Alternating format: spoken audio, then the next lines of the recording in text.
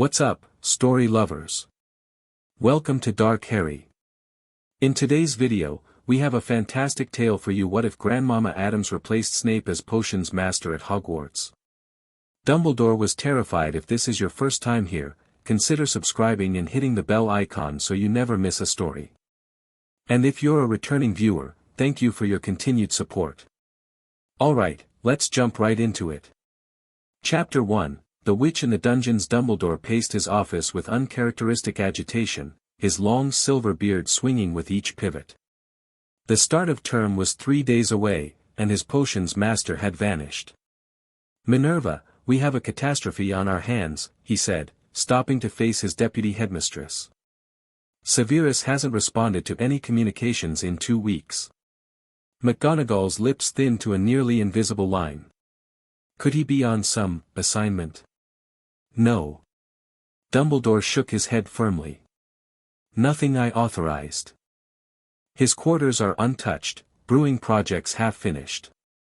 It's as if he simply disappeared mid-sentence. Fawkes let out a soft, concerned trill from his perch.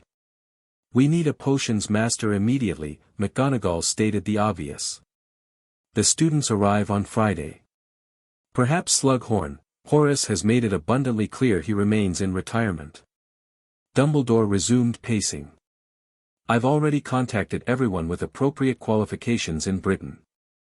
And apparently my reputation for employing staff who meet spectacular ends has preceded me. His attempt at humor fell flat. McGonagall crossed her arms. What about international candidates? Dumbledore paused, his eyes suddenly distant, calculating. There is one possibility. Though I hesitate to even consider it. Albus, we're desperate. Indeed.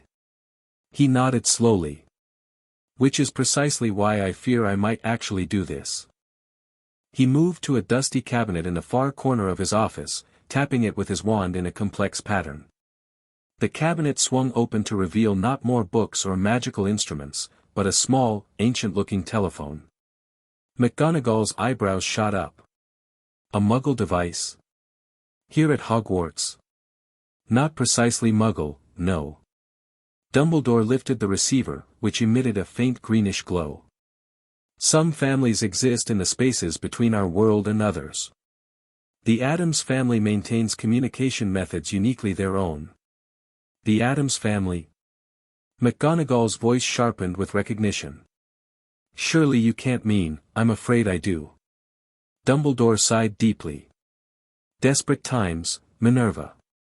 He spoke a series of words in a language McGonagall didn't recognize, causing the telephone to emit a strange bubbling sound rather than a ring.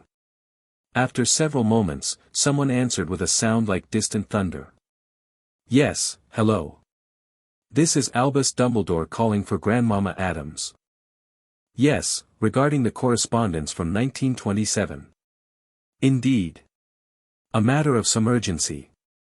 McGonagall watched as Dumbledore's expression cycled through hope, concern, and finally something resembling resignation tinged with dread. Yes, he said finally. The position is hers if she wants it. Term begins Friday. Thank you. He placed the receiver down gently, as though it might bite him. Albus, what have you done? Secured us a potions master with over 2 centuries of brewing experience. McGonagall's face paled. Tell me you haven't invited Esmeralda Addams to teach at Hogwarts. I didn't invite her, Dumbledore said with forced lightness. I merely offered her the position. She accepted rather, enthusiastically. A crack of lightning split the sky outside, despite the clear evening moments before. Oh dear, was all McGonagall could manage.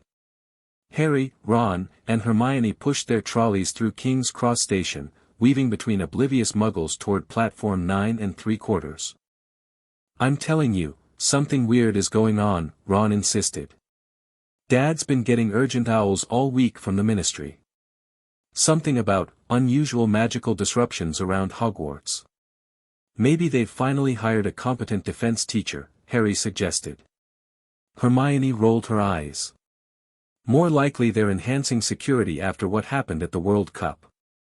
They slipped through the barrier onto platform 9 3/4, immediately engulfed by the familiar chaos of students, parents, and the gleaming Hogwarts Express billowing steam. "Blimey, what's that smell?" Ron wrinkled his nose. An odd, pungent odor hung in the air, something like licorice mixed with copper and smoke. Students further down the platform were giving a wide berth to a small, hunched figure entirely draped in black. "Is that a cauldron she's carrying?" Hermione squinted. The ancient-looking witch cackled loudly as her cauldron bubbled over, sending green smoke spiraling onto the platform. Several nearby owls screeched in alarm and flapped frantically in their cages. "Sorry, dearies," the witch called out, not sounding sorry at all. "Just a little traveling brew. Keeps the joints limber for the journey." With surprising agility for someone who appeared at least 100 years old, she swung her cauldron up into the train, followed by a large trunk that seemed to be moving on its own. Fred and George materialized beside them, looking uncharacteristically impressed. "Did you see that?" Fred whispered. George nodded. "That's Grandmama Addams." "Who?" Harry, Ron and Hermione asked in unison. The twins exchanged meaningful looks. "Only the most notorious potion maker in the Western Hemisphere," Fred explained. "They say she can brew things that shouldn't exist," George added. "What's she doing here?" Hermione asked, frowning. "No idea," George shrugged. "But Dad nearly choked on his tea when her name came up at breakfast yesterday. Said something about poor Hogwarts before Mum shushed him," Fred finished. The whistle blew, cutting their speculation short as they hurried aboard. Throughout the journey, rumors flew through the train faster than owls at breakfast. By the time they reached Hogsmeade Station, everyone had a theory about the strange old witch and her bubbling cauldron. The great hall buzzed with excitement during the welcoming feast. Harry couldn't help noticing Snape's conspicuous absence from the staff table. In his place sat the ancient witch from the platform, somehow looking even more decrepit under the enchanted ceiling's light. Her grey hair stuck out wildly in all directions. Her face resembled a shriveled apple, deeply lined and spotted, yet her eyes gleamed with alarming intensity. She wore layers of tattered black fabric that might have once been fashionable, perhaps during the Spanish Inquisition. Most disturbing was the necklace of what appeared to be actual finger bones resting against her collar. "I don't like this," Hermione whispered, following Harry's gaze. "Where's Professor Snape?" Before anyone could speculate, Dumbledore rose to his feet, and the hall fell silent. "Welcome to another year at Hogwarts," he announced with practiced cheer. "Before we dive into important announcements, let us enjoy the magnificent feast prepared for us." Food appeared on the golden plates, momentarily distracting everyone. Harry noticed, however, that the elderly witch at the staff table ignored the feast entirely, instead drinking something murky from a flask that emitted occasional sparks. After desserts had been demolished, Dumbledore stood again. "Now for a few start-of-term notices. First years should note the Forbidden Forest remains forbidden to all students, a reminder certain older students would do well to remember." His twinkling eyes briefly found Harry and Ron. "Mr. Filch has asked me to remind you the list of banned items now extends to screaming yo-yos, fanged frisbees, and ever-bashing boomerangs." He paused, his expression shifting subtly. "I must also inform you that Professor Snape is on an extended leave of absence." A wave of whispers swept through the hall. "Therefore, I'm pleased to introduce our new potions master, Professor Esmeralda Addams, who has graciously agreed to join us this year." The ancient witch stood, causing several nearby goblets to tip over without being touched. Her smile revealed teeth that seemed unusually sharp. "Hello, children," she said, her voice surprisingly strong and laced with an accent impossible to place. "You may call me Grandmama. We're going to have such fun with my special recipes." She cackled, the sound echoing unnaturally throughout the hall. The silence that followed was absolute. Dumbledore cleared his throat. "Yes, well. Thank you, Professor Addams. I'm sure the students are eager to benefit from your extensive experience. Harry couldn't help noticing that Dumbledore seemed to be maintaining maximum distance from the new professor while appearing not to do so. I also must announce that the Interhouse Quidditch Cup will not take place this year. This news would normally have caused an uproar, but the students remained oddly subdued, many still staring at Grandmama, who had produced a small mortar and pestle and was grinding something that let off occasional sparks. As Dumbledore explained about the Triwizard Tournament, Harry leaned toward Ron. "Did you see how Dumbledore's keeping away from her?" he whispered. Ron nodded. Fred and George weren't kidding. Even the ghosts are avoiding that end of the table. Indeed, nearly headless Nick had drifted as far from the new professor as possible, his partially severed head wobbling anxiously. After the feast, Harry saw Dumbledore hurry from the hall without his usual lingering conversations with staff. For the first time since Harry had known him, the headmaster looked genuinely unsettled. The next morning, the Gryffindors had potions first thing. "Maybe she'll be better than Snape," Ron suggested optimistically as they descended toward the dungeons. "Anyone would be better than Snape," Harry agreed. Hermione looked unconvinced. "I've been trying to find information about her in Notable Magical Names of Our Time, but there's nothing." "That's because she's not of our time," Fred said, appearing behind them with George. "Word is she's ancient. Like, possibly knew the founders ancient." "That's impossible," Hermione scoffed. "Even wizards don't live that long. Who said anything about her being just a witch?" George waggled his eyebrows mysteriously before the twins continued toward their own class. The dungeon corridor looked different. Very different. The stone walls were now draped with strange, withered plants and what appeared to be animal parts in various stages of preservation. The air felt thicker, warmer, and carried an odd mix of scents, something like spice markets, graveyards, and ozone after lightning. The potions classroom door stood open. Harry, Ron, and Hermione exchanged nervous glances before entering. "Holy cricket," Hermione breathed. The familiar dungeon classroom had transformed overnight.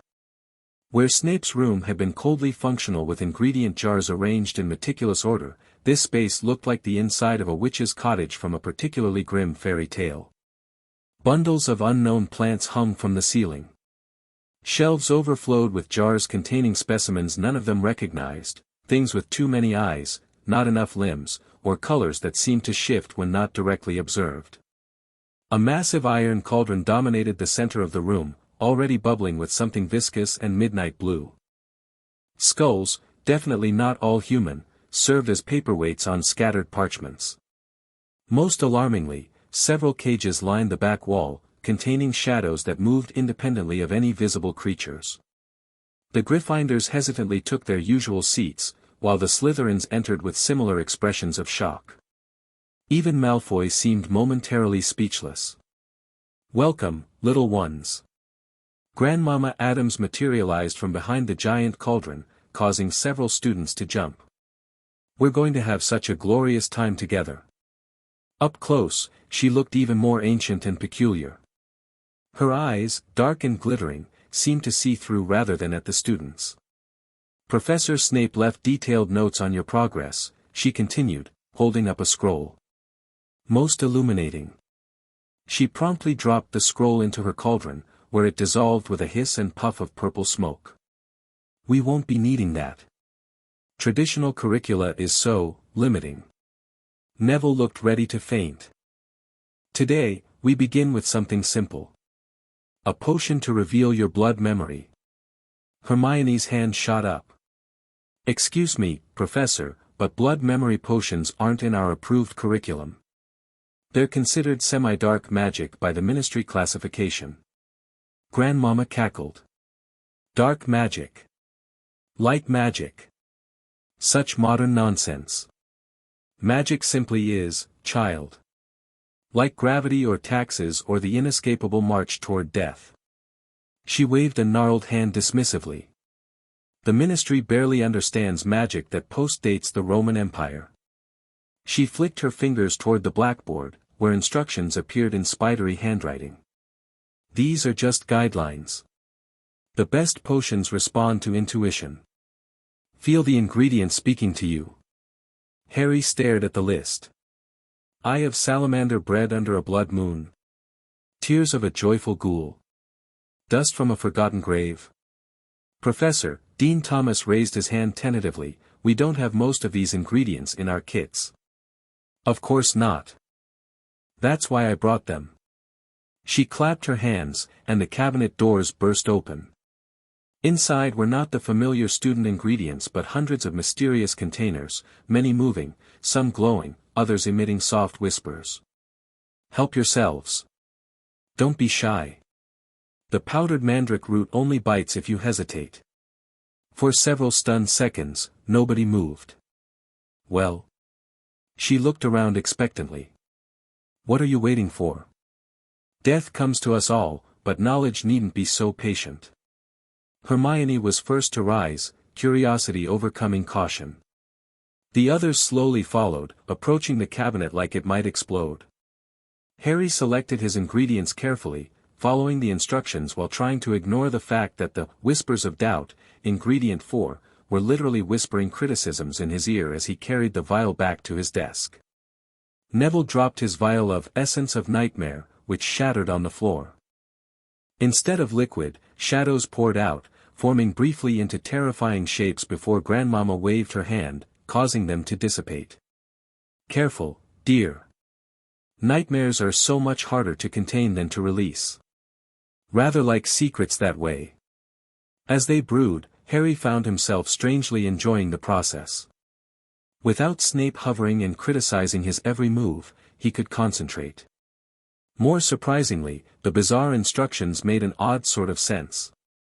Add 3 drops of memory dew when the potion looks homesick. Somehow, Harry knew exactly when that was. You're a natural. Grandmama appeared beside him suddenly. Just like your mother. Harry nearly dropped his stirring rod. You knew my mother? Knew her? No, no. But I recognize the way you brew. The way your magic flows. Some talents run in bloodlines deeper than memory.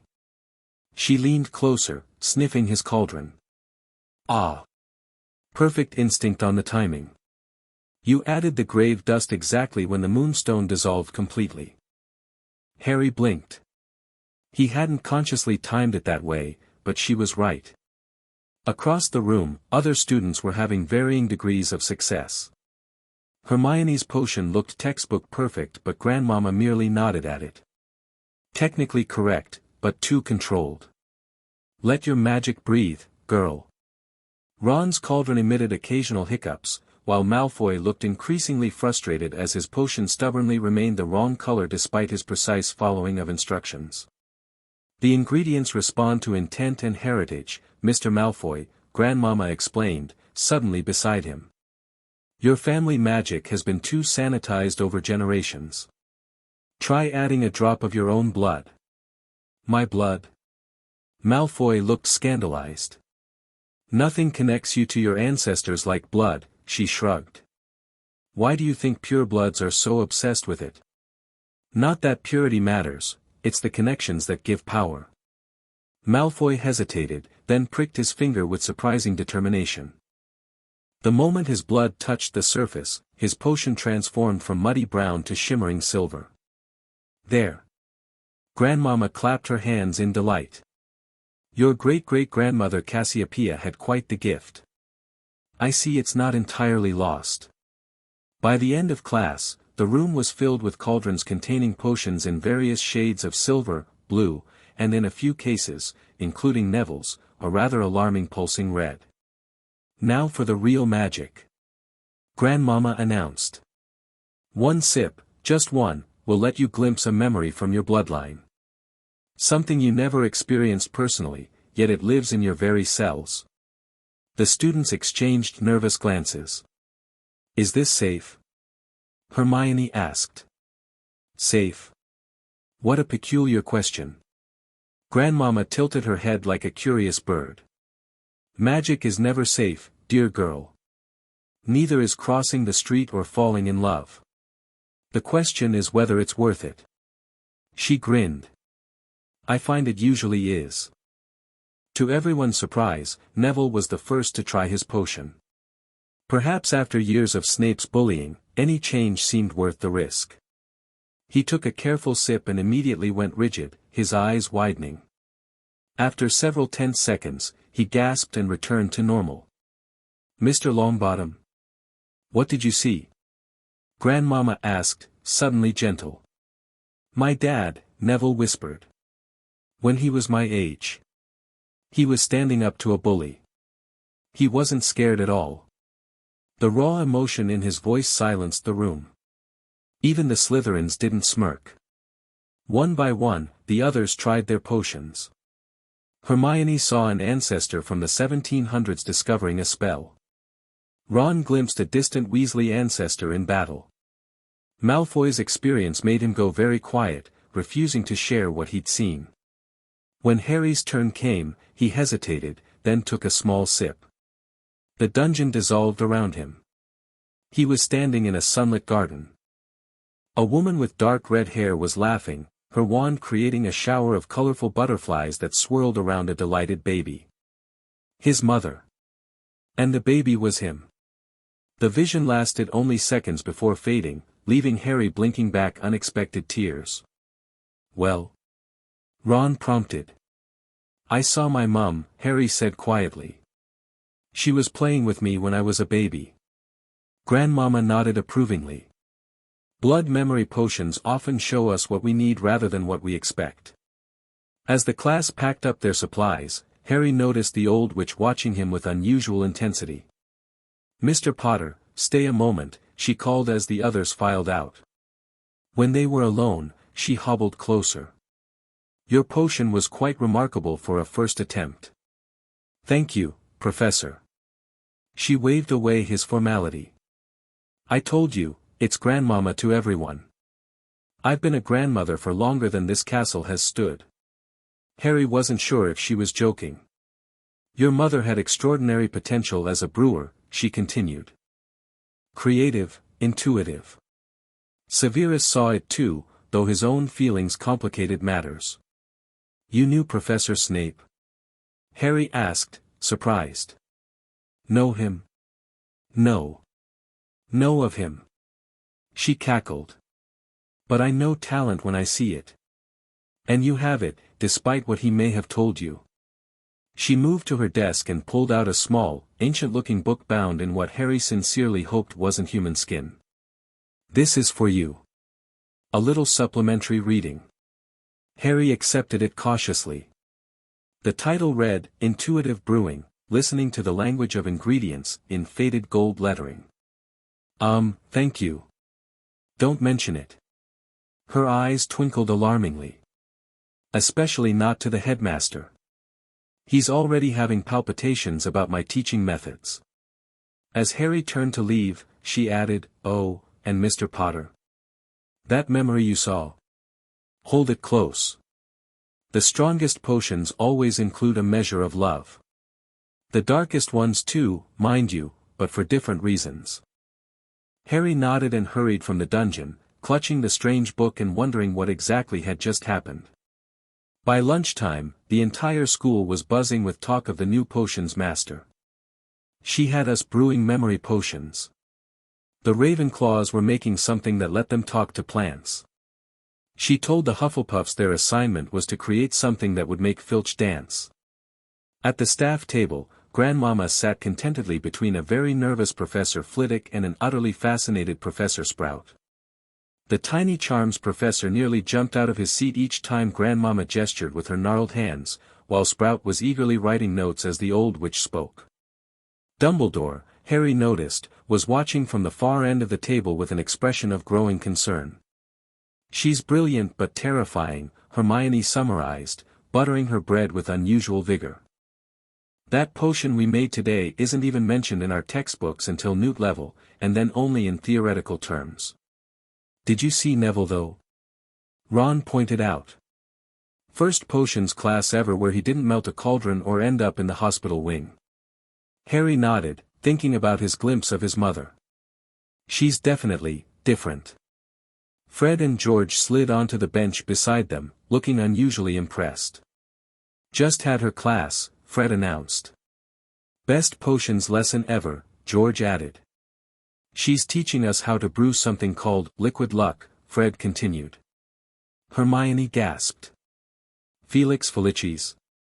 That's incredibly advanced. And strictly regulated by the ministry." "Regulated, schmegulated," George mimicked Grandmama's dismissive wave. "She says restrictions just lead to sloppy underground brewing." "She's not wrong," Fred nodded. "Showed us newspaper clippings of 3 cases where bootleg Felix went wrong last year. Then she brought out a preserved liver from someone who took a bad batch," George added with gleeful disgust. "Most effective safety lesson ever," Fred concluded. Harry glanced back at the staff table. McGonagall had joined Dumbledore in concerned observation of their new colleague, who was now feeding something wriggling from her pocket to an enthralled Professor Sprout. That evening, Harry decided to visit Hagrid. As he crossed the grounds toward the gamekeeper's hut, he noticed unusual activity near the edge of the Forbidden Forest. Professor Sprout and Grandmama Addams were harvesting plants by wand light, their contrasting figures, one stout and earthy, the other skeletal and draped in black, moving among the shadows. Harry hesitated, curiosity battling with his desire not to be caught out after dark. Curiosity won. He edged closer, staying hidden. "Never seen such a magnificent specimen," Professor Sprout was saying excitedly. "Deadly nightshade simply doesn't grow this large naturally. Nothing special, dearie. Just a little family fertilizer recipe." Grandmama cackled. "Eye of newt, toe of frog, and something special from the family crypt. Fascinating. And you say these have enhanced magical properties compared to standard specimens?" "Of course. Plants are like people. Feed them well, whisper sweet threats to them daily, and they'll perform beyond expectations." Harry stifled a laugh at Sprout's expression, caught between professional interest and mild horror. "I've brought seedlings of several varieties," Grandmama continued, opening a box that emitted an eerie glow. "Strangler ivy, screaming violets, and my prize Addams thornapples." Sprout peered into the box with the caution of someone who respected dangerous plants. "Good gracious. Is that one, moving with purpose? They're sentient, of course. Best to establish dominance early in the relationship." Grandmama reached into the box and pulled out what appeared to be a small, thorny plant with unnervingly teeth-like protrusions. She brought it close to her face and hissed something in a language Harry didn't recognize. The plant seemed to shudder and become docile. There, little one. Plenty of fresh meat where we're going." Harry decided he'd heard enough and continued to Hagrid's, wondering if Professor Sprout knew what she was getting herself into. Hagrid greeted him with characteristic enthusiasm, though Fong seemed unusually nervous, whimpering near the fireplace. "Harry. Come in, come in. Tea." "Thanks, Hagrid," Harry accepted the bucket-sized mug. "How've you been? Ready for classes tomorrow?" "Got some special creatures lined up fair, yeah," Hagrid beamed, before lowering his voice. "But tell me, what do ya make of the new potions professor? Quite somethin', ain't she? You've met her?" "Oh yeah. Came round first night she arrived. Wanted to know what creatures live in the forest, the dangerous ones, mind ya, not the gentle sorts." "What for?" "Ingredients," she said. Hagrid looked uncharacteristically troubled. "Wanted to know if the acromantulas ever shed their fangs naturally. Said she'd hate to disturb them unnecessarily, which was considerate, I suppose." Harry tried not to think about what potions might require acromantula fangs. Even asked about the centaurs. Wanted to trade some old family recipes for centaur bout techniques. Can't imagine Bane and the others will take kindly to that. Their conversation was interrupted by a strange, echoing howl from somewhere in the forest, followed by a sound like distant thunder despite the clear night sky. Hagrid frowned. "That's the third unusual sound tonight. Something's got the forest creatures right spooked." Harry had a strong suspicion it might have something to do with the ancient witch currently harvesting plants at the forest edge. As if confirming his thoughts, a burst of green light illuminated the trees briefly, followed by Grandmama's distinctive cackle carrying across the grounds. "Maybe I should check," Hagrid began. "I'm sure it's fine," Harry said quickly, not wanting his friend to walk into whatever Grandmama and Sprout were doing. "Probably just harvesting ingredients." A second, larger flash, this one purple, lit up the forest edge. Even at this distance, Harry could see two silhouettes. One was definitely Grandmama, now apparently dancing while brandishing something overhead. The other might have been Professor Sprout, though she seemed to be either jumping excitedly or attempting to dodge falling objects. Hagrid looked deeply concerned. On second thought, Harry amended, "Maybe we should both stay inside for a bit." Back in the castle, Harry found Ron and Hermione in the common room, both poring over books that definitely weren't part of the standard curriculum. "Where've you been?" Ron asked without looking up. "Hagrid's. I saw Grandmama and Professor Sprout collecting plants at the edge of the forest. It got a bit explosive." Hermione finally glanced up. "I've been researching the Addams family. They're mentioned in some very old magical genealogy books, but the information is fragmentary and contradictory." "Let me guess," Harry sat down beside them. "They're weird and scary. That's putting it mildly. They're described as practitioners of the old ways in one text, and those who dance with darkness but do not serve it, in another. They've apparently existed for centuries, primarily in America but with branches across Europe." Fred and George said she might be old enough to have known the founders, Harry remembered. Hermione looked skeptical. "That's impossible. Even with magical longevity, no human could live that long." "Who said anything about human?" Ron muttered, turning a page in his own book, a battered copy of Fantastic Beasts and Where to Find Them. "Don't be ridiculous," Hermione scoffed, though she didn't sound entirely convinced. "She's just a very old witch with unconventional methods." "Unconventional?" "Hermione, she had us drinking potions that showed ancestral memories." "That's not unconventional, that's brilliant," Harry finished. "It worked, didn't it? And nobody got hurt." "Yet," Ron added darkly. The portrait hole swung open and Neville entered, looking uncharacteristically cheerful. "Neville, you okay?" Harry asked. "Never better." Neville smiled, an expression rarely seen on his usually anxious face. "Professor Addams gave me some extra tutoring after dinner. Said I have untapped potential and the proper amount of respect for dangerous substances." "That's great," Hermione said cautiously. "She's nothing like Snape," Neville continued happily. "She doesn't care if the cauldron melts or explodes as long as you learn something from it. Says the best brewers have lots of scars." He held up his hand to show several small burns. Rather than seeming distressed, he displayed them proudly. "Battle wounds of discovery," she called them. Ron and Harry exchanged concerned glances while Hermione looked torn between academic interest and prefect-like responsibility.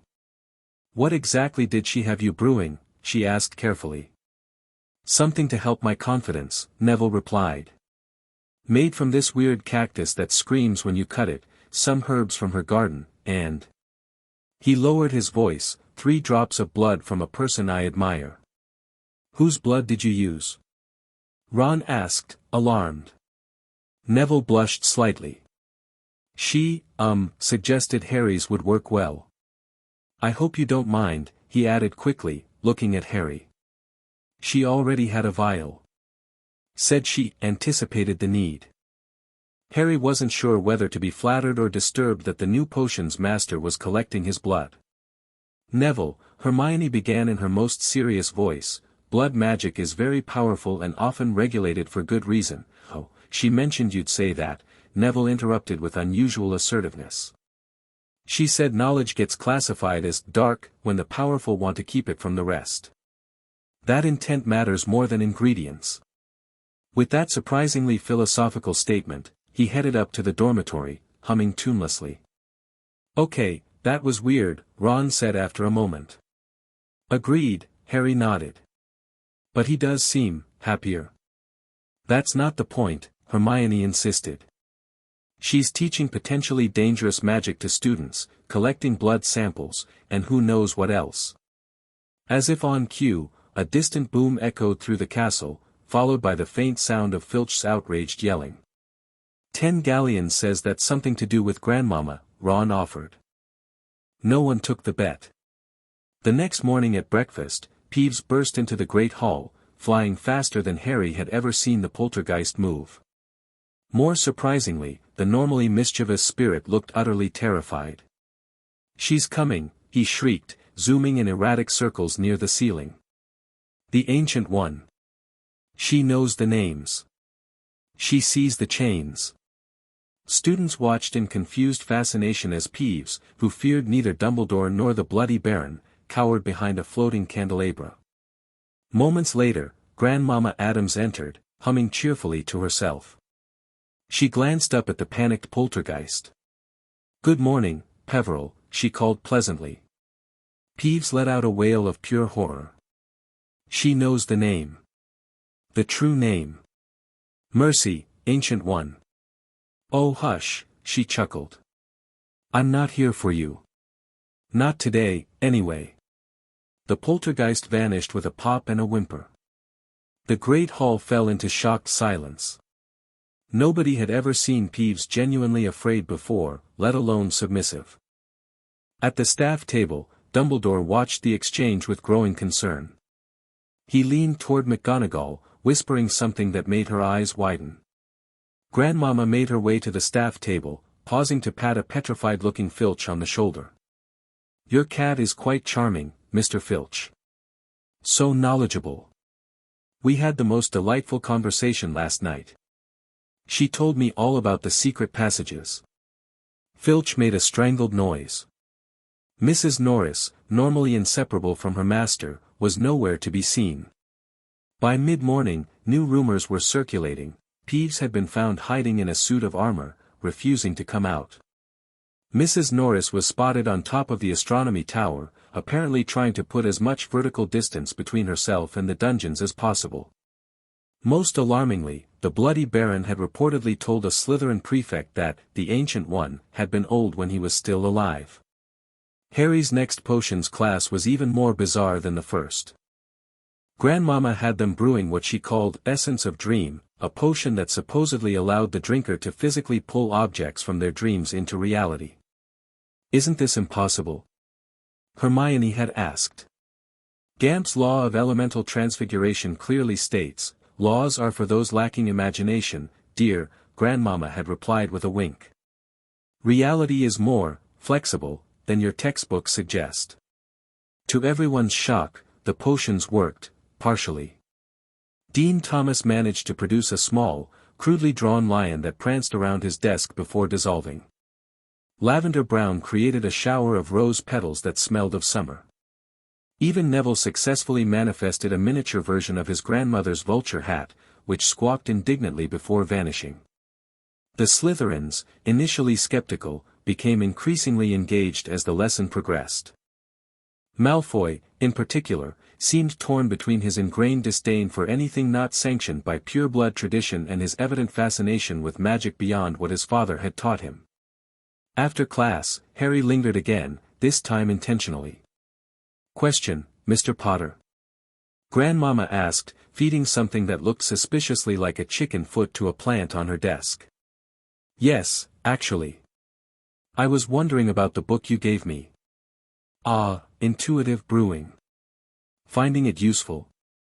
It's interesting, but some of the techniques seem to contradict what we've been taught. It talks about listening to ingredients and feeling the magic rather than following exact measurements." "Of course it does." She cackled. "Potions isn't cookery. It's alchemy, artistry, and a little bit of madness. Severus knows this but got too caught up in precision over years of teaching beginners not to blow themselves up."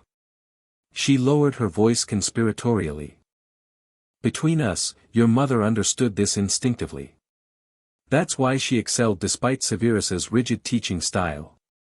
Harry felt the now familiar pang whenever his mother was mentioned. You really did know her? Know of her, Grandmama corrected. I make it my business to track promising brewers. Such rarity must be nurtured. She fixed him with her intense gaze. You have her gift. It's been suppressed, but it's there. But I've always been terrible at potions. Pa! You've been terribly taught. Different things entirely. She waved a dismissive hand. Severus saw your father when he looked at you, and your father was, shall we say, more spontaneous than methodical. Something about her tone made Harry curious. Did you know my father too? The Potters are an old family. Not as old as some, but respectable. She grinned, showing those two sharp teeth again. Your paternal grandmother had quite the touch with healing potions. Nasty temper too, when roused. Family traits often skip generations. Before Harry could ask more questions, the classroom door burst open, revealing Professor McGonagall looking unusually flustered. Professor Addams, there's been an incident. Several students have reported strange effects after consuming potions from your class yesterday. Oh. Grandmama didn't seem concerned. Miss Parkinson is speaking exclusively in rhyming couplets. Mr. Finnegan's hair keeps changing color with his emotions. And Mr. Goyle is, she lowered her voice, attracting small woodland creatures whenever he sneezes. Fascinating. Grandmama clapped her hands in delight. The secondary effects are presenting. Marvelous. Secondary effects. McGonagall's voice rose dangerously. Of course. Blood memory potions connect to your ancestral magic. Sometimes dormant family gifts awaken temporarily. Should fade in a day or two. Or a month. Depends on how strong the connection was. McGonagall looked like she was fighting a strong urge to transform into her cat form and flee like Mrs. Norris. This is unacceptable. You cannot experiment on students without what? Permission. Knowledge. Both boring concepts. Grandmama waved dismissively. Nobody's harmed. They're experiencing their heritage. Mr. Goyle's family clearly had an affinity for animal communication. Miss Parkinson's ancestors likely included bards or cursecrafters. Poetry and magic have ancient connections. McGonagall turned to Harry. Potter, please wait outside. I need to speak with Professor Addams privately. Harry reluctantly left, though he lingered near the door, hoping to overhear something. Cannot continue this way, McGonagall's voice was saying. Outdated restrictions, came Grandmama's reply. Dumbledore is concerned, always was a bit stuffy about certain magics. Their voices dropped too low to hear more, but Harry didn't need to eavesdrop to understand that battle lines were being drawn between the traditional Hogwarts teaching methods and Grandmama's unconventional approach. That evening after dinner, Harry decided to use his invisibility cloak to do some investigating of his own. He slipped out of Gryffindor Tower and made his way down to the dungeons, curious about what Grandmama might be up to in her private quarters. The dungeon corridors seemed different after dark, more alive somehow. The strange plants Grandmama had hung everywhere pulsed gently in the darkness, giving off faint bioluminescence. Several appeared to track his movement despite his invisibility. As he approached her office, he heard voices. One was definitely Grandmama's distinctive cackle, but the other. Harry froze. It was Dumbledore. Understand your methods are different, Esmeralda, but there must be boundaries, the headmaster was saying, his usually serene voice tight with controlled concern. Boundaries. Ha! That's rich coming from you, Albus. How many children have you guided toward potentially fatal destinies? Harry felt a chill at her words and edged closer to the partially open door. That's precisely why I'm concerned, Dumbledore replied. These students are under my protection. Your blood magic, dream extraction, emotion potions, these are powerful forces not meant for untrained minds. And how will they ever learn to handle power if we keep it locked away? Your predecessor understood this better than you. Phineas had vision. Phineas Nigellus was not renowned for his concern for student welfare. But he respected the old magics. Before your ministry classified half of magic as dark and locked it away, brewing was an art without artificial constraints. Through the crack in the door, Harry could see them facing each other, Dumbledore tall and rigid, Grandmama small but somehow radiating more power than Harry had ever sensed from her before. "I've received an owl from the ministry," Dumbledore said carefully. "Concerns have been raised about unauthorized curriculum changes." "Bah! Politicians and bureaucrats, what do they know of true magic? My family was brewing potions when the ministry was nothing but a gleam in Merlin's eye." Dumbledore sighed. "I cannot protect you if you continue to defy ministry regulations so flagrantly." For the first time, Grandmama's voice lost its cackle, becoming something older and deeper. "I don't recall asking for protection, Albus Dumbledore." A sudden chill swept the corridor. The plants along the walls writhed, and something that looked disturbingly like a hand reached from a nearby jar toward Harry. "There are powers at work in this castle," Grandmama continued, "older than your ministry, older than your school. I sense them stirring. That's why I accepted your invitation, not to follow your restrictive curriculum." "What powers?" Dumbledore asked sharply. "What have you sensed?" "Something old awakens. Something hungry." She chuckled darkly. "Don't worry so much about my teaching methods, headmaster. Worry about what's already inside your walls." Harry backed away slowly as Dumbledore began asking more pointed questions. He'd heard enough to understand that Grandmama wasn't just an eccentric old witch, she knew something, sensed something that even Dumbledore didn't. As he turned to leave, he bumped into something solid. Looking down, he saw nothing there, yet definitely felt resistance. Carefully, he reached out and touched what felt like rough fabric covering something warm and moving. Before he could react, a gnarled hand shot out from beneath an invisibility spell of its own, grabbing his wrist with surprising strength. "Eavesdropping, Mr. Potter. How delightful. I'd have been disappointed if you didn't." It was Grandmama, or another Grandmama, identical to the one still arguing with Dumbledore in the office. "How?" Harry gasped, glancing between the door and the witch holding his wrist. "A simple duplication potion," she explained cheerfully. "The copy keeps Albus busy while I attend to more interesting matters. He'll figure it out eventually, but he's rather distracted tonight." She released his wrist and became fully visible, canceling whatever concealment spell she'd been using. "Since you're here, you might as well make yourself useful. Come along." Too startled to refuse, Harry followed her deeper into the dungeons, wondering how he'd explain this if they were caught. Grandmama led him down corridors he'd never seen before, despite his various explorations of the castle.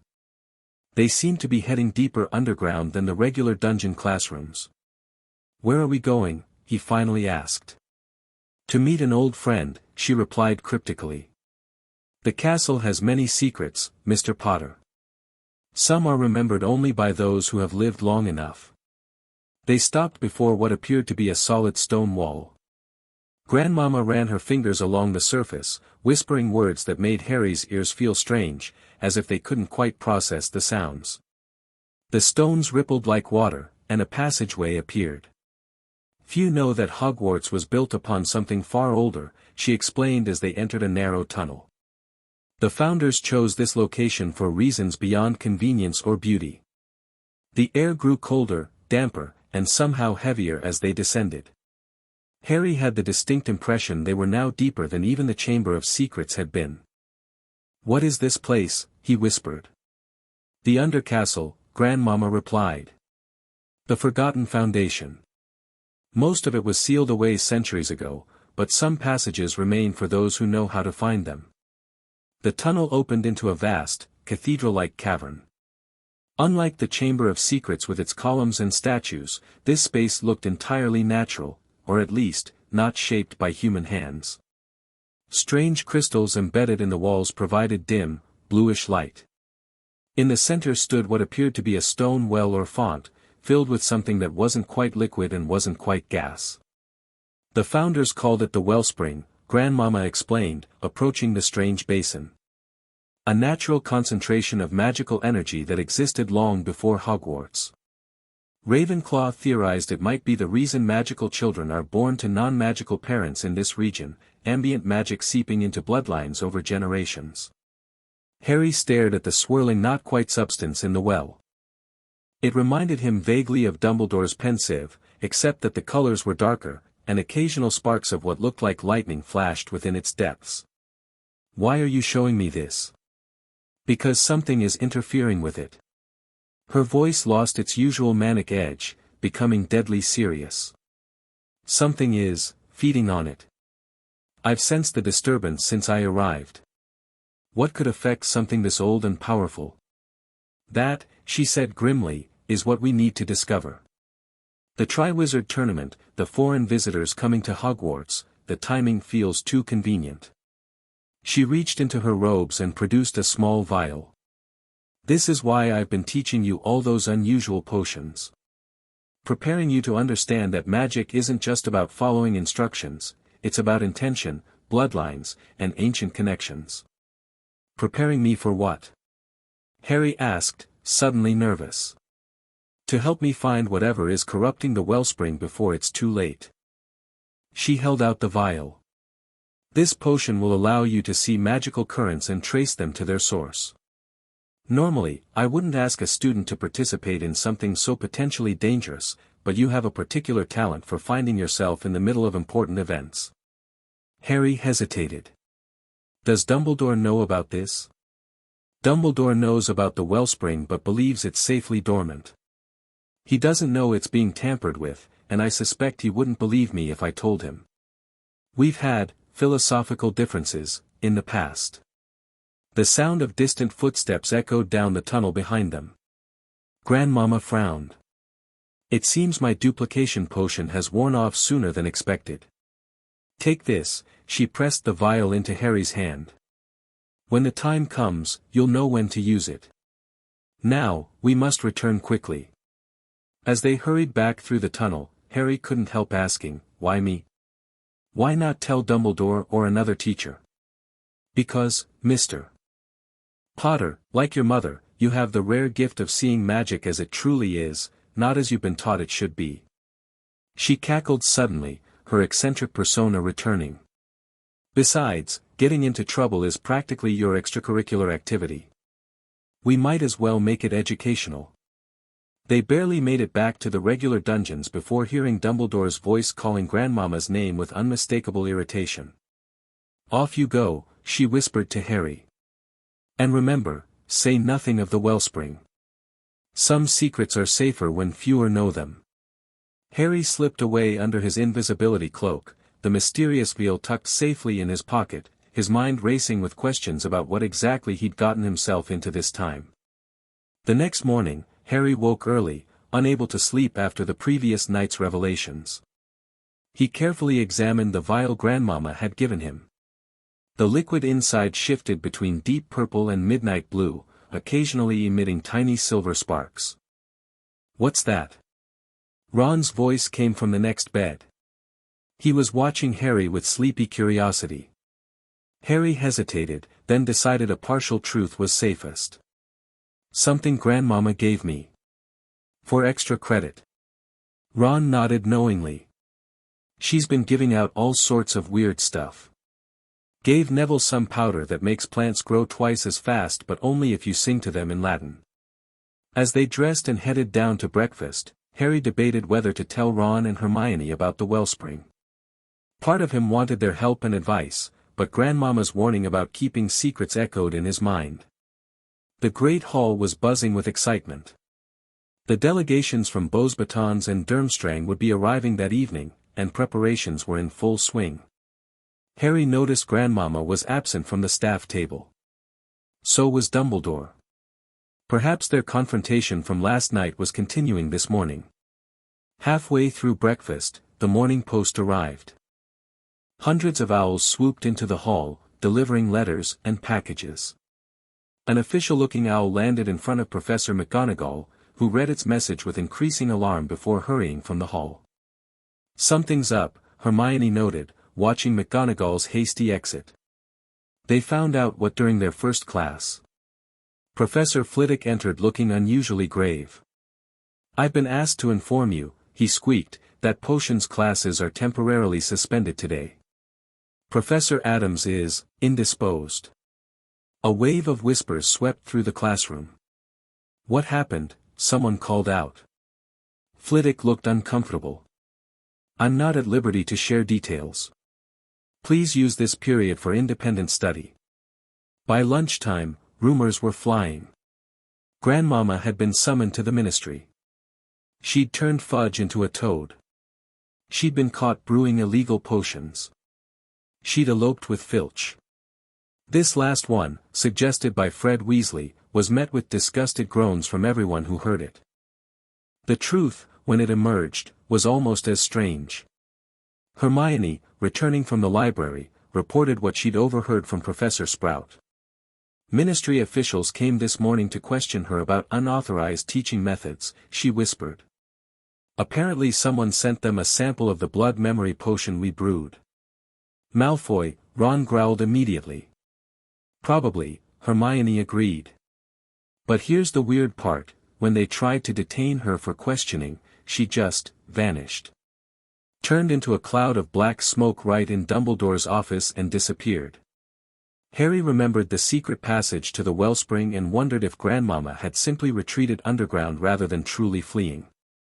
"What happens now?" he asked. "Will they cancel all potions classes?" Apparently Dumbledore convinced them to let her continue teaching on a probationary basis, once she returns and agrees to certain restrictions. Hermione lowered her voice further. "But the really strange thing is what happened to the ministry officials who tried to arrest her." "What?" Harry and Ron asked in unison. "They all developed bizarre symptoms. One speaking backwards, another's fingers keep temporarily turning into twigs, and the third reportedly can't stop singing opera whenever he tries to say Grandmama's name." Ron looked both horrified and impressed. "Remind me never to get on her bad side." Despite the drama, preparations for the visiting schools continued. By evening, Grandmama had returned, looking entirely unruffled by her brush with ministry authority. She sat at the staff table for dinner, cheerfully feeding bits of her meal to what appeared to be a small, carnivorous plant growing from her sleeve. Dumbledore looked torn between relief and wariness as he occasionally glanced in her direction. As the school assembled outside to greet the Beauxbatons and Durmstrang delegations, Harry managed to position himself near Grandmama. "Are you all right, Professor?" he asked quietly. "We heard about the ministry." "Oh, that." She waved dismissively. "Minor inconvenience. Some people get so fussy about a little blood in potions. As if their bodies don't make it constantly. But you disappeared, strategic retreat," she winked. "I needed to check something in the lower levels anyway." Harry immediately understood she meant the wellspring. "Did you find anything?" Her expression sobered slightly. "Not yet. But the disturbance is growing stronger. Keep that vial safe, Mr. Potter. I suspect we'll need it sooner rather than later." Before Harry could ask more questions, gasps and pointing fingers announced the arrival of the Beauxbatons' carriage, pulled by enormous flying horses. Grandmama watched the proceedings with interest, her eyes particularly keen as Durmstrang's ship rose from the lake. "Interesting," she murmured. "Very interesting." "What is?" Harry asked. She nodded toward the Durmstrang students disembarking, led by Headmaster Karkaroff. "Old Igor. Carrying more shadows than when I last saw him. You know Professor Karkaroff? I make it my business to know practitioners of certain magical arts," she replied cryptically. "His aura has changed. Something clings to him." Harry studied the Durmstrang headmaster, but could see nothing unusual beyond his rather theatrical fur-trimmed robes and goatee. Grandmama clearly saw something more. "Stay vigilant, Mr. Potter," she whispered as they turned to follow the crowd back into the castle. Not everything that comes to Hogwarts this year comes by invitation. The welcoming feast for the visiting schools was a lavish affair. The Great Hall had been decorated more extravagantly than usual, with the house banners supplemented by those of Beauxbatons and Durmstrang. Harry noticed Grandmama observing the foreign students with unusual intensity as they settled at the Ravenclaw and Slytherin tables respectively. Several Beauxbatons students appeared unsettled by her gaze, while the Durmstrang contingent regarded her with what looked like wary respect. Karkaroff, upon noticing her at the staff table, had frozen momentarily before offering a stiff, formal bow in her direction. The gesture seemed to amuse Grandmama, who responded with a small, knowing smirk. "She definitely knows him," Hermione whispered, having noticed the exchange. "And he seems afraid of her." "Everyone's afraid of her," Ron pointed out, watching Grandmama feed something from her goblet to the plant on her sleeve. "Even the plants." As the feast progressed, Harry found himself distracted by the vial in his pocket and Grandmama's warnings about the wellspring. If something was truly threatening Hogwarts from beneath, shouldn't Dumbledore be informed? His thoughts were interrupted by the official announcement of the Triwizard Tournament and the unveiling of the Goblet of Fire. As Dumbledore explained the age restriction, Harry caught Grandmama rolling her eyes theatrically. After the feast, as students began filing out, Harry found himself suddenly pulled into an alcove near the entrance hall. It was Grandmama, moving with surprising stealth for someone who appeared so ancient. "I need your help tonight, Mr. Potter," she whispered. "Something's changing in the wellspring. The arrival of our guests has accelerated the process." "Shouldn't we tell Dumbledore?" Harry asked. "Not yet. First we need evidence, and the wellspring responds differently to different people. You, with your particular connection to ancient magic, might see things even I cannot." She glanced around to ensure they weren't overheard. "Meet me at midnight in the potions classroom. Bring your invisibility cloak." Harry blinked in surprise. "How do you know about, please?" she cackled softly. "I've been watching your family for generations. Your father wasn't the first Potter to own that particular heirloom." With that cryptic statement, she melted back into the shadows, leaving Harry with more questions than answers. At precisely midnight, Harry slipped out of Gryffindor Tower under his invisibility cloak. The castle was quieter than usual, with prefects and staff on high alert due to the visiting students. He reached the potions classroom without incident and found the door slightly ajar. Inside, Grandmama was brewing something in a small copper cauldron, the contents emitting a soft blue glow. Right on time, she nodded approvingly, though Harry hadn't made a sound. "Good. We haven't much of it tonight." "Time?" Harry asked, removing his cloak. "The foreign magic in the castle is creating interference.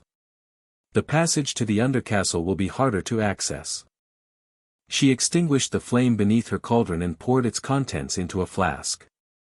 "This will help us navigate the shifted pathways." Harry pulled out the vial she'd given him earlier. "And this? What exactly will it show me?" "Magical currents, as I said.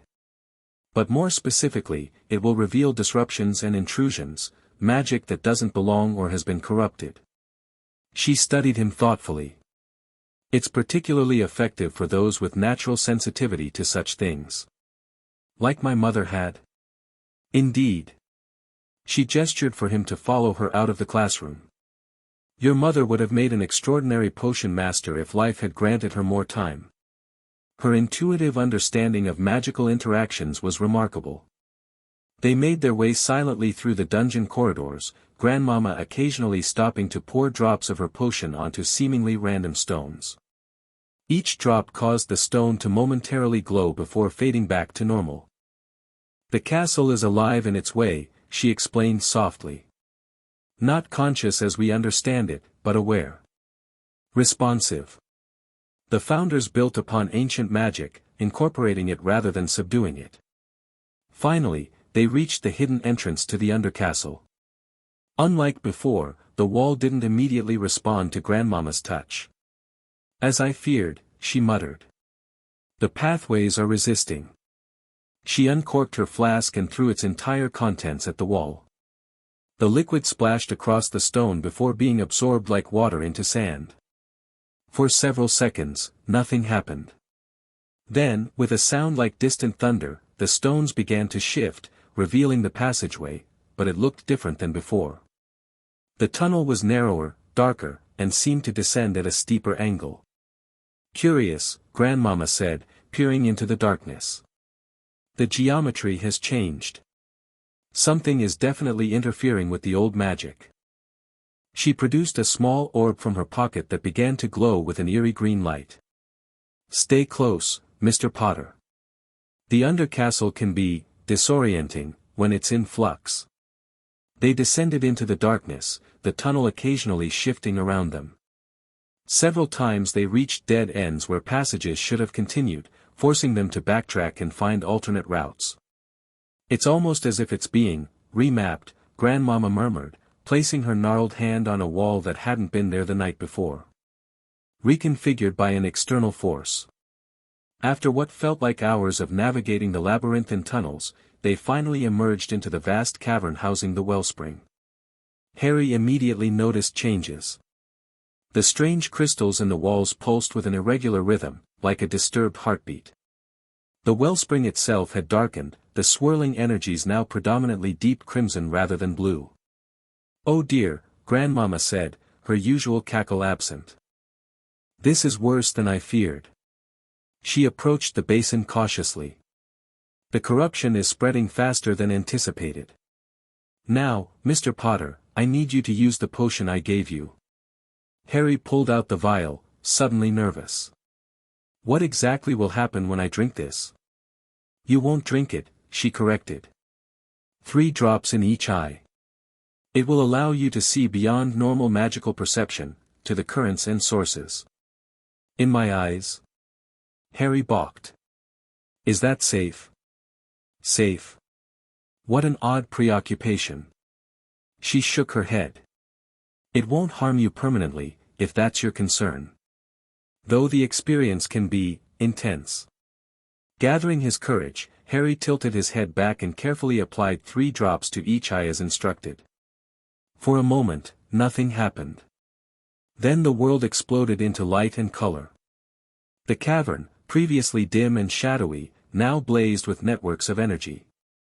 Lines of power, some thin as threads, others broad as rivers, flowed through the walls, floor, and ceiling. The wellspring itself was a maelstrom of light, energies spiraling up from unfathomable depths. But among the brilliant flows, Harry could now see dark veins, like ink spreading through water. They originated from somewhere beyond the cavern and concentrated in the wellspring, slowly tainting its light. "I can see it," he gasped. "Something dark is feeding into the wellspring. Coming from..." He turned, following the darkest stream with his enhanced vision, that direction. "Up toward the castle. Can you see a pattern?" Grandmama asked, watching him intently. "Any concentration points or nodes?" Harry focused, turning slowly to examine the flows from all angles. "There's something, it looks like a knot of some kind. Where the corruption is densest." He pointed to a spot near the ceiling of the cavern. "There. It's like everything's being pulled toward that point." Grandmama moved to stand beneath the spot he indicated, peering upward with narrowed eyes. "That would be directly beneath the Great Hall." "Interesting." The goblet of fire, Harry realized suddenly. Could it be connected to this? "Very good, Mr. Potter." Grandmama looked genuinely impressed. "The goblet is indeed an object of immense magical power. If someone has tampered with it..." She produced a small pouch and withdrew a pinch of glittering powder, which she threw upward toward the concentration point Harry had identified. The powder scattered, then froze in midair, forming a complex pattern like a 3-dimensional spider web. "Magical signature capture," she explained, studying the pattern. "Yes, there's definitely external manipulation happening." Someone is using the goblet's placement to access and corrupt the wellspring. But why? Harry asked, still dazzled by the swirling energies he could see. What would corrupting the wellspring accomplish? Power, most likely. The wellspring is one of the purest sources of magic in Britain. If someone could control or corrupt it. She shook her head grimly. The possibilities are troubling. Mind control, magical enhancement, creating a conduit for something to enter our world. She turned to Harry with sudden urgency. We need to inform Dumbledore immediately. This is beyond even my expertise. I thought you didn't trust him with this information, Harry said, surprised by her change of heart. I don't trust his methods, but his power and knowledge are undeniable. And this, she gestured to the corrupted wellspring, requires immediate intervention. As they turned to leave, a deep rumble shook the cavern. Cracks appeared in the walls, and several crystals shattered, plunging portions of the space into darkness. It's becoming unstable, Grandmama said, her voice tight. The corruption is accelerating the natural energy flows. They hurried back through the tunnels, which were now visibly shifting and restructuring themselves. With Harry's enhanced vision, he could see the dark energies worming through the very stones of the castle's foundation. The potion should wear off shortly, Grandmama told him as they neared the exit. The effects aren't meant to last more than 30 minutes. Sure enough, the brilliant energies Harry had been seeing began to fade, the world gradually returning to normal. By the time they emerged into the regular dungeons, his vision had completely returned to normal, though afterimages of the swirling powers lingered in his mind. We must go directly to Dumbledore, Grandmama insisted, moving with surprising speed for someone so apparently ancient. Whatever's happening is accelerating faster than I anticipated. They had nearly reached the stairs leading up from the dungeons when a figure stepped out of the shadows, blocking their path. A midnight excursion, Potter. How unsurprising. It was Professor Karkaroff, his goateed face twisted in a cold smile. And with our distinguished, potions mistress, no less. Igor, Grandmama acknowledged, her voice suddenly hard as steel. You're out late yourself. I might say the same of you, Esmeralda. His eyes narrowed. Exploring the depths again. Some secrets are better left buried, as I recall you once warned me. And some warnings should be heeded, as I recall you never learned. The tension between them was palpable. Harry had the distinct impression they were having two conversations at once, the spoken one and something much older and deeper. We have urgent business with the headmaster, Grandmama said finally. At this hour? How inconsiderate. Karkaroff's smile didn't reach his eyes. Perhaps it could wait until morning. It cannot, she replied firmly, taking a step forward. For a moment, Harry thought Karkaroff would continue blocking their path, but something in Grandmama's expression made him step aside, though his face remained suspicious. Good evening, then, he said silkily. Though I wonder what Dumbledore would think of a professor escorting a student through the castle at midnight. Less than he'd think of a visiting headmaster lurking in corridors far from his quarters, she countered smoothly. Come, Mr. Potter. As they continued up the stairs, Harry glanced back to see Karkaroff watching them, his expression unreadable in the dim light. He knows something, Harry whispered once they were out of earshot. More than something, Grandmama agreed grimly. I've known Igor Karkaroff for longer than he'd care to admit. He's always been drawn to power, and to those who wield it. They reached the stone gargoyle guarding Dumbledore's office. Grandmama spoke the password, fizzing whiz-bee, without hesitation, and the gargoyle leapt aside. As they rode the moving spiral staircase upward, Harry's mind raced with questions. What exactly was happening to the wellspring? How was it connected to the Triwizard Tournament? And what did Karkaroff have to do with it all? One thing was certain, Hogwarts faced a threat unlike any he'd encountered before, a corruption of the very magic that sustained the school. And somehow, Harry found himself once again at the center of it all. Chapter 2, Blood and Brew. Dumbledore's office was dimly lit, the headmaster himself standing by the window in a midnight blue dressing gown. He turned as they entered, his expression shifting from surprise to concern. "Esmeralda? Mr. Potter? What brings you here at this hour?" "The wellspring is being corrupted," Grandmama announced without preamble. "Someone's using the goblet of fire as a conduit." Dumbledore went very still. His eyes flicked to Harry, then back to Grandmama. "You took a student into the undercastle?" "Don't change the subject, Albus. We have bigger problems." Harry watched as the two powerful magical figures faced each other. Dumbledore looked older than Harry had ever seen him. "You had no right to show him, he has every right to know what's beneath the school he keeps having to save," Grandmama cut in. "Besides, he sees the magical currents more clearly than either of us. Lily's gift."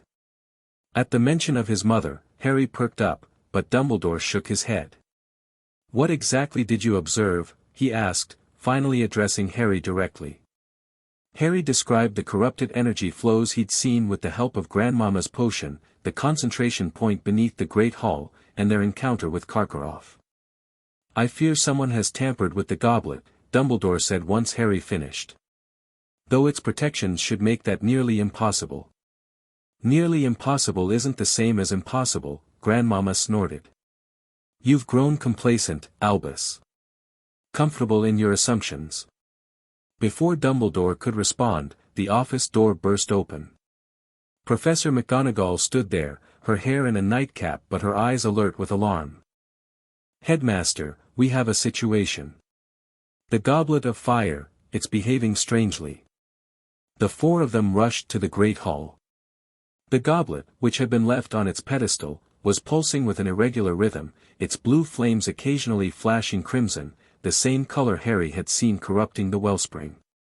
"Just as I feared," Grandmama murmured. "The connection is growing stronger." A small group had already gathered, Professors Flitwick and Moody, along with Madame Maxime and Igor Karkaroff. The latter's eyes narrowed when he saw Harry and Grandmama with Dumbledore. "What is happening to Z Goblet?" Madame Maxime demanded. "A temporary magical fluctuation," Dumbledore replied smoothly. "Nothing to be concerned about." Grandmama made a sound of disgust but didn't contradict him publicly. "Perhaps we should postpone the selection," Flitwick suggested, eyeing the erratically flashing goblet. "Absolutely not." Karkaroff objected immediately. "The tournament must proceed according to tradition." "Tradition isn't worth much if it kills us all," Grandmama muttered, just loud enough for Harry to hear. Dumbledore raised his wand, casting complex diagnostic spells around the goblet. The magical energy formed intricate patterns in the air, which Harry recognized as similar to what he'd seen with his enhanced vision. "The goblet appears structurally sound," Dumbledore announced finally. "I see no immediate danger in proceeding with the selection tomorrow evening." Grandmama grabbed his arm, pulling him aside. "Are you blind, Albus? The goblet is linked to something corrupting the very foundation of Hogwarts." "I am well aware," he replied quietly. "But stopping the tournament now would alert whoever is responsible. Better to proceed cautiously while investigating the source." Their argument was interrupted by Professor Moody, who had been examining the goblet from various angles with his magical eye. "Someone's definitely tampered with it," he growled. "Powerful magic. Dark magic." Karkaroff bristled. "Are you implying something, Moody?" "Wouldn't dream of it," Moody replied with a twisted smile. "Though some have more experience with dark magic than others." "Enough," Dumbledore intervened before Karkaroff could retort. "We will increase security around the goblet tonight and proceed with the selection as planned. I suggest we all return to our beds." As the group dispersed, Dumbledore held Harry back. "Mr. Potter, I must ask you to keep what you've learned about the wellspring to yourself. It's a closely guarded secret of Hogwarts for good reason." "But sir, if something's corrupting it, Professor Addams and I will handle the investigation," Dumbledore said firmly. "Your involvement thus far has been unorthodox." Harry caught the warning in his tone. Before he could respond, Grandmama appeared at his side. "The boy has already seen what's happening," she said. "Excluding him now won't make him safer, just less prepared." Dumbledore sighed. "We will discuss this tomorrow, Esmeralda. For now, Mr. Potter should return to Gryffindor Tower." Harry reluctantly headed toward the exit, but not before hearing Grandmama's parting shot to Dumbledore. "Your fear of the old magics has always been your weakness, Albus. Some threats can only be fought with fire of equal intensity." Harry woke late the next morning, his dreams filled with swirling energies and corrupted magic. He found Ron and Hermione waiting in the common room, bursting with questions about where he'd been the night before. "I saw you on the map," Ron whispered.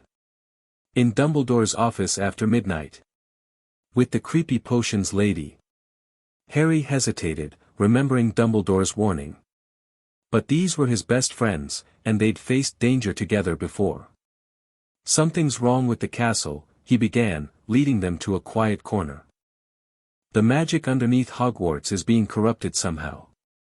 He explained about the wellspring, the connection to the Goblet of Fire, and what he'd seen with Grandmama's potion. Hermione's eyes grew wider with each detail. "Harry, if this wellspring is as powerful as you say, corrupting it could be catastrophic," she said when he finished. "We should be researching this immediately." "Dumbledore told me to stay out of it," Harry admitted. Ron snorted. "When has that ever stopped us?" Before they could discuss further, the portrait hole swung open and Professor McGonagall entered, a rare occurrence that immediately silenced the common room. "Mr. Potter," she called, her voice tense.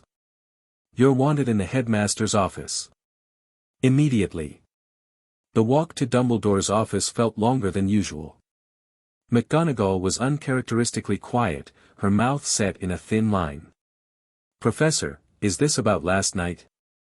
Harry ventured. "Among other things," she replied cryptically. When they arrived, Harry was surprised to find the office full of people. Dumbledore sat behind his desk, looking grave. Beside him stood Cornelius Fudge, the Minister of Magic, along with two stern-looking wizards Harry didn't recognize. Grandmama Addams sat in a chair opposite, looking utterly unconcerned by the formal atmosphere. "Ah, Potter, there you are," Fudge said, his usual jovial manner notably absent. "We have some questions for you." "Questions?" Harry looked between Fudge and Dumbledore, confused. "About your activities with Professor Addams," one of the unknown wizards said. He had a short, clipped beard and held a notebook. "I'm Bartholomew Grimsby, Department of Magical Law Enforcement. We're investigating reports of illegal magical practices at Hogwarts." "That's ridiculous," Harry said automatically. "Is it?" Grimsby raised an eyebrow. "We have evidence that Professor Addams has been teaching unauthorized magic, brewing restricted potions, and engaging in blood magic with students."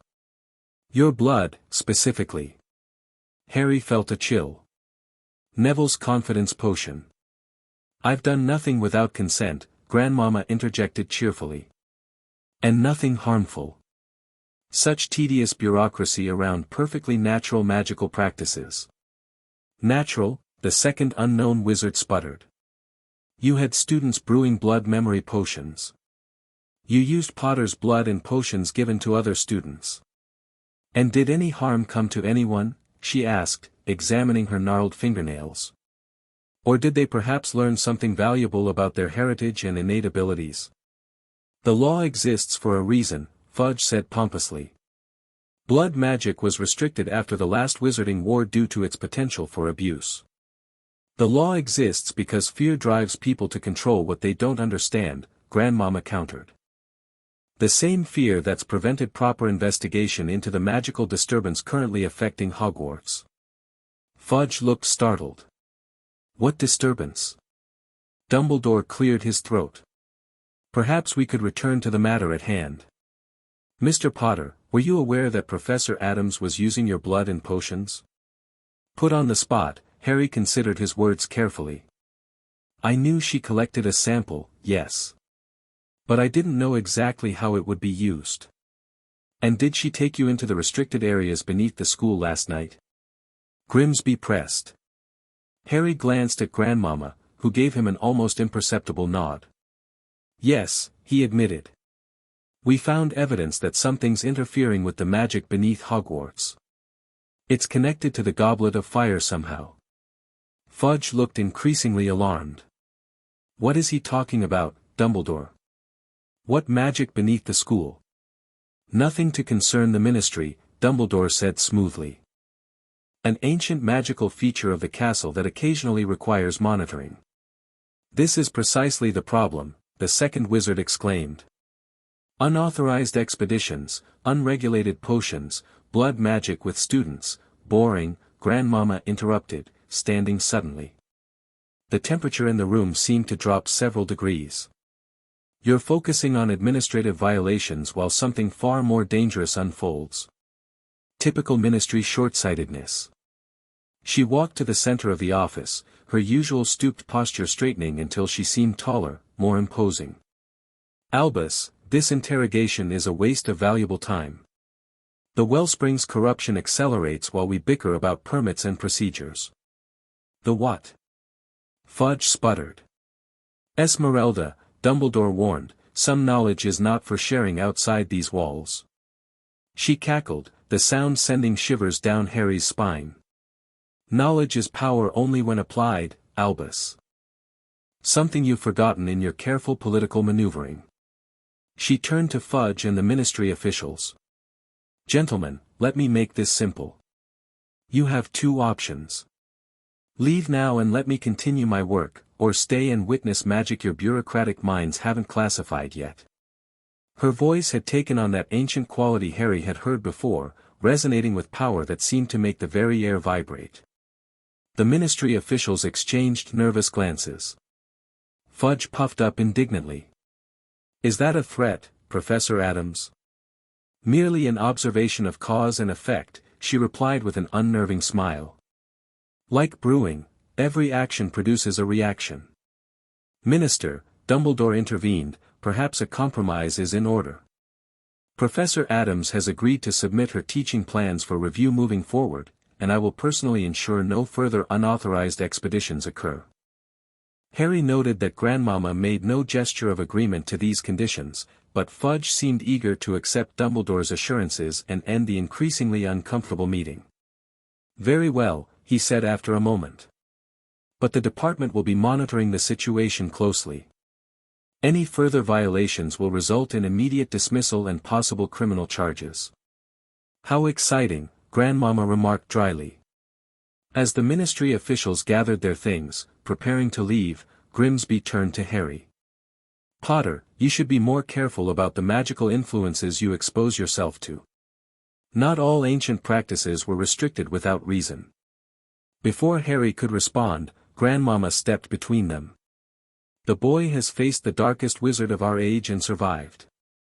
I think he can handle a few unconventional potions. Something in her tone made Grimsby step back reflexively. The Ministry contingent departed shortly after, leaving Harry alone with Dumbledore, McGonagall, and Grandmama. That could have gone worse, Grandmama observed cheerfully. It nearly did, McGonagall replied, looking shaken. Esmeralda, you cannot simply threaten Ministry officials when they question your methods. Wasn't a threat. Merely an option. She winked at Harry. Sometimes people need to be reminded that magic existed long before their regulations did. Dumbledore looked deeply troubled. Regardless, we now have the Ministry watching closely. Our investigation of the Wellspring must proceed with utmost discretion. Investigation? McGonagall looked between them. Albus, what haven't you told me? As Dumbledore explained the situation to McGonagall, Harry found himself studying Grandmama. Despite her eccentric appearance and behavior, there was something ancient and formidable beneath the surface, something that had even Dumbledore treading carefully. The champion selection is tonight, Dumbledore concluded. Until then, we'll monitor the goblet and search for signs of tampering. And after the selection? Harry asked. We proceed carefully, Dumbledore replied. If someone is using the tournament to access the wellspring, they've planned meticulously. Grandmama snorted. Plan all you want. Some forces can't be controlled once unleashed. She turned to Harry. Come along, Mr. Potter. You're missing breakfast, and we have potions to brew. Esmeralda, Dumbledore's voice held a warning note. Remember your agreement with the Ministry. She waved dismissively. Yes, yes. No blood magic, no ancestral summonings, no transcendental consciousness expansion. Boring but manageable. As they left Dumbledore's office, Harry couldn't help asking, are you really going to follow their restrictions? Grandmama's eyes twinkled mischievously. Let's just say there are many ways to teach valuable magical lessons without technically breaking their narrow definitions. The potions classroom had transformed yet again when Harry arrived for his scheduled lesson. Where Snape's dungeon had been clinically organized and Grandmama's initial setup wildly chaotic, this new arrangement seemed to strike an uncanny balance. Workstations were arranged in a circular pattern rather than rows, each equipped with cauldrons of varying materials, iron, copper, silver, and what appeared to be stone. The walls still displayed Grandmama's collection of peculiar specimens, but they'd been organized into an elaborate color spectrum that somehow made them more rather than less disturbing. Welcome to our new Ministry-approved classroom, Grandmama announced as the students filed in. Apparently our previous arrangement was too stimulating and potentially traumatizing. She rolled her eyes dramatically, causing several students to stifle laughs. Today's lesson will be completely above-board, regulation-compliant, and thoroughly boring, she continued. We'll be brewing Wiggenweld potion, a standard healing solution found in your Ministry-approved textbooks. Harry exchanged glances with Ron and Hermione. This didn't sound like the Grandmama they'd come to know. However, she added with a sly smile, since different cauldron materials interact uniquely with ingredients, each group will use a different type to observe the variations in potency and character. Purely educational, of course. Professor, Hermione raised her hand, different cauldron materials aren't covered until 6th-year potions. The standard curriculum calls for mindless repetition without understanding the fundamental principles of magical interaction, Grandmama interrupted. I'm simply adding context, not content. She pointed to the blackboard, where the standard Wiggenweld recipe appeared. The instructions are identical to your textbooks. The variation comes from your observation and adaptation to the cauldron's unique properties. As the students began gathering ingredients, Harry noticed Ministry seals on each container. Apparently Grandmama's personal stores have been confiscated and replaced with standard-issue supplies. This is ridiculous, he heard her mutter as she passed his workstation. They've replaced my salamander blood with this watered-down commercial rubbish. Barely magical at all. Despite the restrictions, the lesson proved surprisingly engaging. The different cauldrons created genuinely different results, the copper producing a brighter, more potent potion, the stone a slower brewing but longer-lasting version, and the silver an unexpected pearlescent sheen that made the potion absorb more quickly when tested on a small cut Seamus had on his hand. You see? Grandmama exclaimed triumphantly. The same ingredients, the same process, yet different results. Magic isn't about blindly following instructions, it's about understanding interactions and harmonies. By the end of class, even the Slytherins seemed reluctantly impressed by the practical demonstration. As they packed up their supplies, Harry overheard Malfoy speaking quietly to Crabbe and Goyle. Father says she's from one of the oldest magical bloodlines in the world. Predates the sacred 28 by centuries. His tone carried unusual respect, quite different from his typical disdain for teachers. As the class filed out, Grandmama called, Mr. Potter, a moment. Once they were alone, her cheerful demeanor faded. The Ministry's interference is more troublesome than I anticipated, she said quietly. They've restricted my access to certain areas of the castle, including the passage to the undercastle. Can they do that? Harry asked. Technically, no. But Dumbledore's allowing it to appease them temporarily. She looked genuinely annoyed. Politics. Always getting in the way of actual problems. What about the wellspring? If it's being corrupted, I'm working on alternatives, she assured him. Which brings me to why I asked you to stay. I need your assistance with a little project, nothing that violates the ministry's tedious restrictions, of course. She reached beneath her desk and pulled out a small, leather-bound journal. This belonged to Helga Hufflepuff, she explained, handing it to Harry. One of the few records that mentions the wellspring directly. Harry accepted the journal reverently. How did you get this? I have my ways, she said with a wink. The important part is that it contains references to alternative access points to the Undercastle, passages the ministry won't know to restrict. And you want me to find them? You have a particular talent for discovering secrets this castle tries to hide, she nodded. I'd look myself, but I'm being watched rather closely at the moment. Harry examined the ancient journal.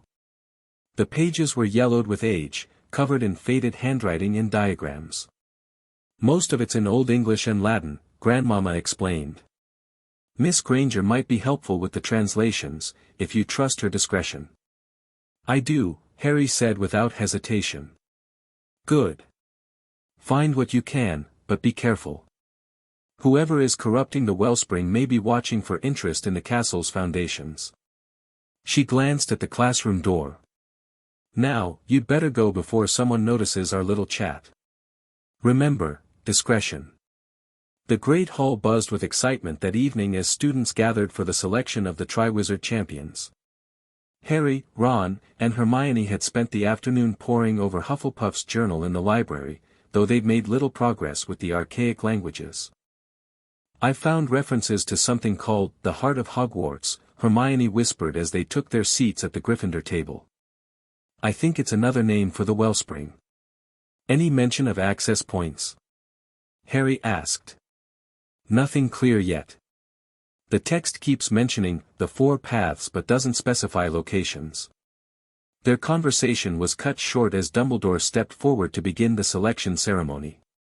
The goblet of fire stood before the staff table, its blue flame still occasionally flashing with that worrying crimson hue. Harry noticed Grandmama watching the goblet with unusual intensity, her eyes narrowed as if she could see something others couldn't. She'd positioned herself at the far end of the staff table, closest to the goblet but farthest from Karkaroff, who kept casting suspicious glances in her direction. The ceremony proceeded as expected, Victor Crumb for Durmstrang, Fleur Delacour for Beauxbatons, and Cedric Diggory for Hogwarts. But when Harry's name unexpectedly emerged as a 4th champion, he found himself looking not at Dumbledore's shocked face but at Grandmama's. Unlike the other staff members, she didn't look surprised, she looked grimly satisfied, as if a theory had just been confirmed. The chaos that followed was all too familiar to Harry, accusations, disbelief, the insistence that he must compete despite not having entered himself. Throughout the arguments in the antechamber, he noticed Grandmama remaining unnervingly quiet, her eyes tracking between Karkaroff and Moody with particular interest. Only when the adults had talked themselves in circles did she finally speak. The boy's telling the truth, of course, she said, her voice cutting through the bickering. His magical signature doesn't match what's on the parchment. How could you possibly know that? Karkaroff demanded. She gave him a pitying look. Some of us can see magic, Igor. An old skill your modern education has neglected. Regardless, Crouch interjected stiffly, the rules are clear. Potter must compete. Rules, Grandmama muttered with familiar disdain. Always hiding behind rules instead of questioning why they're being manipulated. Her eyes met Harry's briefly, and he understood her unspoken message, this was connected to the wellspring corruption. Later, as Harry trudged back to Gryffindor Tower alone, Ron having stormed off in jealous anger, he found Grandmama waiting in an alcove near the portrait hole. Not here, she whispered, beckoning him to follow. She led him to an empty classroom nearby, casting several privacy charms before speaking. Your name coming out of the goblet confirms my suspicions, she said without preamble. Someone is using the tournament as cover for something much bigger. Connected to the wellspring? Precisely. When your name emerged, there was a massive surge in the corruption pattern. Your forced participation is key to whatever plan is unfolding. Harry felt the familiar weight of unwanted destiny settling on his shoulders. What do we do? We need to accelerate our investigation, she said. The journal I gave you is crucial now. The alternative access points may be our only way to monitor the wellspring without alerting whoever is behind this. She paced the classroom, her usual theatrical movements replaced with focused energy. There's something else, she added. I've been analyzing the magical signature captured in the Undercastle. It has familiar elements. Voldemort? Harry asked immediately. Not exactly. But connected, perhaps. She stopped pacing, fixing him with an intense stare. The signature contains traces of what we call displaced necromancy, magic designed to reconstitute what has been unnaturally separated. Like a spirit finding a body? Harry guessed, remembering Voldemort's wraith-like existence. Clever boy, she nodded approvingly. Yes, though more complex than typical possession. This magic is trying to rebuild something fundamentally broken. She glanced at the classroom door. I've already said too much. The walls of Hogwarts have always had ears, and now I fear those ears report to multiple masters. Professor, Harry hesitated, if this is as dangerous as you think, shouldn't we tell others? Hermione and Ron already know some of it. Miss Granger's assistance with the journal is valuable, Grandmama acknowledged. As for Mr. Weasley. She raised an eyebrow. Perhaps when he remembers the value of friendship over ego. She moved toward the door. One last thing, Mr. Potter. The first task will test more than your magical ability. It will test your connection to ancient powers. Prepare accordingly. With that cryptic warning, she slipped out of the classroom, leaving Harry with more questions than answers. The following days brought new complications. Ron's stubborn refusal to believe Harry hadn't entered himself, the school's mixed reaction to his selection, and the looming first task all weighed heavily on his mind. The only bright spot was Hermione's unwavering support as they continued deciphering Hufflepuff's journal. Look at this, she whispered in the library 3 days after the selection. This passage mentions the Founder's markings as guides to the 4 paths. Harry leaned closer to the fragile parchment. Founder's markings? Like house symbols? I think so, but not the obvious ones. Listen, where the eagle's eye meets morning light, where the serpent coils beneath darkest night, where the badger burrows through loyal stone, where the lion roars yet stands alone. A riddle, Harry frowned. Pointing to locations in the castle.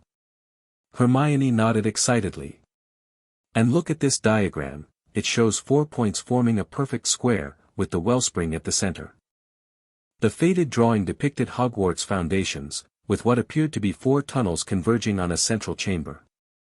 We need to find these markers, Harry decided. The eagle must be in Ravenclaw Tower, the serpent in the dungeons near Slytherin. And the badger somewhere near Hufflepuff's basement, Hermione continued. The lion would be near Gryffindor Tower. What are you two whispering about? A voice interrupted. They looked up to see Neville hovering nearby, looking curious but hesitant. Harry and Hermione exchanged glances. After a moment, Harry decided Neville could be trusted. We're researching something for Grandmama, he explained quietly. About the magic underneath Hogwarts. Neville's eyes widened. The wellspring? She mentioned it during my extra lessons. She's giving you extra lessons? Hermione asked, surprised. Neville nodded, looking uncharacteristically confident. She says I have natural talent with plant-based potions. Something about my magic resonating with growing things. He peered at the journal. That's Hufflepuff's personal diary, isn't it? Professor Sprout mentioned it once, said it was lost centuries ago. You can't tell anyone we have it, Harry said urgently. Of course not, Neville agreed immediately. Grandmama already warned me that some people don't appreciate the old knowledge being rediscovered. He hesitated, then added, I might be able to help with the badger marking. I spend a lot of time in the greenhouse tunnels that connect to Hufflepuff's basement. Harry and Hermione exchanged surprised looks. They hadn't known such tunnels existed. That would be brilliant, Neville, Harry said gratefully. Their conversation was interrupted by commotion at the library entrance. Madame Pants was arguing with someone, a rarity given how few people dared challenge the stern librarian. I have every right to inspect any section of the school, a familiar pompous voice declared. It was Bartholomew Grimsby, the ministry official who'd questioned Harry in Dumbledore's office. The restricted section requires specific permission, Madame Pants insisted. I have authorization from the minister himself, Grimsby replied, producing an official-looking document. Harry quickly closed Hufflepuff's journal, sliding it into his bag. We should go. I don't want him seeing what we're researching. They slipped out through a side door, narrowly avoiding Grimsby's notice. Why is the ministry so interested in Hogwarts library? Hermione wondered as they hurried down the corridor. Looking for information on the wellspring, maybe? Harry suggested. Or trying to find what Grandmama's been teaching outside the approved curriculum, Neville added. She's not exactly subtle about ignoring their restrictions. Indeed, despite the ministry's warnings, Grandmama had continued teaching what she called proper brewing, simply disguising controversial techniques as theoretical discussions or historical footnotes. She'd even started an after-hours brewing club that quickly became the most popular extracurricular activity in the school. The ministry doesn't understand what's happening here, Harry said as they descended toward the entrance hall. They're focused on regulations while something is literally corrupting the castle's magic. They paused at the bottom of the marble staircase, watching as a group of Durmstrang students passed by, headed toward the grounds. We need to find those founders' markings, Hermione decided. Neville, can you show us the greenhouse tunnels tonight? After curfew? Neville, who would normally have balked at breaking rules, nodded without hesitation. Meet me by the kitchen entrance at midnight. I'll show you the badger's burrow. That evening, Harry attended his first session of Grandmama's brewing club. The room of requirement had transformed itself into a fantastic combination of laboratory, greenhouse, and alchemist's workshop, with workstations for nearly 30 students from all houses. Most surprising was the attendance, not just potion enthusiasts like Hermione, but students who had struggled under Snape's teaching. Neville arrived looking excited rather than terrified. Even the Weasley twins had joined, likely seeing potential applications for their joke products. Welcome, my dears, Grandmama called over the buzz of conversation. Tonight, we begin our most ambitious project, a multi-week brewing experiment in competitive teams. She gestured to 4 large, ornate cauldrons positioned in the corners of the room. You will divide into houses, each taking responsibility for one stage of a complex, cooperative potion. At each session, you'll add your house contribution, building upon the work of others. What's the potion, called a Ravenclaw 6th year? Grandmama's eyes twinkled mischievously. Nothing illegal, I assure you. Merely a restorative elixir with certain enlightening properties. Hermione raised her hand. Is this ministry approved, Professor? Technically speaking, it isn't specifically disapproved, Grandmama replied with a wink. The recipe predates most ministry classifications. She clapped her hands, and a complex brewing chart appeared on the wall, showing 4 distinct potion components flowing together into a central result. Slytherin will handle the base, stabilizing elements drawn from mineral and crystal sources. Ravenclaw will manage transformative agents, catalysts that alter magical properties. Hufflepuff will contribute botanical essences, the living heart of the potion. And Gryffindor will provide the binding elements, the courage that holds disparate parts together. The room buzzed with excited discussion as students moved toward their house stations. This isn't just a potion, Grandmama continued, her voice carrying easily over the chatter. It's a magical concordance, for distinct approaches harmonizing into something greater than the sum of its parts. Much like Hogwarts itself. Harry couldn't help noticing the parallel to the four paths in Hufflepuff's journal. As he joined the other Gryffindors, he wondered if this competition was more than an educational exercise. The evening progressed with each house tackling their assigned components. The Slytherins worked with methodical precision, grinding rare crystals and minerals into fine powders. The Ravenclaws debated theoretical interactions while preparing complex alchemical solutions.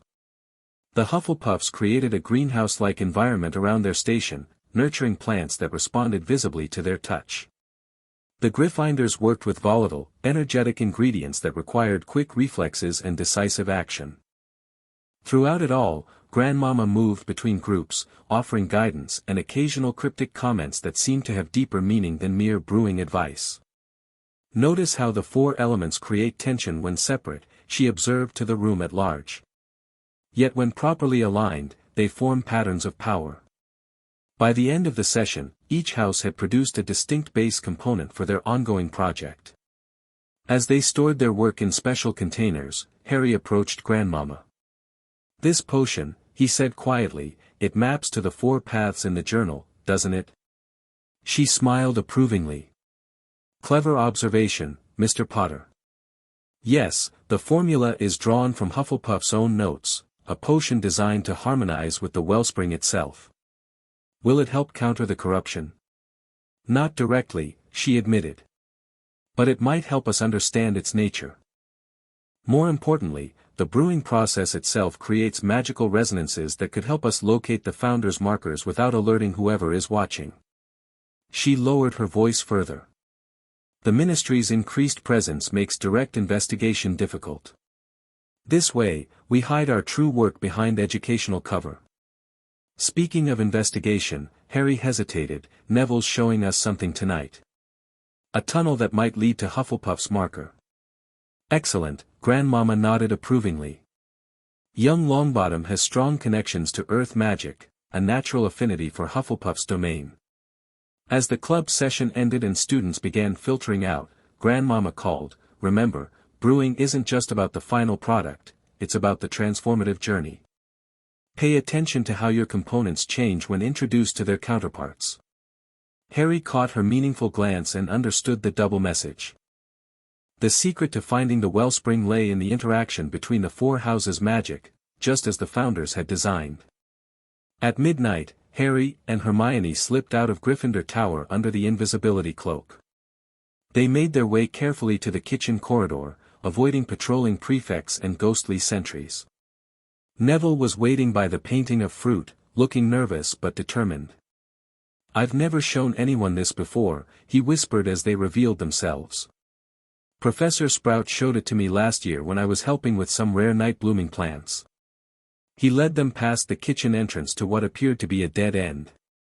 Touching a specific stone in the wall, he whispered something that sounded like Fidelita's Terrae.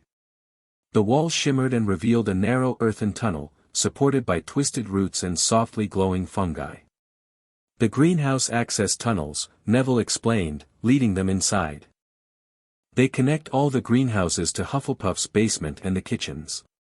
The house elves use them to gather fresh ingredients." The tunnel sloped gently downward, the air becoming rich with the sense of soil and growing things. Unlike the stone passages of the main castle, these tunnels felt organic, almost alive. "Hufflepuff created these," Neville continued as they walked. "Professor Sprout says they're self-sustaining, the plants and the magic support each other." After several minutes of walking, they reached a junction where multiple tunnels converged around a small, circular chamber.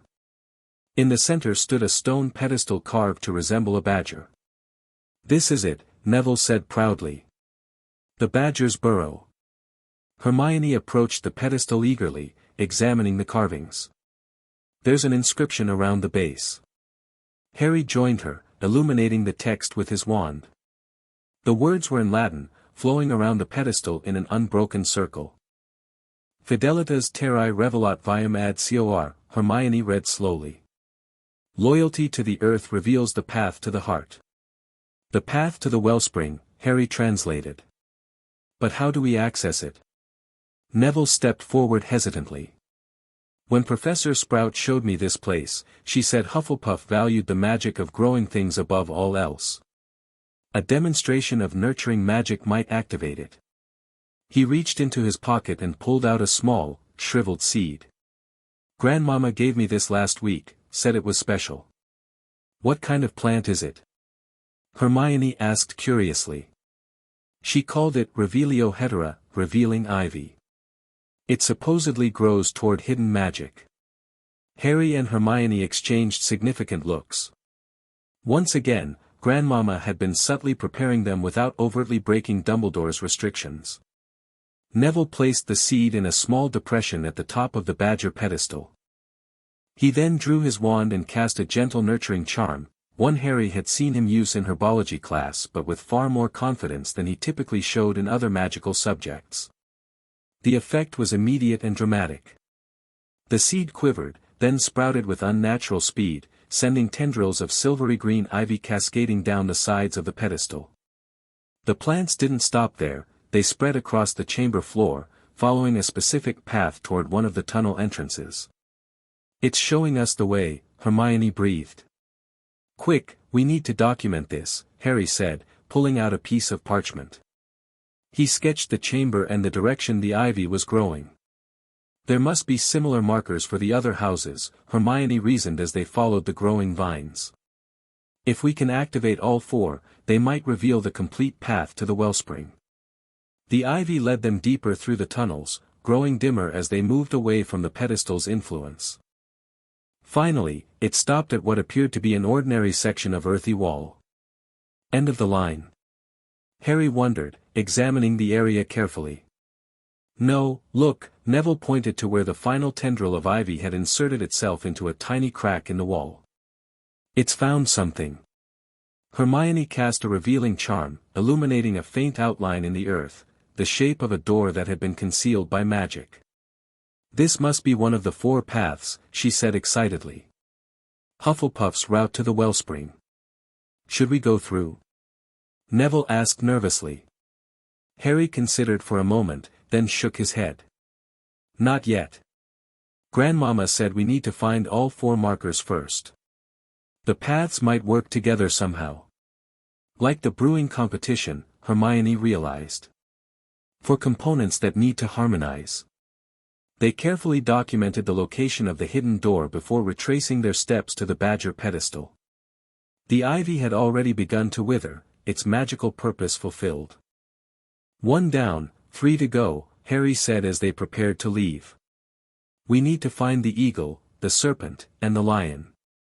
The eagle should be next, Hermione suggested. Ravenclaw Tower is most accessible.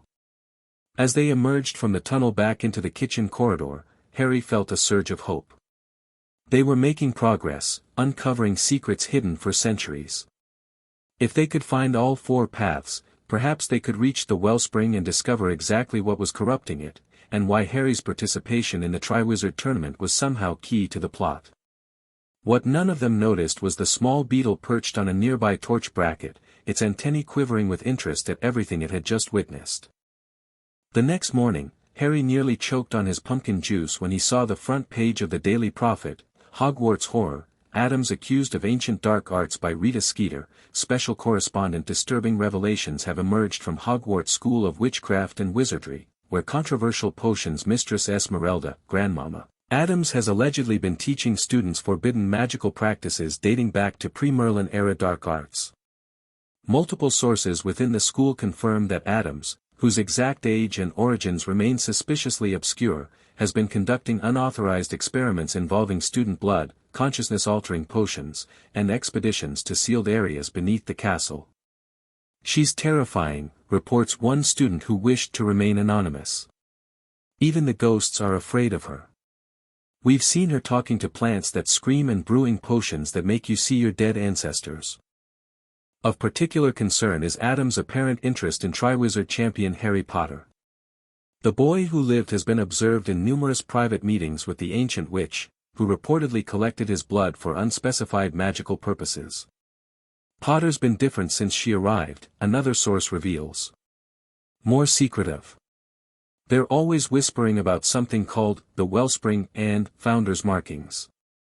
Ministry officials confirm an ongoing investigation into multiple violations of educational and safety regulations, with sources suggesting Addams may be pursuing knowledge of a legendary magical source beneath Hogwarts itself. The article continued, mixing half-truths with outright fabrications in Rita Skeeter's signature style. Harry looked up from the paper to find the Great Hall buzzing with discussion, many students casting suspicious glances toward the staff table. Grandmama, however, appeared completely unperturbed by the attention. She was calmly feeding pieces of toast to what looked like a miniature Venus flytrap growing from her sleeve, occasionally whispering to it as though sharing private jokes. Dumbledore, by contrast, looked grave as he conferred quietly with Professor McGonagall. Several other staff members were reading their own copies of the Prophet with expressions ranging from concern to outrage. "This is bad," Hermione whispered. "Skeeter somehow found out about the Wellspring." "How?" Harry demanded. "We've been so careful." His question was interrupted by the arrival of another owl, dropping a bright red envelope in front of him. A howler. "Oh no," Ron muttered from further down the table, his first direct acknowledgement of Harry in days. The envelope began smoking at the corners. With a resigned sigh, Harry opened it, bracing himself. Harry James Potter. Molly Weasley's magnified voice filled the great hall. "What are you thinking, getting involved with blood magic and forbidden rituals? Arthur and I are absolutely horrified. This Professor Addams sounds completely unstable and dangerous. You stay away from her immediately or I'll come and bring you home myself." The letter burst into flames, leaving Harry red-faced and the hall silent for a moment before excited chatter resumed. From the Slytherin table, Malfoy smirked, clearly enjoying Harry's public embarrassment. "Mrs. Weasley doesn't understand," Neville said quietly. "Grandmama isn't dangerous." "Well, not to students anyway." "Try telling that to my mother," Ron muttered, having moved closer despite his ongoing sulk. "Dad's been telling stories about the Addams family for years, said they practice magic so old it makes normal dark arts look like first-year charms." "That's the point, though," Hermione argued. "It's old magic, not dark magic.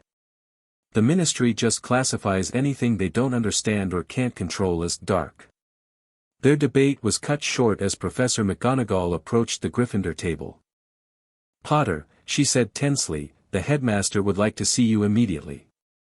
And you as well, Miss Granger, Mr. Longbottom." Harry's heart sank. The article must have forced Dumbledore's hand. As they followed McGonagall from the hall, he caught Grandmama's eye. She gave him a small nod that somehow managed to convey both warning and encouragement. In Dumbledore's office, they found not just the headmaster but also Cornelius Fudge, Bartholomew Grimsby, and 3 additional stern-looking ministry officials. Grandmama arrived moments later, sweeping in with theatrical flair despite the tension. "Ah, the gang's all here," she cackled. "Come to discipline the naughty knowledge-seekers." "This is no laughing matter, Esmeralda," Dumbledore said gravely. Miss Skeeter's article, while characteristically embellished, contains specific information that raises serious concerns. "Indeed," Fudge puffed importantly. "References to a wellspring beneath the school, Founder's Markings, unauthorized explorations of sealed areas, these align with certain ancient legends the Department of Mysteries has long monitored." "Legends," Grandmama scoffed. "Your government reclassifies truth as myth when it suits your purposes." "Regardless," Grimsby interjected, "we have reason to believe you've been involving students in potentially dangerous explorations contrary to direct ministry instructions." His gaze shifted to Harry, Hermione, and Neville. "These 3 in particular." Harry stepped forward.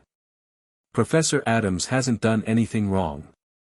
We've been researching independently. Mr. Potter," Dumbledore's voice was gentle but firm, "while your loyalty is commendable, we need complete honesty now. Lives may depend on it." Hermione and Neville exchanged nervous glances. Harry hesitated, torn between protecting Grandmama and acknowledging the growing danger. The wellspring is being corrupted, he said finally. We've been trying to find a way to access it through the Founder's markings. Professor Addams gave us Hufflepuff's journal, but only after we already knew about the wellspring. And how exactly did you learn about this wellspring? One of the unknown ministry officials demanded. Before Harry could answer, Grandmama stepped between them. I showed him, she said simply. Because unlike the rest of you, Potter can actually see magical currents when properly attuned. He witnessed the corruption firsthand. This is precisely the problem. Fudge exclaimed. Exposing students to unknown magic, conducting unauthorized experiments, unknown to you, perhaps, Grandmama interrupted. The wellspring has existed since before Hogwarts was built. The founders knew of it, built the school here specifically to harness and protect it. She turned to Dumbledore. You know this, Albus. You've always known. The question is why you've allowed an external corruption to grow unchecked beneath your school. A tense silence followed her accusation. Dumbledore looked suddenly older, wearier. The wellspring has always been self-regulating, he said quietly. Its magic is tied to the school itself, to the harmony of the four houses. Any imbalance corrects itself over time. Unless deliberately manipulated, Grandmama countered. Which is precisely what's happening now, through the Goblet of Fire and Potter's forced participation in the tournament. Fudge looked increasingly alarmed. What exactly are you suggesting, Addams? That someone is using the tournament as cover for accessing and corrupting the wellspring, likely to fuel a powerful dark ritual. Her voice lost its theatrical quality, becoming deadly serious. The same ritual that's creating those magical disturbances your ministry has been recording all summer. The three students watched this exchange with growing concern. Harry had never seen Dumbledore so defensive, nor Grandmama so directly confrontational. I believe, she continued relentlessly, that someone is attempting to use the wellspring's power to restore what was broken, to give physical form to a spirit that should have passed beyond. The implication hung heavy in the air. Voldemort, Harry said quietly. Fudge flinched violently at the name. Preposterous. He who must not be named is gone. Is he? Grandmama asked mildly. Then perhaps you can explain the necromantic signature corrupting the wellspring. The same signature that surrounded the goblet when it ejected Potter's name. Enough, Dumbledore intervened. Speculating without evidence helps no one. Which is precisely why we've been seeking the Founder's markings, Hermione spoke up. To find direct access to the wellspring and gather proof of what's happening.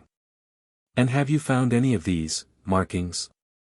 Grimsby asked, his professional curiosity evident despite his suspicious tone. The Badger, Neville admitted. In the greenhouse tunnels. The ministry officials exchanged significant looks. One of them, a witch with steel-gray hair and a monocle, stepped forward. I am Amelia Bones, head of the Department of Magical Law Enforcement, she introduced herself. Unlike some of my colleagues, I believe concrete investigation trumps speculation and bureaucracy. She addressed Grandmama directly. If what you're suggesting is true, if you know who is attempting to return using Hogwarts' own magic, then this transcends questions of educational propriety or regulatory compliance. Finally, someone with sense, Grandmama remarked. However, Bones continued firmly, we cannot have students, even exceptionally capable ones, leading this investigation. The danger is simply too great. The children are already involved, Grandmama argued. Potter especially. His name coming out of the goblet wasn't coincidence, it was necessary for the ritual. His magical signature is somehow key to corrupting the wellspring. All the more reason to keep him away from it, Dumbledore countered. Ignorance isn't protection, Albus. It's vulnerability. The debate might have continued indefinitely if not for a sudden interruption, a house elf operating directly into the office with a loud crack. It was Dobby, looking panicked.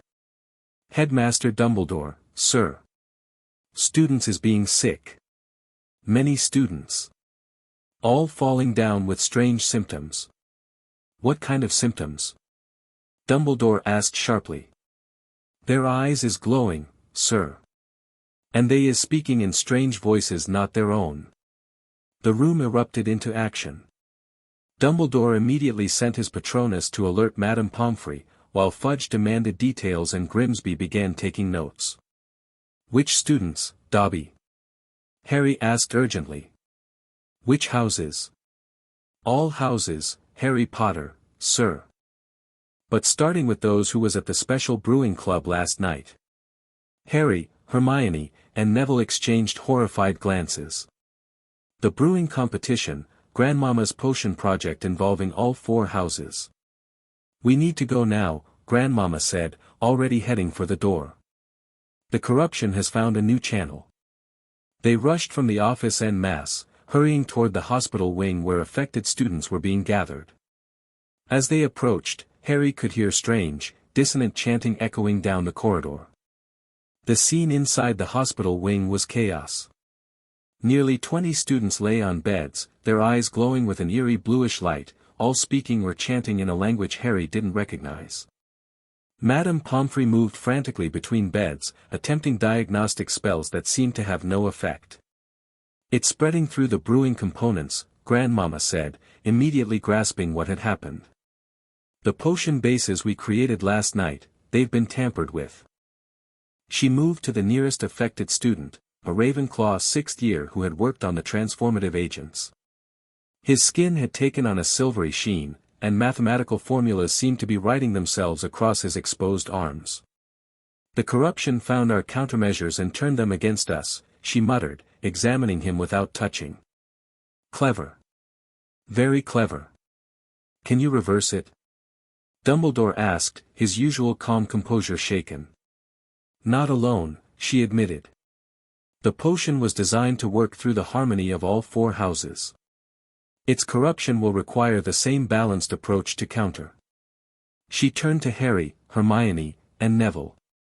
We need representatives from each house who understand what we're facing. Potter for Gryffindor, Granger for academic knowledge, Longbottom for Hufflepuff's earth magic. And Slytherin? Amelia Bones asked. Grandmama's eyes scanned the room, settling on the entrance where a pale, pointed face was visible, watching the proceedings with a mixture of horror and fascination. Mr. Malfoy, she called. Perfect timing. Draco started, clearly not expecting to be noticed. He hesitated in the doorway. Why would I help Potter and his friends? He sneered, though with less conviction than usual. Because this affects your housemates too, Grandmama replied simply, gesturing to several Slytherins among the afflicted. And because you understand bloodline magic better than most in this school. Something in her words caught Draco's attention. He stepped forward cautiously. What exactly do you need from me? Your family's connection to serpent magic, she said directly. An inheritance older than your father's political affiliations. The room had gone quiet, all eyes on this unexpected exchange. Draco seemed to be weighing his options, glancing between the afflicted students, the ministry officials, and Dumbledore. My father, he began. Is not here, Grandmama interrupted. This is your decision. Your chance to act on your own understanding of what truly matters in magical heritage. After a long moment, Draco gave a single, curt nod. What do I need to do? First, we need to secure the remaining potion components before they affect more students, Grandmama instructed. Then prepare an antidote using the Founder's own methodology. And how exactly do we do that? Hermione asked. By accessing the Founder's markings, all 4 of them, Grandmama replied. Each contains not just a path to the wellspring but the essence of that Founder's magical approach. She turned to the ministry officials. This is no longer about regulations or permissions. This is about saving lives. Will you help or hinder? Amelia Bones stepped forward. The ministry will provide whatever assistance is necessary. She gave Fudge a stern look that silenced his impending objection. Good, Grandmama nodded briskly. Because we'll need to move quickly. The corruption is spreading, and not just through the students.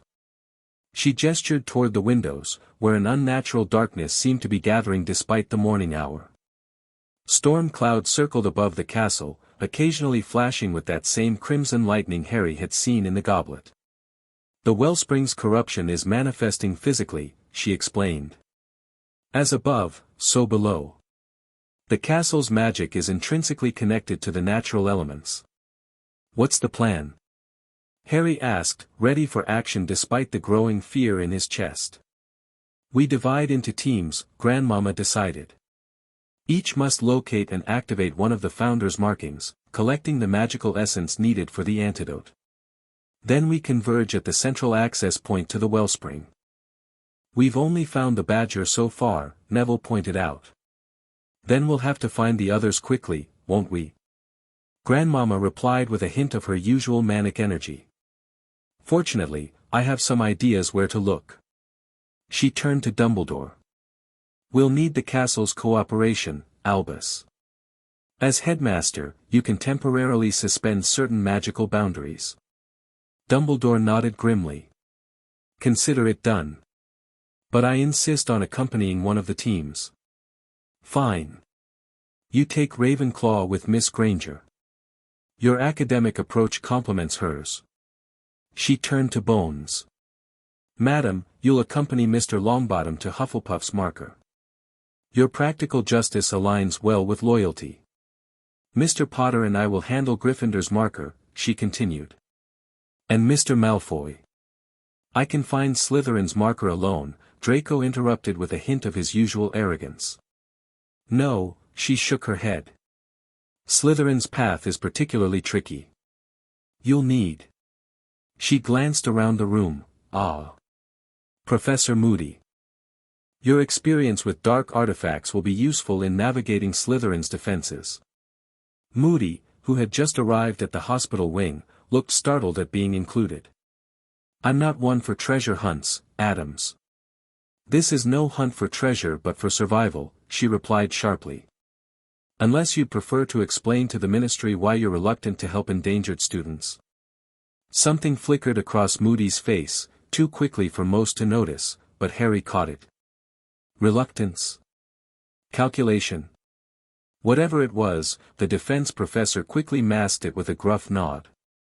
Fine. The boy and I will find Slytherin's snake pit. As the teams organized themselves, gathering necessary supplies and information, Harry found himself alongside Grandmama, heading toward Gryffindor Tower. You paired everyone deliberately, he observed quietly. But why put Malfoy with Moody? Grandmama's eyes twinkled with that unsettling intelligence. Because, Mr. Potter, I suspect our defense professor isn't quite who he appears to be. And I'd rather keep potential threats where I can watch them. You think Moody's involved with the wellspring corruption? Harry asked, shocked. I think nothing is certain except that magic leaves traces for those who know how to read them, she replied cryptically. Now, let's find that lion, shall we? Gryffindor always did have a flair for the dramatic, his marker won't be subtle. The search for Gryffindor's marker led them to an unexpected location, not within the tower itself, but to the base of the astronomy tower, where a disused corridor housed a collection of ancient battle memorabilia. Godric was a warrior first, a teacher second, Grandmama explained as they examined the dusty displays of swords, shields, and armor.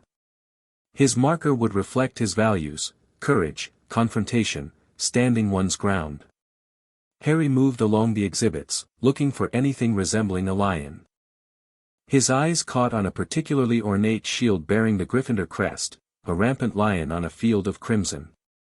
This seems too obvious, he said, approaching it. Sometimes the best hiding place is in plain sight, Grandmama replied. Everyone overlooks the obvious while searching for the obscure. The shield hung on the wall between two crossed swords. As Harry examined it more closely, he noticed something unusual. The lion's eye was a small ruby that seemed to catch light even in the dim corridor. Where the lion roars yet stands alone, Harry recited from Hufflepuff's journal. This lion isn't with the others in the common room or great hall. It's here, among weapons rather than students. Very good, Grandmama nodded approvingly. Gryffindor valued action above all. His path would open not to those who merely speak of courage, but to those who demonstrate it. So how do we activate it? Harry wondered, studying the shield more closely. I suspect it requires a demonstration of Gryffindor's primary quality, she replied. True courage isn't fearlessness, but action despite fear. What in this corridor represents your greatest fear, Mr. Potter? Harry thought for a moment, looking around at the various martial exhibits. His eyes settled on a dark alcove across from the shield, where shadows seemed unusually deep and shifting. There, he said quietly. Something's in those shadows. Indeed, Grandmama confirmed. A manifestation spell linked to the observer's fears. For each person, it shows something different. Like a boggart? More sophisticated.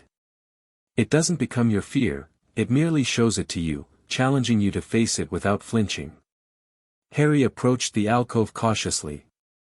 The shadows began to take form, a hooded Dementor emerging from the darkness. He felt the familiar cold creeping over him, heard distant screaming beginning at the edges of his consciousness. It's not real, Grandmama reminded him, though her voice seemed to come from very far away. But your reaction to it must be genuine. Fighting against the Dementor's influence, Harry drew his wand. Rather than casting his Patronus, however, he forced himself to walk directly toward the shadow figure, directly confronting the source of his fear. I face you, he said clearly, pushing through the cold and dread. I don't run.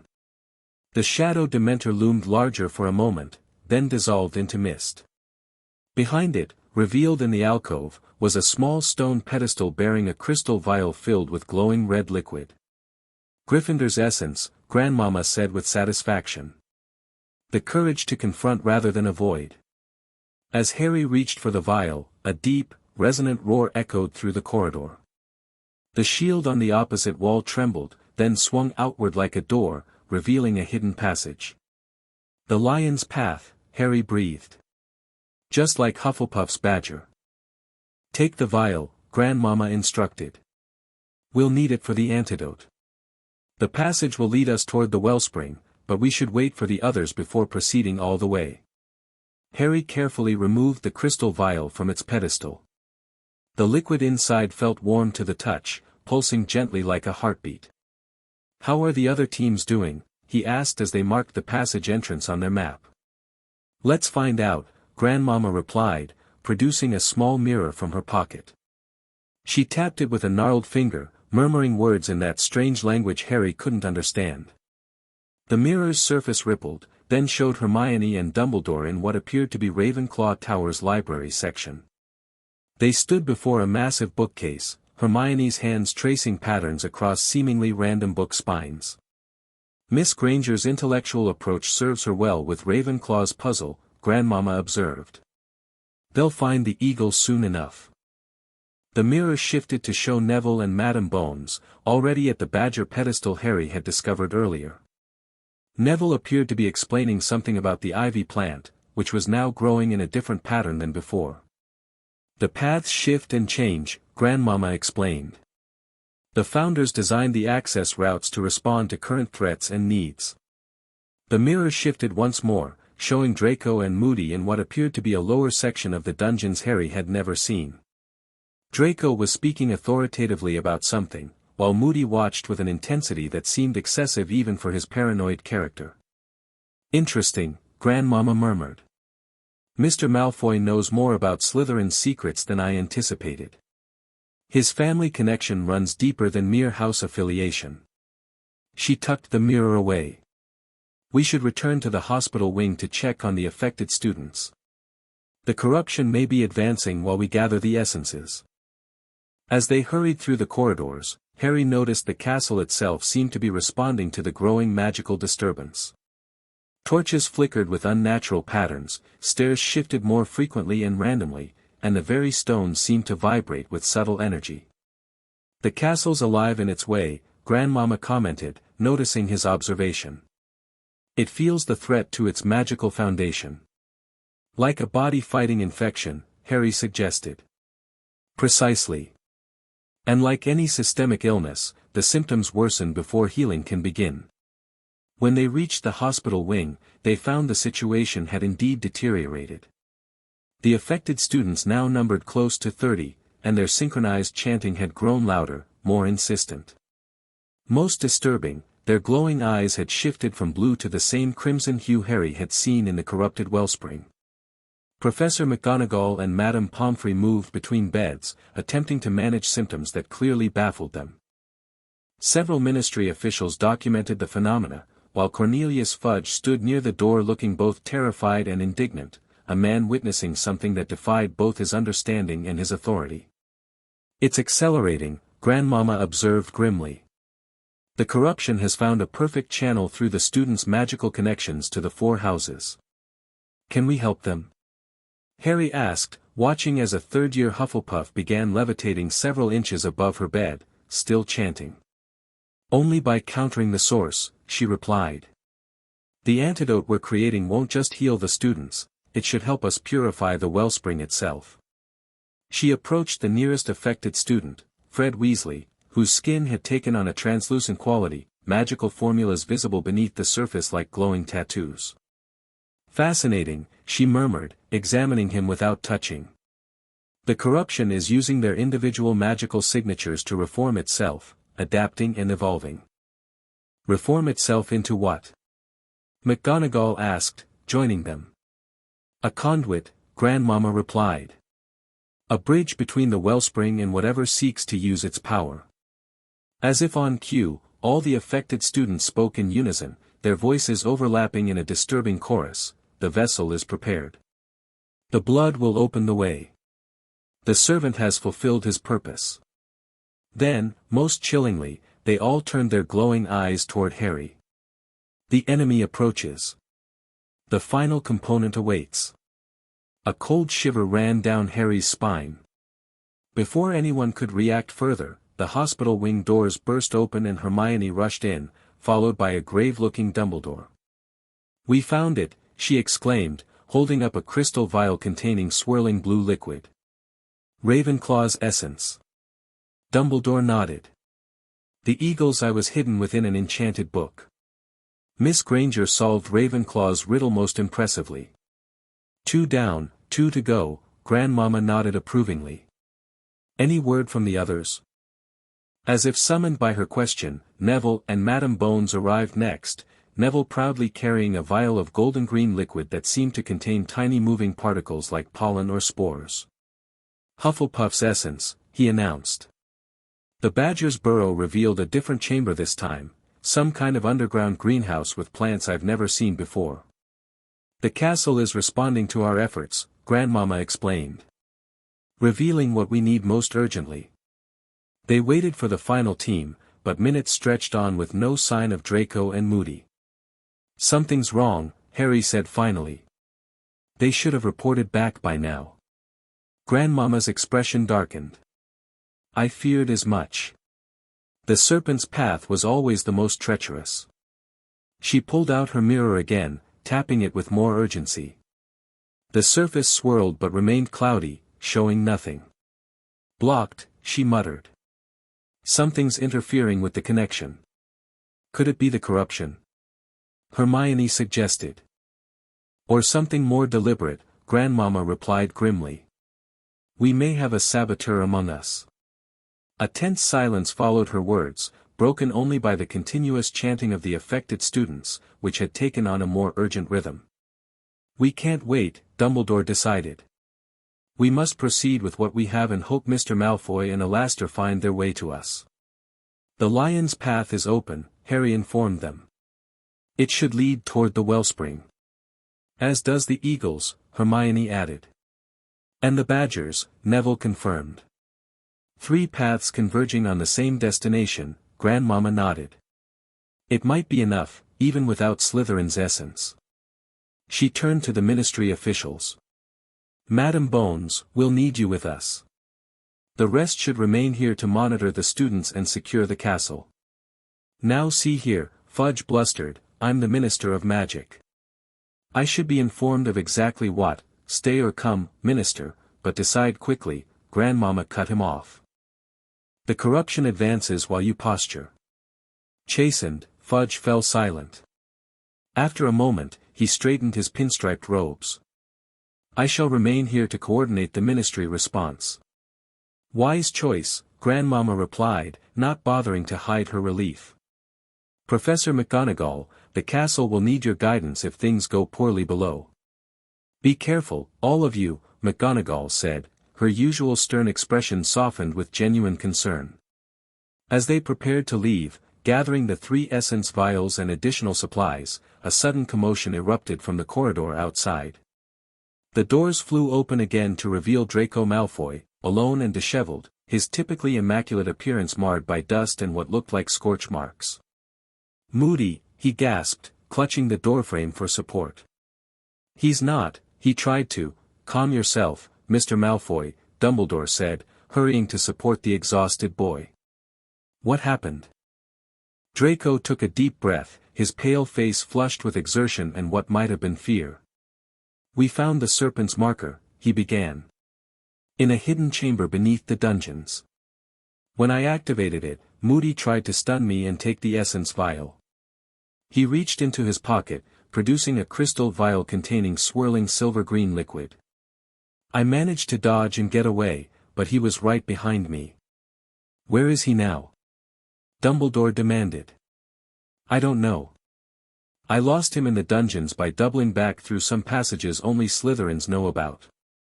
Grandmama looked grimly satisfied. As I suspected. Our defense professor isn't who he claims to be.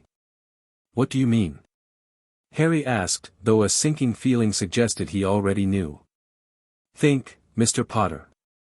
Who would benefit most from corrupting the wellspring? Who would use the Triwizard Tournament as cover for a complex magical ritual? Who would need your specific magical signature? Voldemort, Harry whispered. And who better to facilitate this than someone placed inside Hogwarts? Someone with access to you and the Goblet of Fire. But Moody's an Auror. Hermione protested. He fought Death Eaters. Which makes him the perfect disguise, Grandmama countered. No one would suspect Alastair Moody of serving the Dark Lord. Dumbledore's expression had grown thunderous. If what you're suggesting is true, we face an even greater threat than we realized. We need to move now, Grandmama insisted. With all 4 essences, we can counteract the corruption directly. But we must reach the wellspring before our false Moody discovers what we're doing. How would he have known about the wellspring in the first place? Madam Bones asked, ever the investigator. Old knowledge isn't completely lost, merely obscured, Grandmama replied. The Death Eaters included many from ancient magical families who might have preserved certain legends. Harry remembered something. Karkaroff. You said he knew about the deeper magic. Could he be involved? Possibly as an unwitting source of information, she nodded. But this plot has been in motion since before Durmstrang arrived. With no time to waste on further speculation, they divided into a new formation. Dumbledore, Harry, Grandmama, Hermione, Neville, Draco, and Madam Bones would descend to the wellspring, while McGonagall coordinated with the remaining ministry officials to secure the castle and search for the false Moody. The passages will be dangerous, Grandmama warned as they prepared to enter the Lion's Path. The founders designed them to test worthiness, not just provide access. What kind of tests? Neville asked nervously. Each path reflects its founder's values, she explained. We've already passed the initial guardians by retrieving the essences, but the paths themselves will challenge us further. She held up the vial of Gryffindor's essence. Courage, she said, before gesturing to Hermione's vial, wisdom, then Neville's, loyalty, and finally Draco's, ambition. Together, they represent the complete magical approach the founders intended, balanced through complementary strengths. And the wellspring responds to this balance? Hermione asked. It thrives on it, Grandmama confirmed. The corruption has succeeded partly because the houses have grown further apart over centuries, weakening the harmonious foundation the founders established. With that sobering thought, they entered the passage behind the lion's shield, beginning their descent into Hogwarts' most ancient secret, and toward whatever threat awaited them below. The passage sloped steeply downward, the walls lined with carvings depicting magical battles and feats of courage. Torches ignited automatically as they passed, the flames burning with the same red-gold hue as Gryffindor's essence. "The path recognizes its own," Grandmama observed. "The castle is helping us." After several minutes of descent, they reached an intersection where another tunnel joined theirs, this one illuminated with blue light. "The Eagle's Path," Hermione recognized. "Ravenclaw and Gryffindor were close allies," Dumbledore commented. Their approaches complemented each other, wisdom guiding courage, courage defending wisdom. They continued forward along the merged passage, which now displayed both martial imagery and intricate magical formulas carved into the stone. Soon they encountered a third junction, where Hufflepuff's tunnel, lined with living plants and glowing with golden light, joined the combined path. "Three founders united," Grandmama said as they paused at this junction. "Now we need the fourth." "Slytherin's path should connect here," Draco said, examining the tunnel ahead. "There's space for another junction." Sure enough, a few meters further, they found an empty arch where another passage should have joined theirs. Unlike the other three junctions, this one remained dark and sealed with what appeared to be solid stone. "The serpent refuses to join," Grandmama frowned. "Something's blocking the natural connection." "The corruption?" Harry suggested. "Or deliberate sabotage," she replied grimly. "Someone who knew the paths would be activated has prepared countermeasures." Draco approached the sealed arch, placing his hand against the stone. "I can feel something behind it. A pulse, like something breathing." "Slytherin's path is responding to your bloodline," Grandmama explained. "But it's being restrained by external magic." She studied the blockage, her ancient eyes seeing more than the physical barrier. "This is recent work, powerful but hasty." Dumbledore joined her examination. "Dark magic," he confirmed. "Designed to keep Slytherin's essence separate from the others." "Can we break through?" Madam Bones asked. "Not directly," Grandmama shook her head. "The barrier is tied to the corruption itself. Forcing it might accelerate the damage to the wellspring." Draco, still touching the sealed arch, suddenly gasped. "It's speaking to me. Not with words, but impressions. It wants the essence vial." "Be careful, Mr. Malfoy," Dumbledore warned. "Magical compulsions can be deceptive." "No, it's not a compulsion," Draco insisted. "It's desperation. Like it's being strangled and needs help." Grandmama studied him thoughtfully. "The Malfoy line does descend from one of Slytherin's original students. Your connection may be stronger than I anticipated." After a moment's consideration, she nodded. "Try placing the essence vial against the barrier. Not surrendering it, but allowing its energy to interact with the blockage." Draco carefully removed the silver-green veil from his pocket and pressed it against the sealed arch immediately. The liquid inside began to glow more intensely, swirling in agitated patterns. The stone beneath it seemed to soften slightly, rippling like water. "It's working," he whispered, fascinated. "The essence is dissolving the barrier." Gradually, the solid stone became translucent, revealing glimpses of a dark tunnel beyond. Unlike the other three paths, Slytherin's appeared flooded with several inches of black water, giving it an ominous, unwelcoming appearance. "Slytherin built his path through the underground lake," Dumbledore explained. "Always connected to water and its hidden depths." As the barrier continued dissolving, a sudden powerful wave of magic washed over them, not the warm, balanced energy of the Founder's essences, but something cold and dissonant that made Harry's scar prickle uncomfortably. "The corruption is responding to our presence," Grandmama warned. "It knows we're coming." The stone barrier suddenly shattered completely, and a surge of dark water rushed through, nearly knocking Draco off his feet. He stumbled backward, clutching the essence vial tightly. "It's trying to sweep away Slytherin's essence," Grandmama realized. The corruption fears the complete quartet. Indeed, the waters seem to be deliberately rising around Draco, attempting to reach the vial in his hand. Dumbledore reacted quickly, casting a shield charm that pushed the water back. "We must hurry," he urged. "The path ahead will only grow more treacherous." With all 4 tunnels now connected, they proceeded down the combined passage. The way forward was wider, grander, clearly designed for all 4 founders to walk abreast. The walls displayed imagery from all houses intertwined, courage, wisdom, loyalty, and ambition represented in harmonious balance. The founders created this place together, before their divisions, Hermione observed, studying the ancient carvings. Their greatest achievement, Grandmama nodded. Harnessing the wellspring's power through complementary approaches to magic. A balance that has gradually eroded over centuries. The tunnel continued downward, deeper than Harry would have thought possible beneath the castle. The air grew warmer, heavy with magic that made their skin tingle and the essence vials pulse with increasing intensity. "We're getting close," Dumbledore said. "I can feel the wellspring responding to our presence." After what seemed like an eternity of descent, the tunnel finally opened into a vast, circular chamber far larger than even the great hall above. In its center stood a raised platform surrounded by 4 smaller pedestals arranged in a perfect square. And in the middle of the platform, the wellspring itself, a swirling vortex of magical energy contained within what appeared to be a naturally formed crystal basin. But instead of the pure blue Harry had glimpsed on his first visit, the energy now pulsed an angry crimson, shot through with veins of black.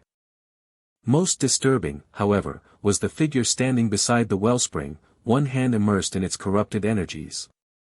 Professor Moody, or whoever was wearing his appearance, looked up as they entered, his magical eye spinning wildly. "Ah, right on schedule," he said, his voice colder and more controlled than Moody's usual gruff tones. "And with all 4 essences, how convenient. You've saved me considerable effort." "Step away from the wellspring," Dumbledore commanded, his wand raised and power radiating from him like heat. The false Moody smiled, a twisted expression that looked wrong on his scarred face. "I think not, Headmaster. We're at the culmination of months of planning. The ritual is nearly complete." "Barty Crouch Jr., I presume?" Grandmama said conversationally, as though identifying an interesting specimen. "Your magical signature always did have that particular frenetic quality." The man's eyes widened slightly, his disguise slipping for a moment to reveal genuine shock. "How? Few things stay hidden from those who know where to look," she replied. "And fewer still from those who have lived long enough to recognize patterns across generations." Whatever surprise he felt quickly gave way to calculation. "It hardly matters now. You're too late to stop what's been set in motion." As he spoke, the corruption in the wellspring surged upward, forming a swirling vortex that reached toward the chamber's ceiling. The 4 essence vials vibrated in response, their contents glowing more intensely. "The founder's essences are responding to the wellspring's distress," Grandmama explained quietly to the others. "They're drawn to their natural harmonious state." "What exactly is he doing to it?" Harry asked, his scar beginning to throb as the corruption intensified. "Using it as a conduit," she replied grimly. "The wellspring connects to all magic in Britain in subtle ways. By corrupting it, he's creating a channel for something, or someone, to return." "Voldemort," Harry whispered, the pain in his scar confirming his suspicion. 10 points to Gryffindor, the false Moody sneered, his magical eye fixed unnervingly on Harry. "My master requires a body worthy of his greatness. The tournament was merely the first step, ensuring your participation and blood contribution. The final task," Harry realized. "That's when you plan to complete whatever ritual you're performing." "Clever boy. The maze will be perfectly positioned above this chamber, creating a magical alignment that occurs only once every 7 centuries.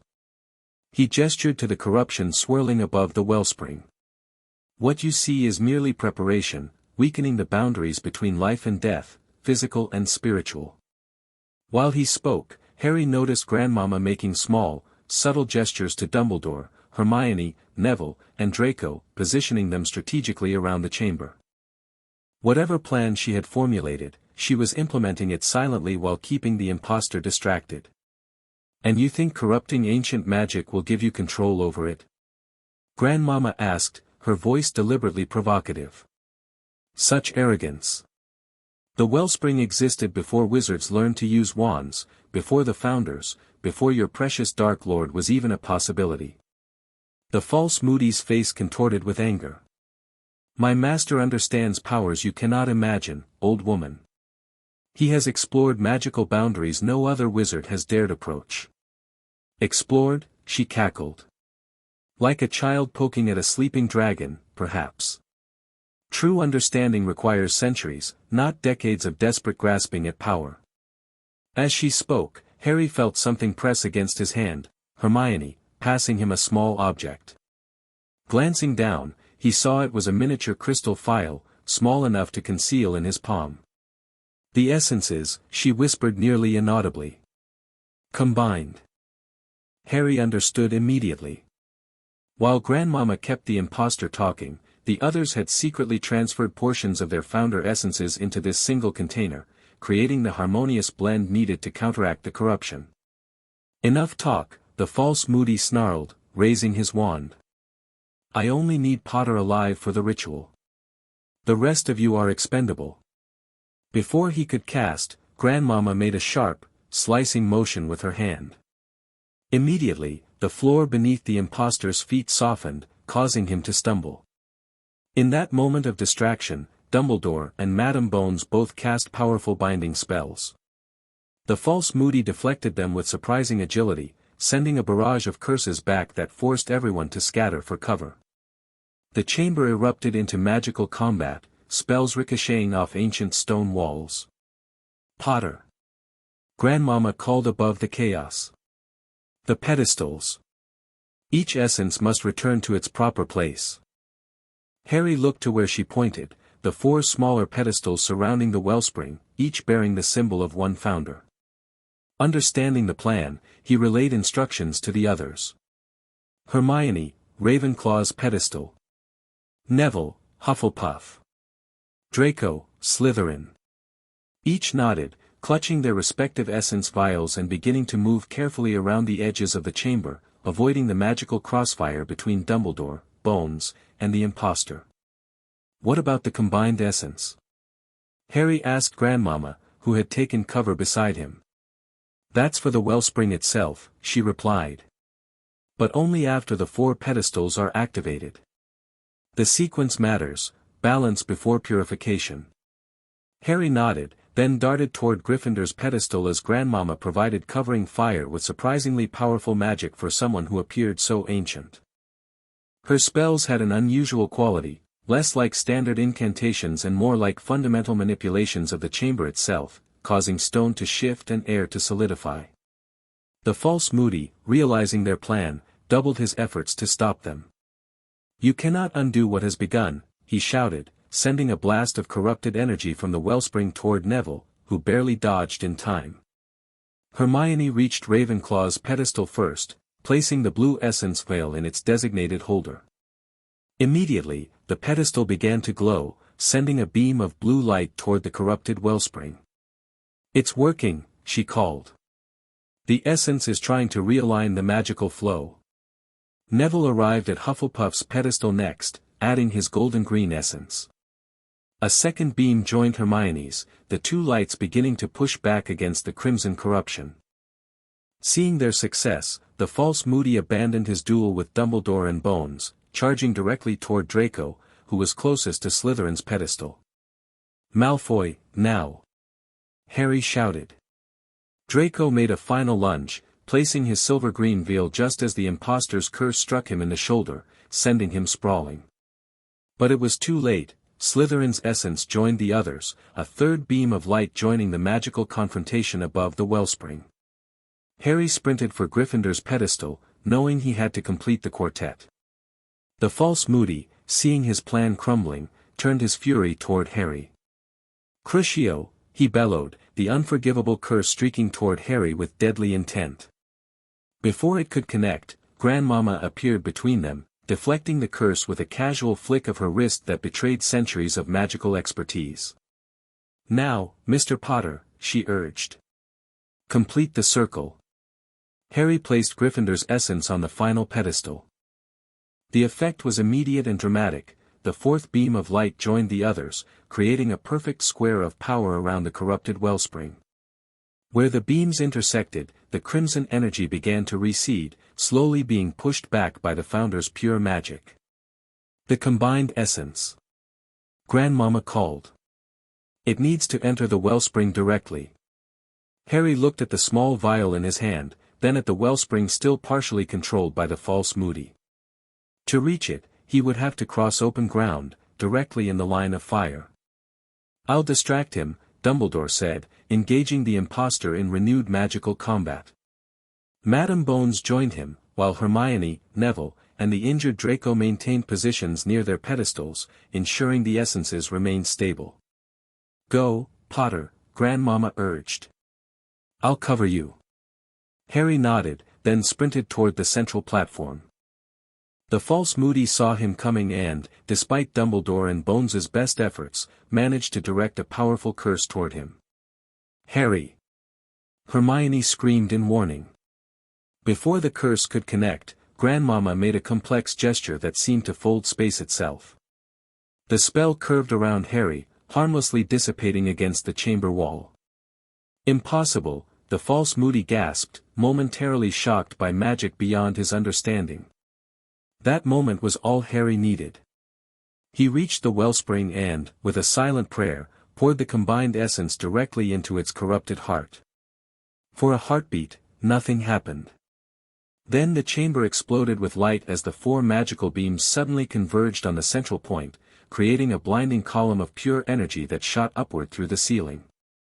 The false Moody screamed in rage and pain as the corruption he had been controlling suddenly reversed, flowing back toward him like a tide returning to sea.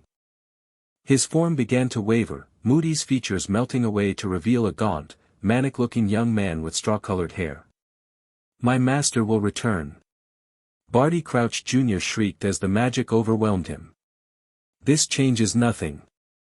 On the contrary, Grandmama replied calmly, approaching the wellspring as its colors shifted from crimson back toward pure blue. "It changes everything. The wellspring is rebalancing itself, purging the corruption from every channel it infected, including your connection to Voldemort." Above them, the purification energy continued to rise, presumably traveling through the castle and grounds, cleansing the corrupted magic wherever it had spread. The students in the hospital wing, Hermione realized. This should cure them. And disrupt whatever ritual was planned for the third task, Dumbledore added, binding the now-revealed Barty Crouch Jr. with magical restraints. As the chaotic energy settled, the wellspring gradually returned to its natural state, a swirling vortex of pure, blue-white magical power. The Founder's essences had been consumed in the purification, their pedestals now standing empty but still glowing with residual energy. It worked, Harry breathed, hardly able to believe they had succeeded. For now, Grandmama cautioned. The attempt was thwarted, but the intent remains. Voldemort still seeks to return, and he now knows of the wellspring's power. "We'll be ready," Dumbledore said firmly. "With the knowledge we've gained, we can better protect both the wellspring and the school above." Madame Bones approached the captured Barty Crouch Jr., her expression grim but satisfied. "The Ministry will want a full accounting of this conspiracy. His testimony will be invaluable." "Where's the real Moody?" Harry suddenly thought to ask. "Most likely imprisoned somewhere in the castle," Dumbledore replied.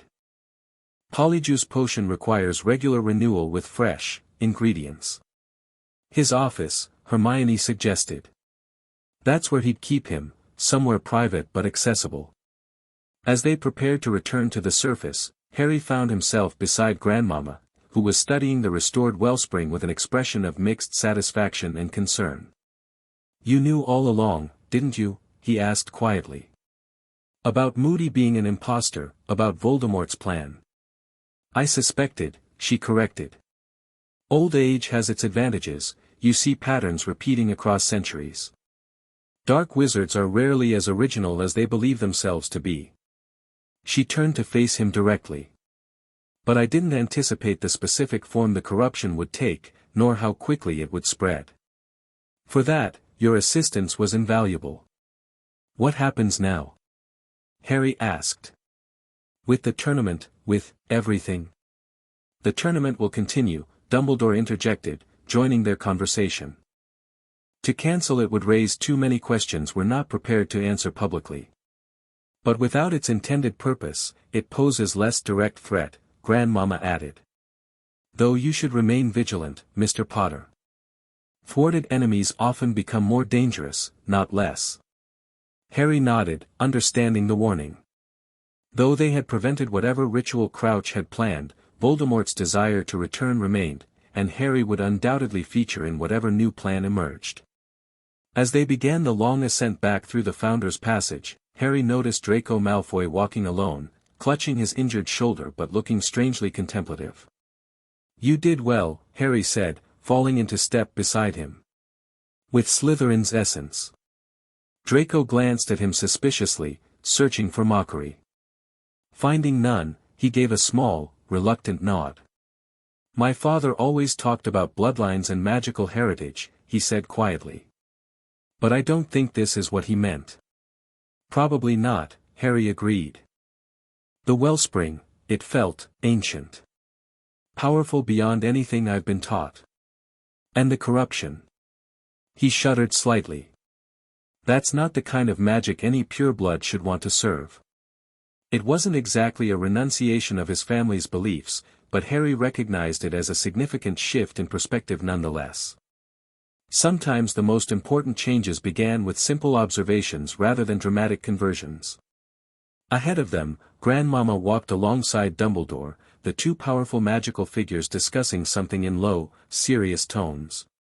Despite their obvious differences in approach and philosophy, they had found common ground in defending the school and its magical foundation.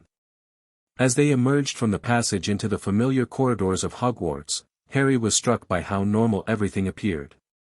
Students passed by, oblivious to the ancient magic flowing beneath their feet or the battle that had just been fought to protect it. Yet he knew the castle would never look quite the same to him again. Beneath its sturdy walls and enchanted ceilings lay a magic more fundamental than spells or potions, a living current of power that connected them all, across houses and generations. And somewhere beyond Hogwarts, Voldemort still waited, planning his return. The corruption of the wellspring had been merely one attempt, there would be others. But for now, at least, the foundation held.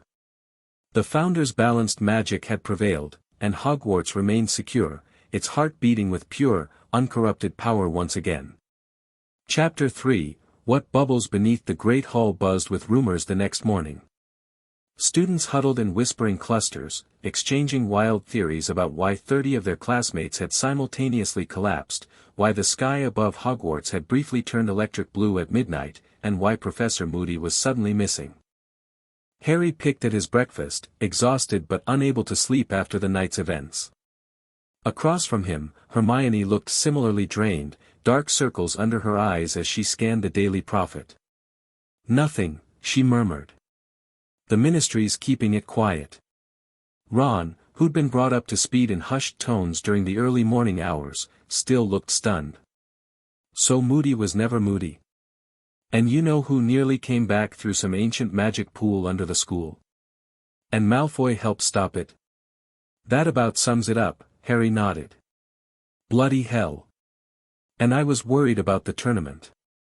The staff table was notably depleted. Dumbledore was absent, presumably still dealing with Ministry officials. McGonagall looked severe even by her standards, dark eyes constantly scanning the hall. Most notably, Grandmama Addams sat calmly eating what appeared to be a black, smoking porridge while chatting amicably with Professor Flitwick, who kept inching his chair slightly away from hers. She's acting like nothing happened, Harry observed. Maybe for her, this is Tuesday, Hermione suggested. If she's really as old as she seems, who knows what she's seen. The hospital wing had been sealed off to all visitors. The affected students were reportedly recovering, though Madame Pomfrey had insisted on observation for at least another day. Fred and George Weasley had apparently tried sneaking out twice already, claiming they felt better than ever after their possession. Harry's attention was drawn to the entrance as Draco Malfoy entered, right arm in a sling from the curse he'd taken during the confrontation. Unlike his usual swagger, Malfoy moved quietly, his face pensive. As he passed the Gryffindor table, his eyes briefly met Harry's. There was no sneer, no challenge, just a small, almost imperceptible nod before he continued to the Slytherin table. "Did Malfoy just acknowledge you civilly?" Ron gasped. Nearly dying together changes perspectives, Harry shrugged. Before they could discuss further, the doors swung open again. This time, Cornelius Fudge entered, flanked by Amelia Bones and two stern-looking Aurors. They proceeded directly to the staff table, where Fudge engaged McGonagall in what appeared to be a tense conversation. "Something's up," Ron murmured. Indeed, McGonagall's face grew increasingly grim as Fudge spoke. After a moment, she nodded curtly and stood to address the hall. "Students, due to certain events last night, classes will be cancelled today. All students are to remain in their common rooms or the Great Hall until further notice. Prefects, please ensure everyone complies." A wave of excited chatter erupted. Cancelled classes were rare at Hogwarts, and almost always signaled serious trouble. "Professor, called a Ravenclaw 6th year, does this have anything to do with the students in the hospital wing? Or why Professor Moody's missing?" added a Hufflepuff. "All valid questions which will be addressed in due course," McGonagall replied stiffly. "For now, please follow instructions." As students began reluctantly filing out, Harry noticed Grandmama hadn't moved from her seat. Unlike the other teachers who were helping organize the departure, she continued eating her strange breakfast, occasionally feeding bits to the carnivorous plant on her sleeve. When Fudge approached her, saying something with obvious agitation, she merely smiled and offered him a spoonful of her smoking porridge. The minister backed away hastily, looking distinctly unsettled. "We should go before they force us out," Hermione whispered. Harry nodded, but as they stood to leave, a small house elf appeared beside him with a soft pop. It wasn't Dobby, but a small female elf wearing what appeared to be a neatly trimmed tea towel. "Harry Potter, sir," she squeaked quietly. "Professor Addams requests your presence in the potions classroom immediately. Most urgent, she says. Miss Granger and Mr. Weasley also welcome." With that, she vanished before Harry could even respond. "So much for following instructions," Ron muttered, but he looked more intrigued than reluctant. "What do you think she wants?" Hermione wondered as they slipped away from the crowd of departing students. "Only one way to find out," Harry replied, leading them toward a side exit. The potions classroom had transformed yet again. The ministry-approved arrangement had been completely abandoned. Instead, the room now resembled something between a war room and a laboratory from a Muggle horror film. Maps of Hogwarts covered one wall, glowing with magical markers and annotations. Cauldrons of various sizes bubbled on every surface, many containing substances that defied description, moving, glowing, occasionally making sounds that potions really shouldn't make. Grandmama stood in the center, directing operations like a general. Most surprisingly, she wasn't alone. Professor Dumbledore, Madame Bones, and Professor McGonagall were present, along with two people Harry didn't immediately recognize. One was a tall, ghastly pale woman in a tight black dress that appeared to be from another century. Her hair hung in a straight black curtain to her waist, and her eyes were so dark they seemed to absorb light. The other was a short, round man with a wild mustache and bulging eyes who kept giggling to himself while handling what appeared to be explosives. "Ah! The young heroes arrive," Grandmama called cheerfully upon seeing them. "Just in time." "Professor, who are?" Harry began. "My family, of course," she interrupted. "Couldn't very well handle an ancient magical cult alone, could I? Morticia, Fester, say hello to the children." The pale woman inclined her head with elegant grace. "Enchantee," she purred in a voice like dark velvet. Mother has told us so much about you all. The round man cackled and bounded forward with alarming energy. "Wanna see me light my fingers on fire?" he asked eagerly, already reaching for a nearby candle. "Perhaps later, Uncle Fester," Morticia interceded smoothly. "We have more pressing matters." "I don't understand," Hermione said, looking between the newcomers and the Hogwarts staff. "What's happening? And what cult?" Dumbledore stepped forward, his expression grave. "I'm afraid our victory last night was incomplete, Miss Granger. While we successfully purified the wellspring and captured Mr. Crouch, we've discovered a more extensive conspiracy." During Crouch's interrogation, Madame Bones continued, he revealed that his actions were only part of a larger plan. He was merely the inside operative for a group calling themselves the Primordial Circle. "Ancient magic fanatics," Grandmama elaborated, stirring something in a nearby cauldron that emitted purple sparks. "Been around for centuries, popping up whenever they think they've found a way to tap into pre-wand era power sources." "Like the wellspring," Harry realized. "Precisely," Dumbledore nodded. "They believe such power should be controlled by a select few rather than shared through institutions like Hogwarts. But we stopped them," Ron pointed out. "We fixed the wellspring." "We stopped one approach," Grandmama corrected. "But our little cleansing ritual did something else. It created a magical surge that revealed the wellspring's existence to those attuned to such energies." "Like a beacon," Morticia added, her voice silky but serious. "Mother called us immediately. The Addams family has history with the Circle." "Nasty bunch," Uncle Fester chimed in. "No sense of humor about dismemberment at all." McGonagall cleared her throat meaningfully. "Yes, well," Dumbledore continued, "we have reason to believe the Circle will attempt to breach Hogwarts directly, now that subtler methods have failed. Their leader, Erebus Blackthorn, is particularly dangerous, a wizard who's extended his life through forbidden rituals for nearly 3 centuries. He's a hack," Grandmama sniffed dismissively. "Barely 200 years old and thinks he understands ancient power. Amateur." "Nevertheless," Madame Bones interjected, "our intelligence suggests an imminent attack. The minister has ordered evacuation procedures prepared, but I've convinced him to try my approach first," Grandmama interrupted with a cackle. "Much more fun than running away." She gestured to the bubbling cauldrons around the room. "Defensive potions. Protection brews. Combat elixirs.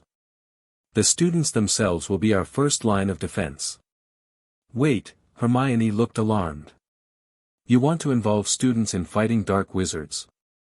"Of course not, dear," Morticia soothed. "They'll merely be distributing Mother's special concoctions throughout the castle grounds. The potions do the fighting." Uncle Fester giggled. "The exploding ones are my favorite."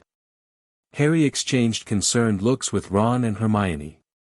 While they'd grown somewhat accustomed to Grandmama's unorthodox methods, the idea of distributing mysterious Addams family potions throughout Hogwarts seemed like exchanging one danger for another.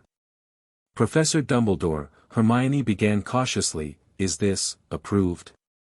The headmaster's expression suggested he'd been asking himself the same question. "These are extraordinary circumstances, Miss Granger. While I have reservations about some of Professor Addams' methods, her expertise in this particular area is unparalleled." "He means I've fought the Circle before and lived," Grandmama translated cheerfully. "Multiple times. They're still finding pieces of the last leader who challenged me. Though that was back in 1872, so probably just dust by now." "Grandmama," McGonagall said with strained patience, "perhaps we should focus on the current situation." Of course." She waved a gnarled hand dismissively. "The point is, we need all hands on deck.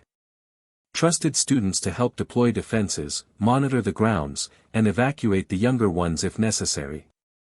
"And you want us to help?" Harry concluded. "Naturally.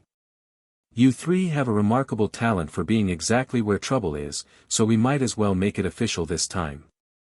Despite the gravity of the situation, Harry couldn't help but smile at her assessment. "What do you need us to do?" Grandmama's eyes twinkled with approval. "First, gather your little defense group, those who fought the possessed students in the hospital wing.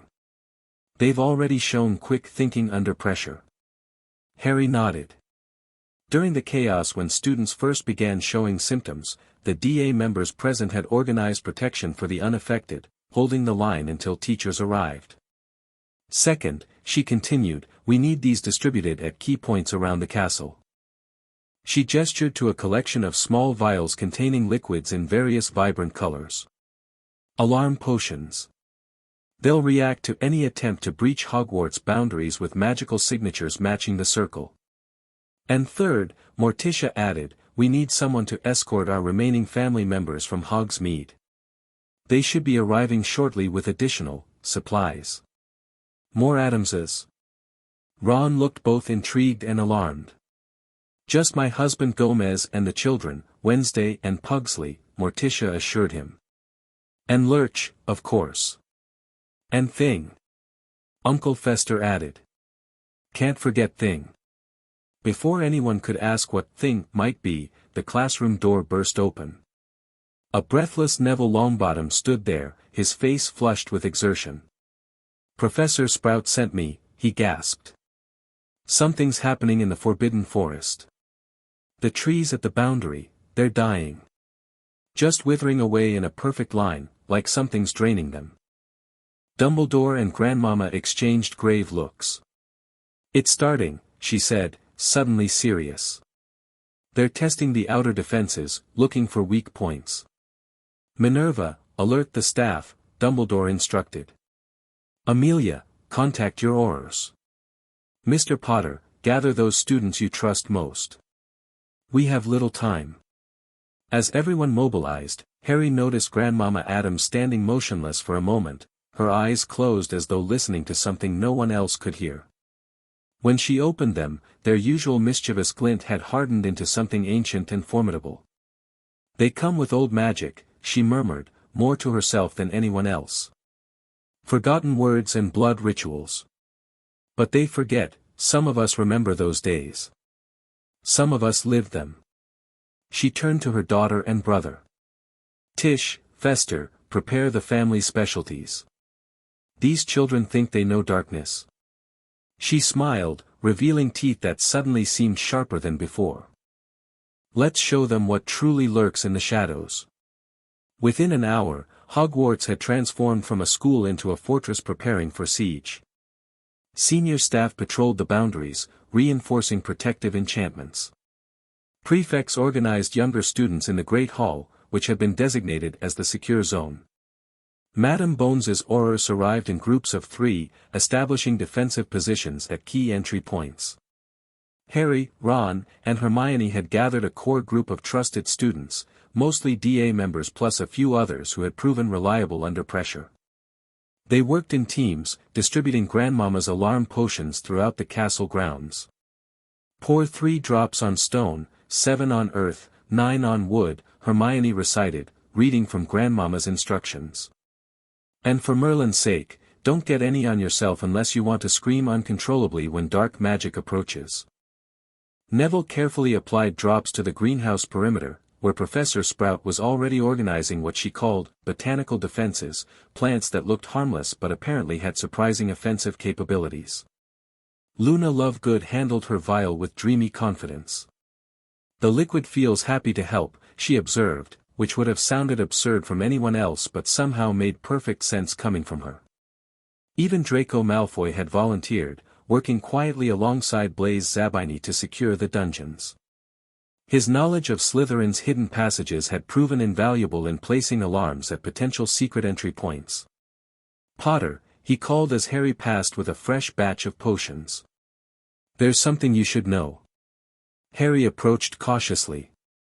Despite their temporary alliance in the Wellspring Chamber, years of enmity didn't disappear overnight. "What is it?" Draco glanced around to ensure they weren't overheard. "My father mentioned this group once, the Primordial Circle. Said they'd approached certain pureblood families over the years, seeking support. Did your family help them?" Harry asked directly. No, Draco answered, surprising Harry with his candor. Father said they were dangerous fanatics even by his standards. Too unpredictable, too extreme in their methods. Why tell me this? Because, Draco hesitated, looking uncomfortable, they specifically target those who've maintained old magical practices. The Addams witch, she's exactly the kind of power source they'd want to capture or eliminate. Harry considered this information. You're worried about Grandmama? A faint sneer flickered across Draco's face, but it seemed more habitual than genuine. I'm worried about what happens if they succeed in taking control of someone with her abilities. Even the Dark Lord maintains certain boundaries. From what Father said, the Circle doesn't. It was perhaps the longest civil conversation they'd ever had. Before Harry could respond, a shrill whistle pierced the air. One of the alarm potions had activated. East Boundary, Hermione called, consulting a map that showed all alarm locations. Near the lake.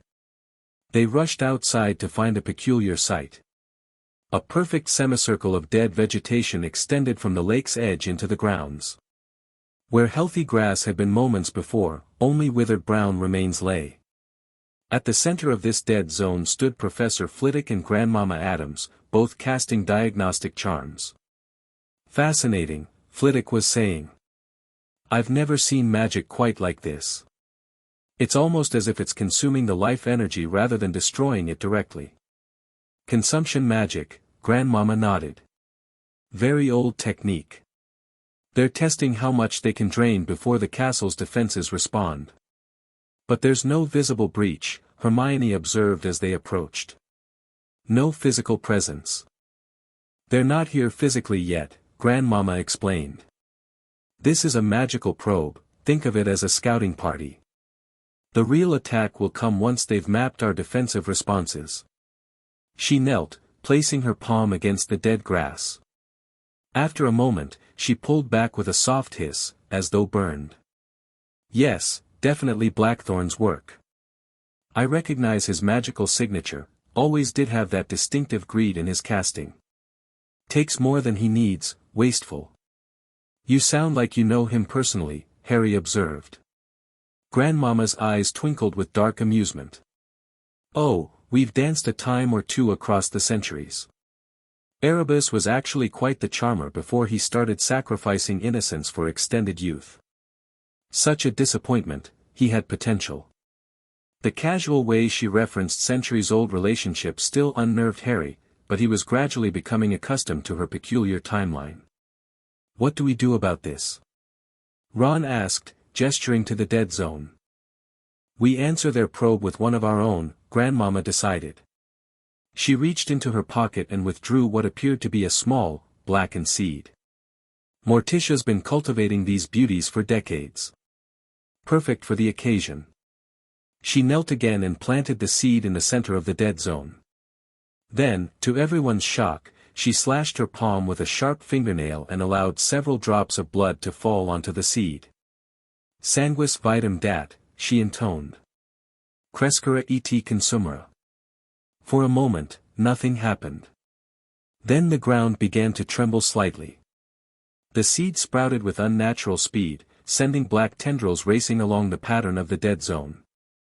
Within seconds, the entire semicircle was covered in a network of dark, pulsing vines that followed the exact boundary of the magical probe. What is that?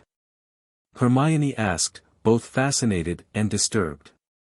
Addams hemlock, Grandmama replied proudly. Special family variant. It follows magical traces back to their source and, well, introduces itself. Introduces itself how? Harry asked, not entirely sure he wanted the answer. Let's just say whoever cast this probe is about to have a rather uncomfortable botanical experience. She cackled softly. Nothing fatal, unfortunately, the distance is too great for full effect, but they'll certainly think twice before probing again. As if to confirm her words, the vines suddenly tensed, then plunged into the ground, disappearing from view. Seconds later, a distant scream echoed across the lake, too far away to locate, but clearly human and clearly in pain. There we are, Grandmama nodded with satisfaction. Message delivered. Professor Flitwick looked both impressed and slightly horrified.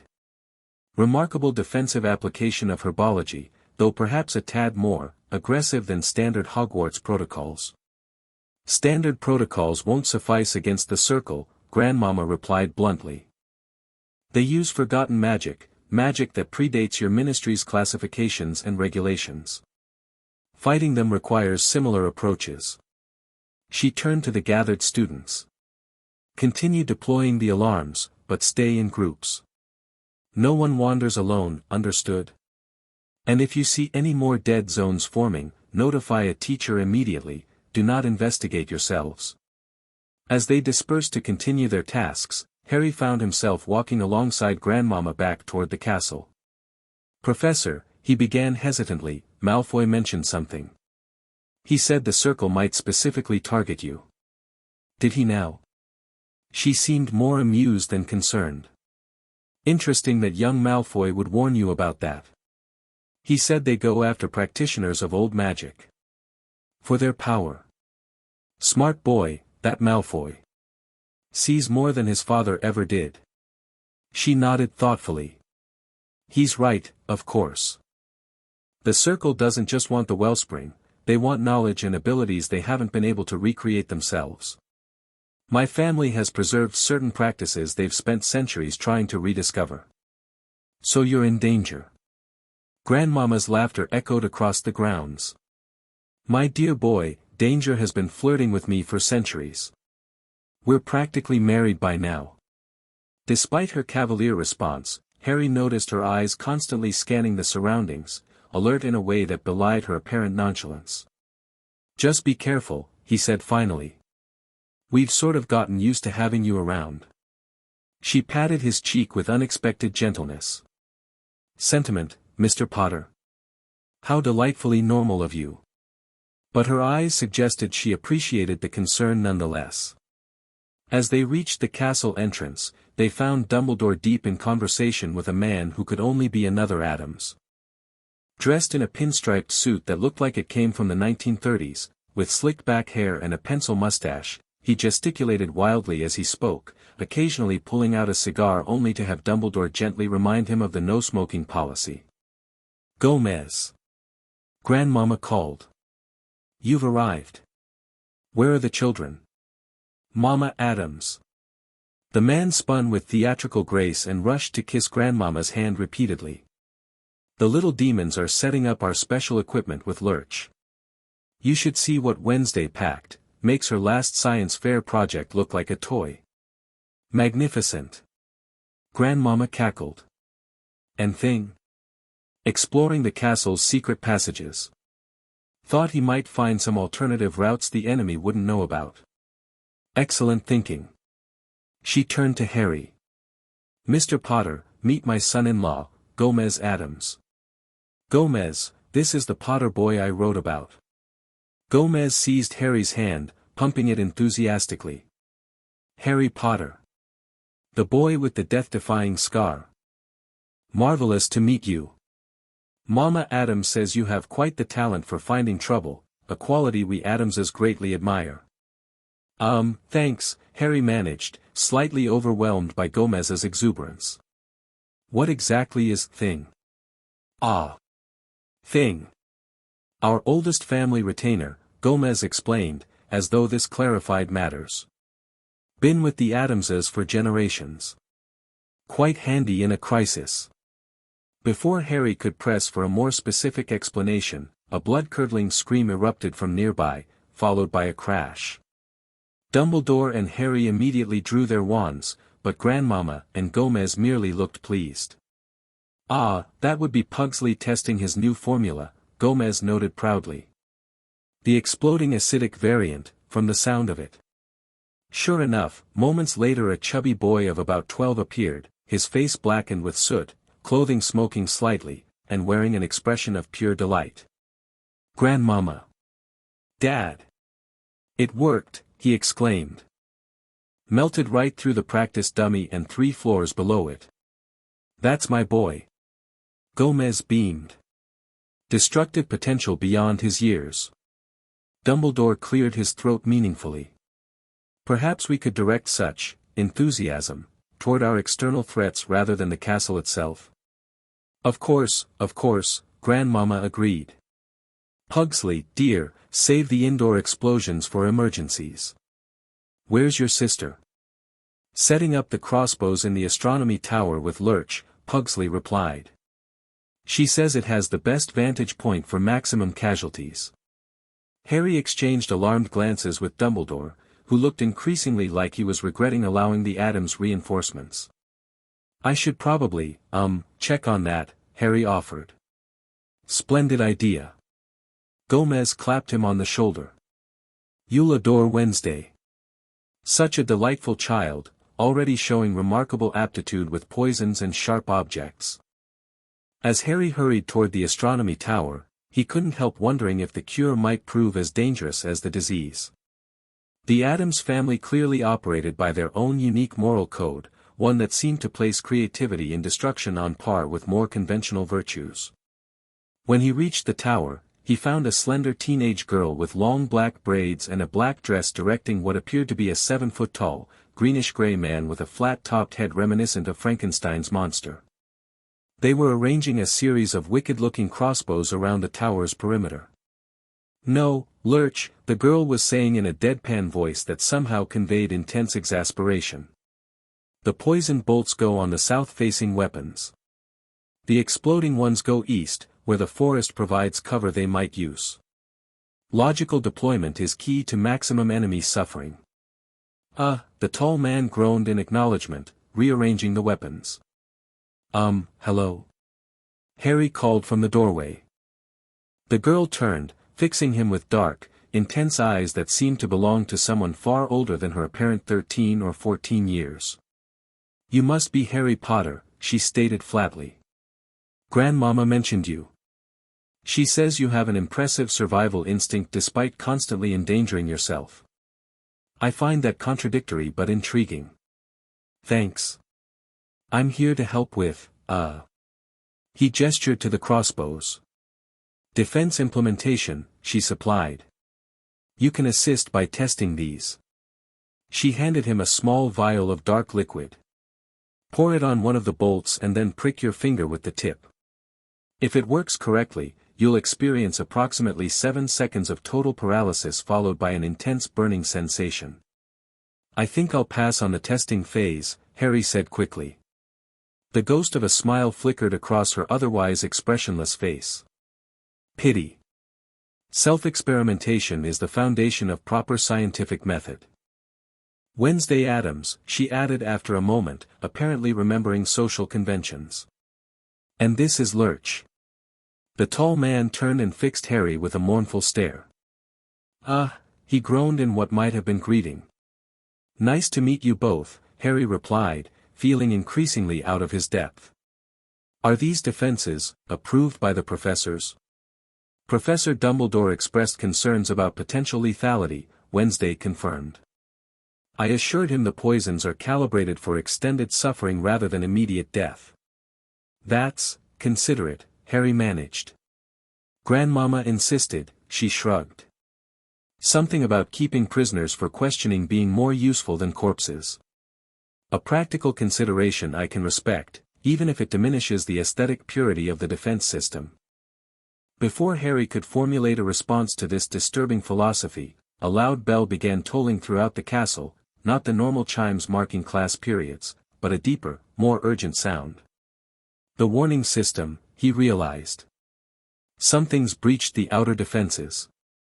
Wednesday remained perfectly calm, methodically checking her crossbows. Right on schedule.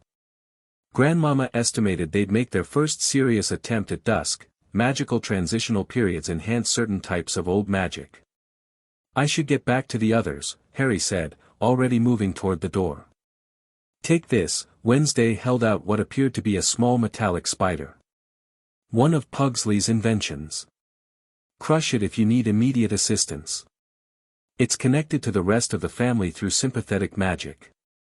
Harry accepted the strange device, oddly touched by the gesture despite its creepy appearance. Thanks. Don't get killed, she added in the same flat tone. Grandmama would be disappointed, and she expresses disappointment in ways that violate several international treaties. With that peculiar farewell, Harry raced back down the tower stairs toward the source of the alarm. Throughout the castle, students and staff were mobilizing according to the emergency plan, younger students being escorted to the Great Hall, defense teams moving to their assigned positions. He found Ron and Hermione near the entrance hall, both looking tense but determined. South boundary, Hermione reported immediately. The alarm potion near the greenhouses turned black and exploded. Professor Sprout says the defensive plants are going crazy, sensing something powerful approaching. Is everyone in position? Harry asked. Ron nodded. DA members are at their posts. Addams' family scattered throughout the strategic points. The Ministry wizards are taking the front line near the breach point. And the wellspring? Secured, Hermione assured him. Professor McGonagall and 3 Aurors are guarding the entrance. Dumbledore thought that would be their primary target. They hurried outside, joining a group of defenders near the greenhouse perimeter. The scene was chaotic. Several of the alarm potions had not just activated but violently detonated, leaving smoking craters in the ground. Professor Sprout's defensive plants writhed and thrashed, extending thorny vines in all directions as if fighting an invisible enemy. Most disturbing was the fog, a dense, swirling mist that hadn't been there minutes before, now creeping across the grounds with unnatural purpose. It glowed faintly with an internal light that pulsed like a heartbeat. That's not natural weather, Hermione whispered. Indeed not, Miss Granger, Grandmama's voice came from behind them. She had appeared without a sound, now studying the approaching fog with professional interest. Manifestation mist, a physical form of magical intent. Very old technique, very difficult to maintain. Our visitors are displaying their credentials. What does it do? Ron asked nervously. Creates confusion, dampens defensive magic, and allows them to move within it unseen, she explained. Quite effective against standard protections. Fortunately, she added with a wicked smile, the Addams family has never relied on standard anything. She reached into her robes and pulled out a small wooden box carved with symbols none of them recognized. Cover your ears, dears. This might be a bit overwhelming for the uninitiated. They hastily complied as Grandmama opened the box and whispered something to its contents. A moment later, she tossed the box directly into the advancing fog. For several seconds, nothing happened. Then a high-pitched wailing erupted from within the mist, not human screams, but something more primal, like the sound of wind forced through ancient bones. The fog began to churn violently, its smooth advance disrupted by what appeared to be thousands of tiny whirlwinds tearing it apart from within. Ancestral spirits, Grandmama explained casually, as if releasing vengeful ghosts was a perfectly normal defense strategy. Terribly territorial about magical boundaries. The circle may have forgotten the old ways, but the old ways haven't forgotten them. The fog retreated rapidly, shredding into wisps that dissipated in the evening air. As it cleared, they caught their first glimpse of the attackers, a line of hooded figures at the forest edge, perhaps 20 in total, each holding what appeared to be a staff rather than a wand. The primordial circle, Grandmama confirmed, her usual manic energy focusing into something more controlled, more deadly. And their leader, she pointed to a taller figure at the center, whose hood was drawn back to reveal a face that appeared both ancient and unnaturally preserved, like something that should have decayed centuries ago but was held together through sheer magical will. Erebus Blackthorn, she finished, voice dropping to a growl. Still using the same parlor tricks after all these years. As if hearing her from across the distance, the central figure turned directly toward them. Even from this range, Harry could see the man's eyes, solid black orbs without whites or pupils, like holes cut into reality. Esmeralda Addams, the figure called, his voice carrying unnaturally across the grounds. Still interfering in matters beyond your domain, I see. Erebus, darling. Grandmama called back with mocking sweetness. Still failing to achieve true immortality? How many virgin sacrifices is it now? You must be running low on suitable candidates. The dark figure raised his staff, and a bolt of crimson energy shot toward them with alarming speed. Before Harry could even raise his wand, Grandmama flicked her fingers almost casually, deflecting the attack into the ground where it left a smoking crater. Testy as ever, she remarked. No sense of humor about his little hobby. The exchange seemed to signal the start of hostilities. The hooded figures began advancing across the grounds in perfect formation, their staffs extended. Where they walked, the grass withered and died, the same consumption magic they'd witnessed earlier, but now deployed as an active weapon. Aurors and staff responded immediately, sending spells toward the approaching line. Many bounced off invisible shields, while others seemed to be absorbed by the staffs themselves. Conventional magic won't work well against them, Grandmama warned. Their staffs are designed to channel and absorb standard spells. We need the special countermeasures. As if on cue, Morticia and Gomez Addams appeared beside them, each carrying what appeared to be modified Muggle fire extinguishers. Ready, cara mia? Gomez asked his wife, eyes gleaming with excitement. Always, mon cher, Morticia replied with a smile that somehow managed to be both seductive and terrifying. They stepped forward and unleashed streams of glowing green liquid toward the advancing line. Where the substance touched the ground, it spread rapidly, forming a barrier of bubbling, caustic material that hissed and steamed upon contact with the circle's death magic. Addams' family special recipe, Grandmama explained proudly. Part potion, part chemical compound, all unpleasant for those practicing consumption magic. Creates a rather explosive reaction when their death energy touches it. Indeed, as the hooded figures reached the green barrier, several explosive bursts erupted, sending robed forms flying backward. The circle's neat formation fractured as they scrambled to avoid the caustic substance. Now! Grandmama shouted to the defenders. Target their staffs directly, physical damage, not magical. The strategy proved effective. With their formation broken and their concentration disrupted, the circle members became vulnerable to well-aimed physical attacks. From the astronomy tower, Harry could see Wednesday's crossbows firing in coordinated volleys, the bolts finding targets with unsettling accuracy. The battle escalated quickly, spreading across the south grounds. Uncle Fester rolled what looked like bowling balls toward clusters of attackers, each one detonating with colorful explosions that left circle members cocooned in rapidly hardening foam.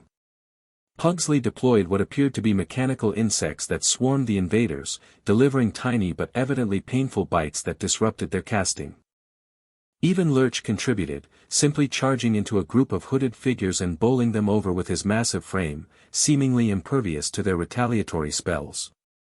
Throughout it all, Harry, Ron, and Hermione fought alongside the DA members, using the combat skills they'd practiced for precisely this kind of situation. Neville proved particularly effective, working with Professor Sprout to direct the defensive plans, which entangled several circle members in vicious thorny embraces. For a brief, hopeful moment, it seemed the defense might hold without casualties. The circle's initial assault had been repelled, their forces scattered and disorganized by the unexpected nature of Hogwarts' defenses. Then Erebus Blackthorn stepped forward, planting his staff firmly in the ground. The earth trembled as dark energy pulsed outward in concentric rings. Where this energy passed, all defensive measures, potions, plants, barriers, simply dissolved as if they had never existed. Enough games, his voice resonated, deeper now, infused with power that felt ancient and wrong. The wellspring will be ours. The boy will be ours. The knowledge will be ours. He raised his hands, and the very air seemed to tear open above him. Through this rift poured what Harry could only describe as living shadows, amorphous forms that moved with predatory purpose toward the defenders. Shadow constructs, Grandmama spat. Nasty things, feed on magical energy directly. How do we fight them? Harry asked, watching with growing alarm as the shadow creatures engulfed two Aurors, who collapsed instantly, their wands clattering uselessly to the ground. Light and will, she replied. Lumos Maxima, but you must infuse it with genuine intent, not just illumination but banishment. Harry raised his wand, focusing his mind on the concept of driving away darkness, of light as a physical force rather than mere illumination. Lumos Maxima, he shouted, putting every ounce of will behind the spell. The light that erupted from his wand was different from any he'd cast before, more solid somehow, almost tangible in its intensity. When it struck one of the shadow constructs, the creature writhed and dissolved with a sound like tearing fabric. Around him, other students and staff caught on, casting similar spells with varying effectiveness. Those with stronger will and clearer intent produced light that destroyed the shadows, those with less conviction merely slowed them down. But there were too many. For each shadow dispelled, two more poured through the rift Blackthorn had opened. The defensive line began to buckle as fighters fell back, exhausted by the magical drain of maintaining such intensely focused spells. "We need to close that rift," Hermione called, her voice strained from continuous casting. "Only by stopping Blackthorn himself," Grandmama replied. She turned to Harry with sudden urgency. "Potter, we need a different approach. Come with me, quickly." Without waiting for response, she grabbed his arm and pulled him away from the front line, back toward the castle. Ron and Hermione moved to follow, but Grandmama shook her head. "Stay here. Keep fighting. We'll approach from another angle." She led Harry at a remarkable pace for someone who appeared so ancient, moving through side passages and shortcuts he'd never noticed despite years of exploring the castle. "Where are we going?" he gasped as they descended a spiral staircase he didn't recognize. "The wellspring," she replied grimly. "Blackthorn's assault is a distraction. His real target has always been the power beneath. He sent something else to breach it from below while we're occupied above. But McGonagall and the Aurors are guarding it. Conventional guards against unconventional threats," she dismissed. "The circle has ways of moving through earth and stone that standard magical protections won't detect." They reached a section of wall that appeared unremarkable. Grandmama placed her palm against it and whispered something that made Harry's ears feel strange, the same sensation he'd experienced when she first showed him the passage to the undercastle. The wall melted away, revealing a narrow tunnel that seemed to bypass the regular access routes they'd used previously. "Founder's emergency passage," she explained as they entered. "Accessible only in times of genuine threat to the school's foundation." They moved swiftly through the tunnel, which sloped steeply downward. Unlike the ornate passages marked by the Founder's symbols, this route was purely functional, a direct line to the heart of Hogwarts power. "Why me?" Harry asked as they descended. "Why not Dumbledore or another teacher?" "Because you're what Blackthorn wants," she replied matter-of-factly. "Your connection to old magic through your survival of the killing curse. The Circle believes such connections can be harvested, transferred. And they're not entirely wrong." Before Harry could process the implications of this disturbing statement, they emerged into the wellspring chamber from an entrance he hadn't seen before. The vast space looked as it had after their purification ritual, the crystal basin at its center swirling with pure blue-white energy. But they weren't alone. Professor McGonagall lay unconscious near the entrance they'd used previously, along with two Aurors. The third was nowhere to be seen. And standing at the wellspring itself was a figure Harry didn't recognize, a woman in circle robes, her hands immersed in the swirling energies, which were beginning to show tendrils of corruption once more. "Ah, Esmeralda," the woman spoke without turning. "Right on schedule. And you've brought the boy, how convenient." "Lilith," Grandmama acknowledged coldly. "Still doing Erebus's dirty work, I see. He always did send women to handle his most difficult tasks." The woman turned, revealing a face of unsettling beauty, perfect features that seemed almost artificial in their symmetry, with the same solid black eyes as Blackthorn. "Some of us appreciate the old ways enough to make sacrifices for them," Lilith replied. While others, her gaze flicked dismissively over Grandmama, chose to hide their knowledge, hoarding it within a single family. "We preserved, not hoarded," Grandmama countered. Maintain traditions without the need for virgin sacrifices and soul-splitting rituals. Amateur shortcuts, all of them. Harry kept his wand ready, assessing the situation. McGonagall and the Aurors showed no visible injuries but remained unnaturally still. The wellspring itself pulsed erratically, portions of its pure energy already darkening with the same corruption they'd fought before. "Step away from the wellspring," he ordered, trying to keep his voice steady. Lilith's laugh was like breaking glass. The famous Harry Potter. The boy who channeled ancient protection magic without even knowing it. Her black eyes studied him with hungry intensity. "Do you have any idea what you are? What potential flows in your veins?" "Don't listen, Potter," Grandmama warned. Circle members are particularly skilled at manipulation. Part of their corruption package. "We offer truth, not manipulation," Lilith countered smoothly. "The Ministry, Dumbledore, even your precious Professor Addams, all have kept you ignorant of your true nature, your true potential." She stepped away from the wellspring, moving with unnatural grace toward Harry. "You survived death itself. Such an experience leaves a mark beyond that scar, a connection to magics most wizards never touch. We can help you understand it, harness it." Despite knowing better, Harry found himself listening, drawn by something compelling in her voice. It wasn't like the Imperious Curse, more subtle, appealing to curiosity and hidden desires rather than forcing compliance. "You've always been kept in the dark, haven't you?" Lilith continued, her voice like honey. "Told only what others decided you needed to know, when you needed to know it. Drip-feeding you information while expecting your cooperation, your sacrifice." A small part of Harry's mind recognized the manipulation, but a larger part responded to the undeniable truth in her words. He had been kept ignorant, managed, directed by Dumbledore and others. "That's enough, Lilith," Grandmama snapped. She turned to Harry.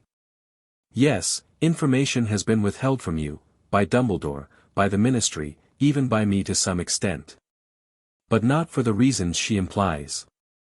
Grandmama moved between them, breaking the visual connection between Harry and the Circle woman. "Potter, focus. Remember why we're here." The interruption cleared Harry's mind somewhat. He nodded, gripping his wand more firmly. "What have you done to Professor McGonagall and the Aurors?" he demanded. "Merely suspended," Lilith replied casually. "Time moves differently for them at the moment. They're experiencing perhaps 1 second for every hour that passes for us. A simple manipulation of perception." "Simple?" Grandmama scoffed. "That level of temporal manipulation requires life energy to sustain." "Whose life did you drain, Lilith?" "Another willing sacrifice from among the Circle's more expendable members." Something flickered across Lilith's perfect face, a momentary crack in her composure that suggested Grandmama had struck a nerve. "Necessary costs for necessary advancement," she responded, her voice harder. "Not all progress comes without price." "Indeed," Grandmama agreed, her own voice suddenly deadly serious. "Which is why you should consider the price of what you're attempting here." Without warning, Grandmama made a sharp slicing motion with her hand. The floor beneath Lilith's feet suddenly liquefied, causing her to sink several inches before solidifying again, trapping her legs. "Clever," Lilith acknowledged, seemingly unperturbed. "But insufficient." She raised her hands, and the stone around her feet shattered outward in a violent explosion. Harry was forced to dive aside to avoid the flying debris. The two witches faced each other like duelists, each radiating a different quality of power. Lilith's magic felt cold, hungry, consuming, while Grandmama's had the quality of something ancient but vital, like an old-growth forest teeming with hidden life. "Potter," Grandmama said without taking her eyes off Lilith, "the wellspring needs purification again. Like before, but you'll have to do it alone this time." "But we needed all 4 essences, the Founder's essences were ideal, yes. But in their absence, pure intent can substitute." She reached into her pocket and tossed him a small vial. "My blood. Add it to the wellspring first, it will create a temporary barrier against further corruption. Harry caught the vial, noting the dark, almost black liquid inside. "What about you?"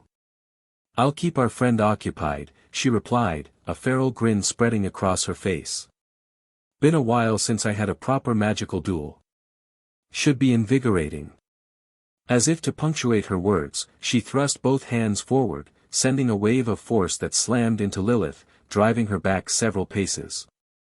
Lilith responded with a gesture that conjured writhing shadow tendrils from the ground itself. The battle that followed was unlike any magical combat Harry had witnessed. No shouted spells, no wand movements, just pure will manifested directly. Grandmama twisted reality around her, causing stone to flow like water, air to solidify into barriers, shadows to ignite with cold fire. Lilith countered with equally impossible manipulations, opening rifts in space, accelerating time in localized pockets, calling forth creatures that seemed partially formed from her own essence.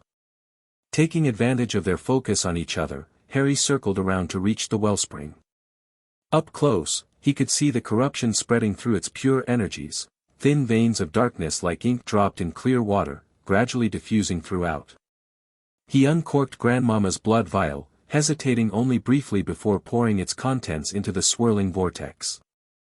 The effect was immediate. The blood didn't dilute or disappear but expanded, forming a lattice-like structure throughout the wellspring that seemed to temporarily halt the spread of corruption. Now came the harder part. Without the Founder's essences, how was he supposed to purify the wellspring? Pure intent, Grandmama had said, but intent to do what, exactly? Behind him, the magical battle intensified. Grandmama and Lilith had abandoned all pretense of human limitation, their forms occasionally blurring as they channeled powers beyond normal wizarding capabilities. The very chamber shook with the force of their confrontation, ancient stones cracking under magical pressure.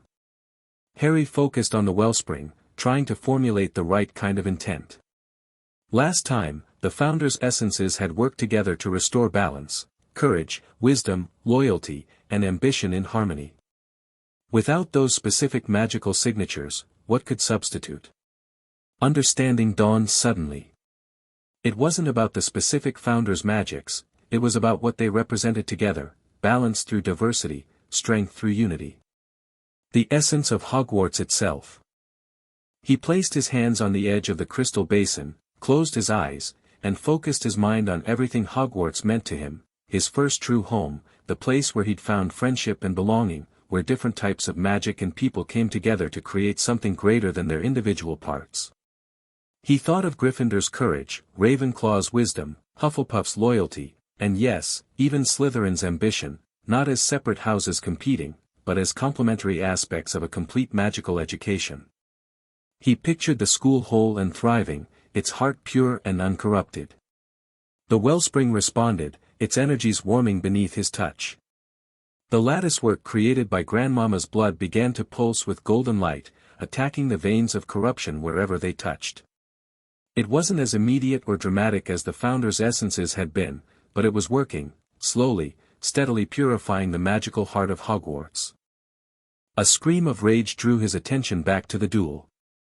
Lilith had noticed what was happening to the wellspring and redoubled her attacks on Grandmama, trying to break free to stop Harry. Grandmama, despite fighting with remarkable vigor for her apparent age, was gradually being pushed back by the onslaught. "Potter," she called, deflecting a particularly vicious attack that left scorch marks across the chamber ceiling. "Whatever you're doing, do it faster. Our guest is getting impatient." Harry returned his focus to the wellspring, pouring everything he had into his connection with it. The purification was working but too slowly, he needed to accelerate the process. A wild thought occurred to him. If Grandmama's blood had created the purifying lattice, perhaps his own could strengthen it. After all, hadn't Lilith said something about his connection to ancient magics through his survival of the killing curse? Without allowing himself to second-guess the impulse, Harry drew his wand across his palm, opening a shallow cut. Blood welled immediately, and he held his hand over the wellspring, allowing several drops to fall into the swirling energies. The reaction was explosive. Where his blood touched Grandmama's lattice, brilliant white light erupted, spreading through the structure like lightning through a storm cloud. The wellspring surged upward, its energies expanding beyond the crystal basin in a column of pure magical force. Yes! Grandmama cried, momentarily distracted by the spectacular display. The blood protection your mother left, it resonates with purification magic. Her momentary distraction proved costly. Lilith seized the opportunity to launch a devastating attack, a spear of concentrated darkness that pierced Grandmama's defenses, striking her squarely in the chest. The elderly witch flew backward, slamming into the chamber wall with terrible force. Grandmama! Harry shouted, torn between continuing the purification and rushing to her aid. Finish it, she commanded, her voice weaker but still carrying authority. The wellspring first. Lilith turned her attention to Harry, her perfect face contorted with rage. Enough of this. You understand nothing of what you're interfering with. She advanced toward him, each step leaving frost patterns on the stone floor. The temperature in the chamber plummeted, Harry's breath forming visible clouds in the suddenly frigid air. The wellspring was never meant for one school, one limited approach to magic, she hissed. It should feed all magical knowledge, all traditions, especially those deemed too dangerous by bureaucrats and cowards. Harry stood his ground between her and the wellspring, which continued its purification process behind him. Hogwarts was built to protect it, not exploit it, he countered. The founders understood balance, something your circle seems to have forgotten. Lilith's laugh was brittle as breaking ice. Balance? Is that what you call it when entire branches of magic are declared dark and forbidden? When ancient practices are criminalized because they frighten those with lesser understanding? She raised her hands, darkness gathering around them like living smoke. You could have been shown the truth, offered knowledge beyond Dumbledore's careful filtering. Now you'll simply be removed from the equation. Before she could strike, a voice rang out from across the chamber, not Grandmama's, but equally commanding in its own way. That's quite enough, I think. Albus Dumbledore stood at the entrance to the chamber, flanked by Morticia and Gomez Addams. All three looked battle-worn but resolute. The circle's surface attack has been repelled, Dumbledore continued, advancing with calm purpose. Your master Blackthorn has retreated with what remains of his followers. Erebus never retreats, Lilith snarled, though uncertainty flickered across her features. He adapts. Call it what you will, Morticia interjected, her velvet voice incongruously soothing despite the tension.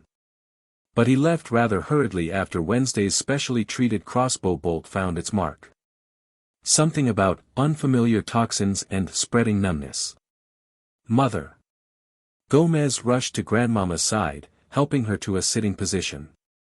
Are you all right? Say something inappropriate. Your conception was an accident, Grandmama rasped, managing a weak smile. But a happy one. She's fine, Gomez reported with evident relief. Lilith looked between her opponents, calculating her options. The wellspring continued its purification behind Harry, the corruption nearly eliminated by the resonance between his blood and Grandmama's magical lattice. This isn't over, she declared, taking a step backward. The knowledge will be reclaimed. The old ways will return. Some old ways should remain buried, Dumbledore replied. Even the founders understood this, why they created the wellspring's protections in the first place. Lilith's form began to shimmer, her edges becoming indistinct. Ask your Professor Addams about buried knowledge sometime, Dumbledore. Ask her what secrets the Addams family has kept even from you. You might find yourselves less aligned than you believe. With those parting words, she seemed to dissolve into the shadows, her physical presence evaporating like mist. A final pulse of dark energy rippled outward from where she'd stood, then dissipated against Dumbledore's hastily raised shield. Theatrical exits, Grandmama commented, allowing Gomez to help her to her feet. The circle always did have a flair for the dramatic. No substance. Harry turned back to the wellspring, which had settled into its natural state once more, pure blue-white energy swirling serenely within its crystal basin. The corruption had been completely purged, the combined blood magic having fulfilled its purpose. It worked, he said, relief washing over him. Indeed it did, Mr. Potter, Dumbledore agreed, approaching to examine the wellspring. Most impressively. He turned to Grandmama, his expression a complex mixture of respect and concern. Your methods remain as unconventional as ever, Esmeralda. Blood magic in the heart of Hogwarts. Desperate times, she shrugged, leaning slightly on Gomez for support. Besides, the Ministry's definition of blood magic is laughably broad. This was simply using the inherent magical properties of a biological substance for its natural resonance with life-based energies. A distinction the Department of Magical Law Enforcement might not fully appreciate, Dumbledore noted dryly. Then don't tell them, Grandmama suggested with a cackle that turned into a slight wheeze. What happens in the wellspring stays in the wellspring, wouldn't you agree? Before Dumbledore could respond, McGonagall and the Aurors began stirring, Lilith's temporal suspension apparently ending with her departure. Morticia moved to assist them, her graceful movements belying the battle she just participated in above. What happened? McGonagall asked groggily, accepting Morticia's help to stand. A rather eventful evening, Dumbledore replied mildly. Which I believe we can discuss in greater detail once we've all had a chance to recover. He gestured toward the exit. The students and staff above will be anxious for news. Shall we? As they made their way out of the chamber, Harry found himself walking beside Grandmama, who had recovered enough to move under her own power, though more slowly than her usual pace. Your blood, he said quietly. It created the framework for the purification. How did you know it would work? Family trait, she replied with a wink. Addams' blood has certain properties. Centuries of exposure to unusual magics leaves its mark. Combined with your mother's protection magic still flowing in your veins, quite the potent combination. Lilith said something before she left, Harry continued. About secrets your family keeps even from Dumbledore. Grandmama's eyes twinkled mysteriously. Every family has its secrets, Mr. Potter. The Addamses have simply had more time to accumulate them than most. And are they dangerous? These secrets? Knowledge itself is neutral, she replied thoughtfully. Its application determines its nature. The circle seeks power for domination.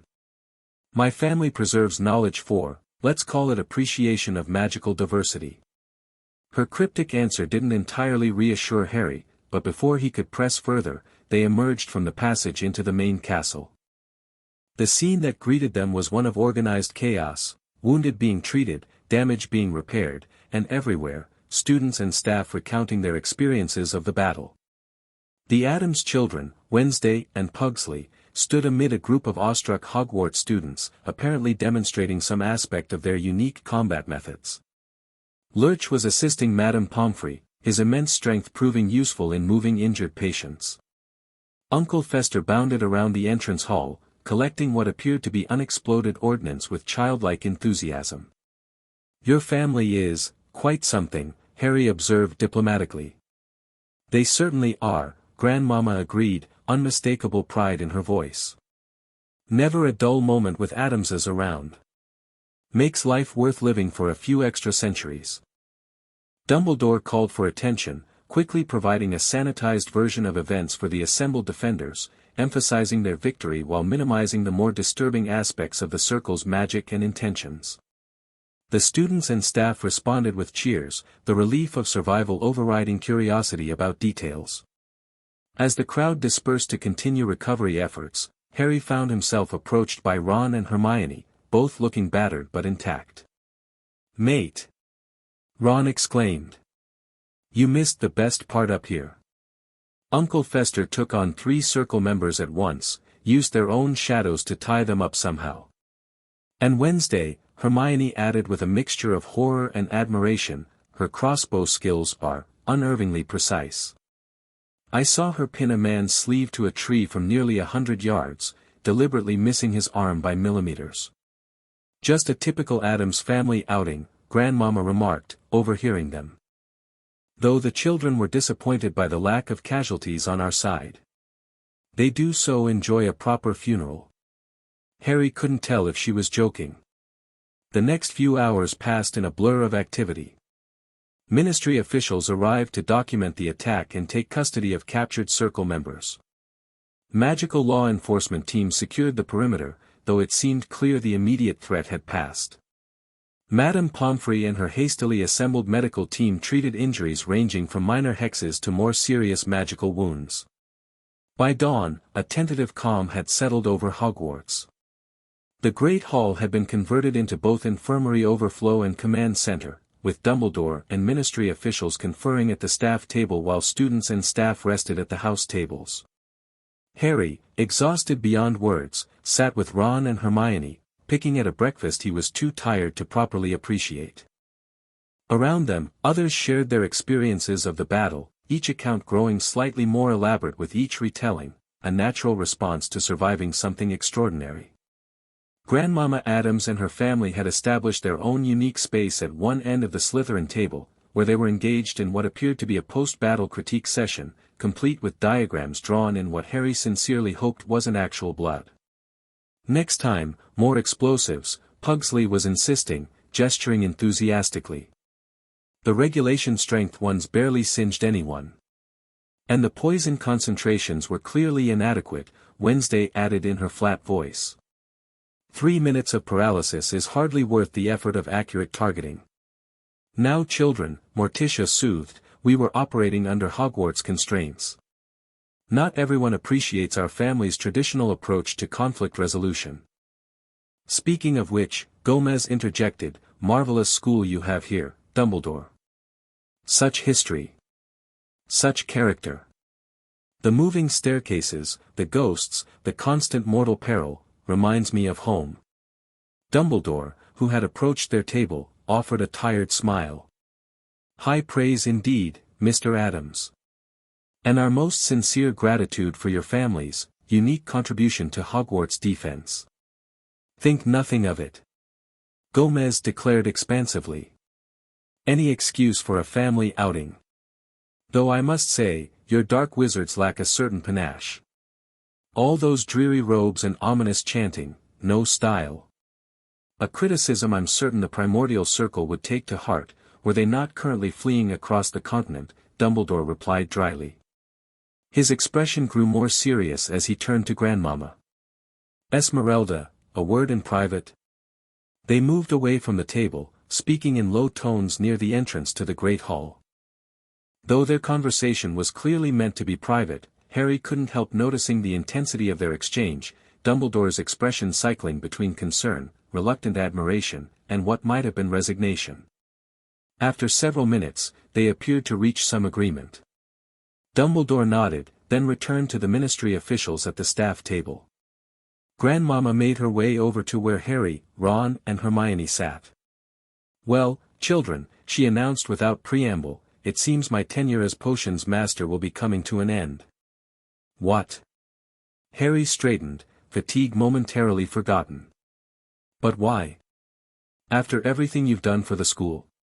Precisely because of everything I've done, she replied with a wicked grin. The ministry finds my teaching methods unsettling. Apparently encouraging students to experiment with potentially volatile substances while cackling maniacally doesn't align with their educational guidelines. That's ridiculous, Hermione protested. Your methods may be unconventional, but they're effective. My potion skills have improved more in months with you than in years with Professor Snape. Kind of you to say, dear. But the decision isn't entirely unwelcome. Grandmama's eyes twinkled mischievously. Family obligations call. Besides, I've accomplished what I came to do. Stopping the circle? Ron asked. Teaching Potters your proper brewing techniques, she corrected. The circle was just a bonus adventure. Though I must admit, having a proper magical duel was invigorating, keeps the joints limber at my age. When will you leave? Harry asked, surprised by how disappointed he felt at the news. After term ends, she replied. Severus Snape has been located, recovering from a rather nasty case of magical amnesia in a small village in Albania. Curious coincidence, that location. The significance wasn't lost on Harry. Albania, where Voldemort had reportedly hidden after his downfall. Not coincidence at all, I'd wager, he said quietly. Indeed not, Grandmama agreed. The Circle's plans had many layers, it seems. But that's a mystery for another day. She glanced around the great hall, where life was gradually returning to normal, students talking, eating, even laughing despite the night's terrors. The resilience of youth. Before I go, however, she continued, I intend to complete your proper education in brewing. 3 more weeks of term, time enough for a few final lessons in what magic can really do when approached with the right mindset. Her expression suggested these final lessons might be particularly memorable, and possibly in violation of whatever agreement she'd reached with Dumbledore. Will your family stay too? Hermione asked, glancing toward the Addamses, who were now teaching a small group of fascinated students some kind of game involving what appeared to be actual daggers. They'll return home tomorrow, Grandmama replied. The children have school, and Morticia's carnivorous plants need tending. Though Wednesday has expressed interest in a transfer to Hogwarts, seems she found kindred spirits among your Slytherin students. The thought of Wednesday Addams as a Hogwarts student was simultaneously terrifying and oddly appealing. Harry couldn't help thinking she and Luna Lovegood would either become best friends or arch-nemeses. Will you come back to visit? He asked, surprising himself with the question. Grandmama studied him with those ancient, knowing eyes. Perhaps. Hogwarts has a way of drawing people back when they're needed. And you, Mr. Potter, have a knack for being at the center of situations where my particular expertise might prove useful. She patted his hand with her gnarled fingers. Besides, we've barely scratched the surface of what your innate brewing talent could achieve. Such potential shouldn't be wasted on standard curriculum. With that slightly ominous promise, she returned to her family, leaving Harry, Ron, and Hermione to contemplate the strange term they'd experienced and the undoubtedly stranger weeks that still lay ahead. The final weeks of term passed in a blur of activity. With the immediate threat of the Circle eliminated, Hogwarts began its return to normalcy, albeit a normalcy forever altered by recent events. The Triwizard Tournament continued, though under significantly enhanced security. Barty Crouch Jr.'s manipulation of the third task had been discovered and neutralized, allowing the competition to proceed fairly. To Harry's immense relief, Cedric Diggory ultimately claimed victory for Hogwarts, sparing him the spotlight he'd never wanted. Grandmama Addams, true to her word, used her remaining time as potions master to deliver a series of lessons that skirted the very edge of educational propriety.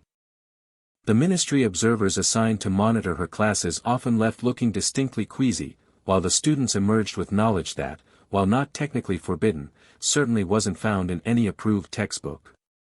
Remember, she told them during her final lesson, the distinction between so-called dark and light magic is largely political. What matters is intent, control, and understanding the full consequences of what you create.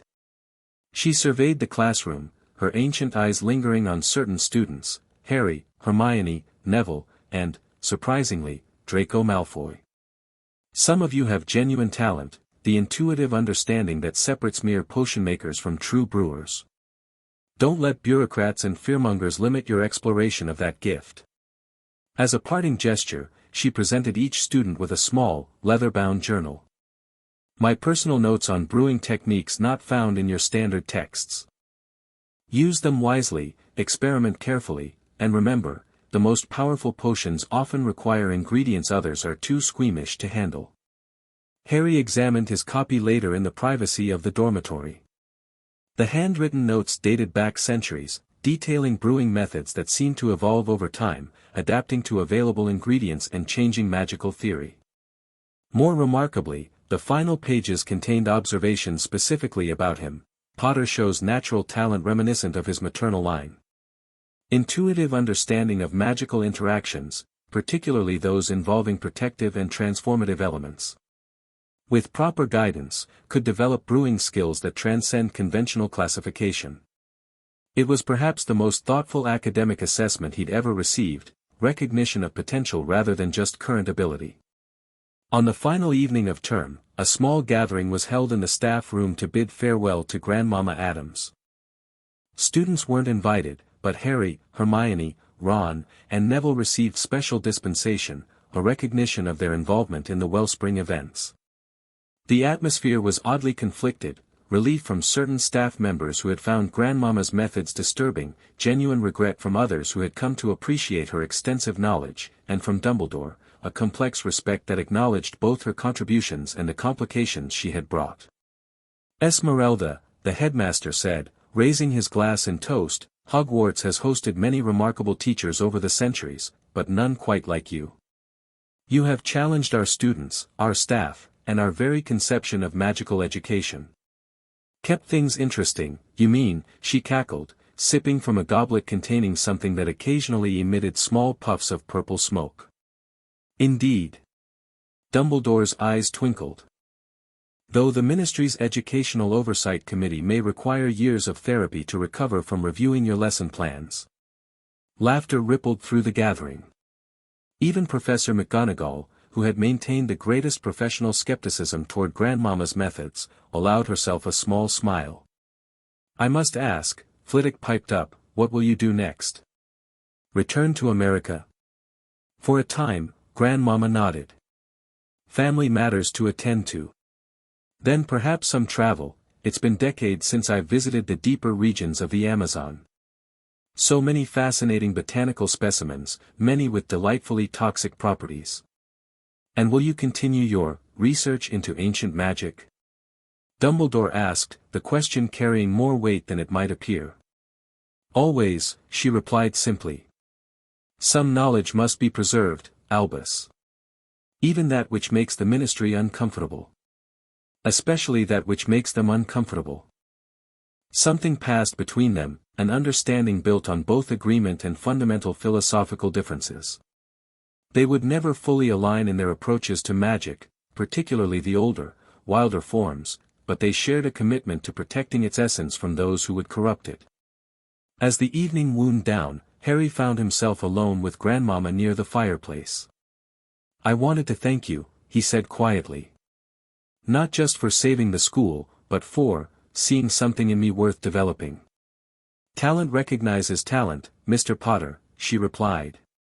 You have gifts beyond that famous scar, gifts your mother would have helped nurture had fate been kinder. She studied him with those ancient eyes that seemed to see beyond surface appearances. Dark times approach. The Circle's attempt to use the Wellspring may have failed, but their master Blackthorn escaped. More concerning is the evidence that someone else was guiding their efforts from the shadows. Voldemort, Harry said softly. Most likely, she nodded. The corruption pattern in the Wellspring had a distinctive signature, similar to but distinct from the Circle's usual methods. Someone with experience in soul magic was advising them. Soul magic? The darkest kind, she confirmed grimly. Splitting, binding, transferring, manipulating the very essence of magical existence. Few have ever attempted it, fewer still have survived the process. Harry absorbed this disturbing information. Professor Dumbledore should know this. He already does, Grandmama assured him. We've discussed it at length. He has his approaches to such threats, I have mine. Different paths, similar destinations. She reached into her robes and removed a small, ornate box made of dark wood carved with symbols Harry didn't recognize. A parting gift, she said, pressing it into his hands. For emergencies only. Harry opened it carefully to find what appeared to be a small, blackened finger bone resting on velvet lining. Thanks, he managed, unsure of the appropriate response to receiving human remains. Grandmama cackled at his expression. Not just any bone, dear boy. One of mine. Yours. But you're not, dead. Of course not. Had it removed specially, perfectly painless, grew back in a week. Addams family tradition, you see. Useful for sympathetic magic across distances. She closed his fingers around the box. If you're ever in dire need, truly life or death circumstances, break it. I'll know instantly and come to your aid if possible. The gesture was simultaneously touching and disturbing, much like Grandmama herself. I don't know what to say. No need to say anything, she waved dismissively. Just remember what I taught you. About potions, yes, but more importantly, about magic itself. Question boundaries. Seek understanding before judgment.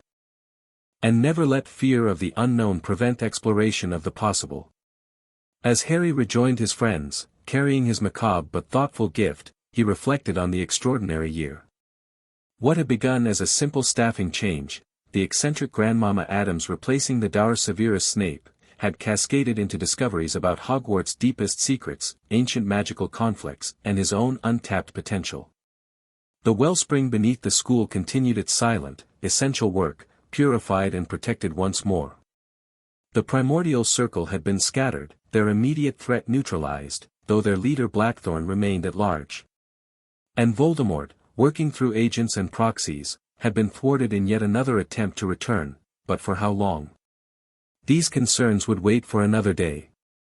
For now, as the term ended and summer approached, Harry found himself oddly grateful for the chaos Grandmama Addams had brought into their lives.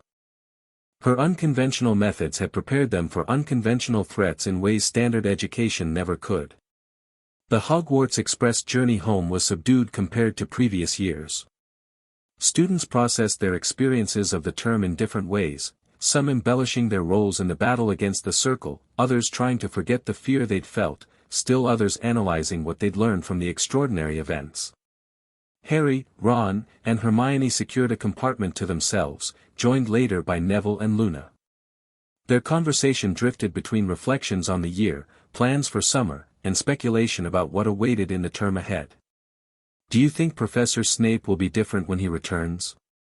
Neville asked, the question revealing his primary concern about the coming year. Doubtful, Ron snorted. Once a git, always a git. I don't know, Hermione mused. Experiencing memory loss and being found in Albania of all places, that would affect anyone. And he'll be returning to find his classroom completely reorganized according to Grandmama's unique system. Plus all those strange ingredients she added to the storeroom, Harry added with a grin. Remember that jar labeled ambiguous tentacles, approach with compliments? They laughed, releasing some of the tension they'd carried through recent events. As the train rattled southward toward London, Harry found himself staring out the window, thoughts turning to the strange bone now carefully wrapped and hidden in his trunk. A connection to Grandmama Addams, to her ancient knowledge and formidable power. A recognition that conventional defenses might not always suffice against the threats that seemed increasingly drawn to him. A reminder that magic contained more mysteries than Hogwarts' standard curriculum could possibly address. What do you think she's doing right now? Ron asked suddenly, as if reading Harry's thoughts. Probably brewing something terrifying while cackling maniacally, Hermione suggested with unexpected humor. Teaching Wednesday and Pugsley new ways to terrorize their neighbors, Neville contributed. Planning her next adventure, Harry said more seriously. She doesn't seem the type to retire quietly. Luna, who had been silent until now, looked up from her upside-down quibbler. I think she's watching, she said dreamily. Some people can do that, you know, extend their awareness beyond their physical location. Daddy says it's quite common among those who've lived multiple centuries. The others exchanged glances, unsure whether to dismiss this as typical Luna eccentricity or consider it a genuine possibility given what they now knew about magical boundaries. Well, if she is watching, Harry said finally, I hope she approves of what we do with what she taught us. I think she'd be disappointed if we didn't cause at least some chaos, Ron grinned. Controlled chaos, Hermione amended. With proper safety precautions. Where's the fun in that? Neville asked with newfound confidence, causing the others to stare at him in surprise before bursting into laughter. As King's Cross Station came into view, Harry found himself already looking forward to returning to Hogwarts. Despite the dangers they'd faced, or perhaps because of them, the school had revealed new dimensions of magic and possibility. Whatever challenges lay ahead, they would face them with expanded knowledge and perspective, thanks to the brief but unforgettable tenure of Grandmama Addams. In the darkened potions classroom at Hogwarts, now empty of students and awaiting Severus Snape's return, a small plant stirred in the corner. Unlike the specimens Grandmama had cleared out, this one had been deliberately left behind, a cutting from her personal collection, planted in a shadowy nook where it might easily be overlooked. It unfurled newly formed tendrils, sensing the absence of human presence. Slowly, deliberately, its growth accelerated, roots extending beneath the stone floor, seeking the deep places where ancient magic pooled. It would take time, months, perhaps years, but eventually, it would establish a connection to the wellspring itself. Not to corrupt or control, but to monitor. To sense disturbances that might indicate renewed threats. To serve as Grandmama Addams's eyes and ears long after her departure. For while she had agreed to leave Hogwarts, she had never agreed to abandon its protection. Some responsibilities transcended official positions or ministry approvals. And the Addams family had always taken a rather flexible approach to boundaries of all kinds. The plant continued its patient growth, just one of many subtle influences Grandmama had woven into the fabric of Hogwarts during her brief but impactful tenure, seeds both literal and figurative, planted where they might one day bear fruit. After all, as she had told Dumbledore in their final private conversation, the best potions require proper brewing time. And I've always played the long game. The end. Thank you for watching this video. Please be sure to subscribe to our channel and like this video.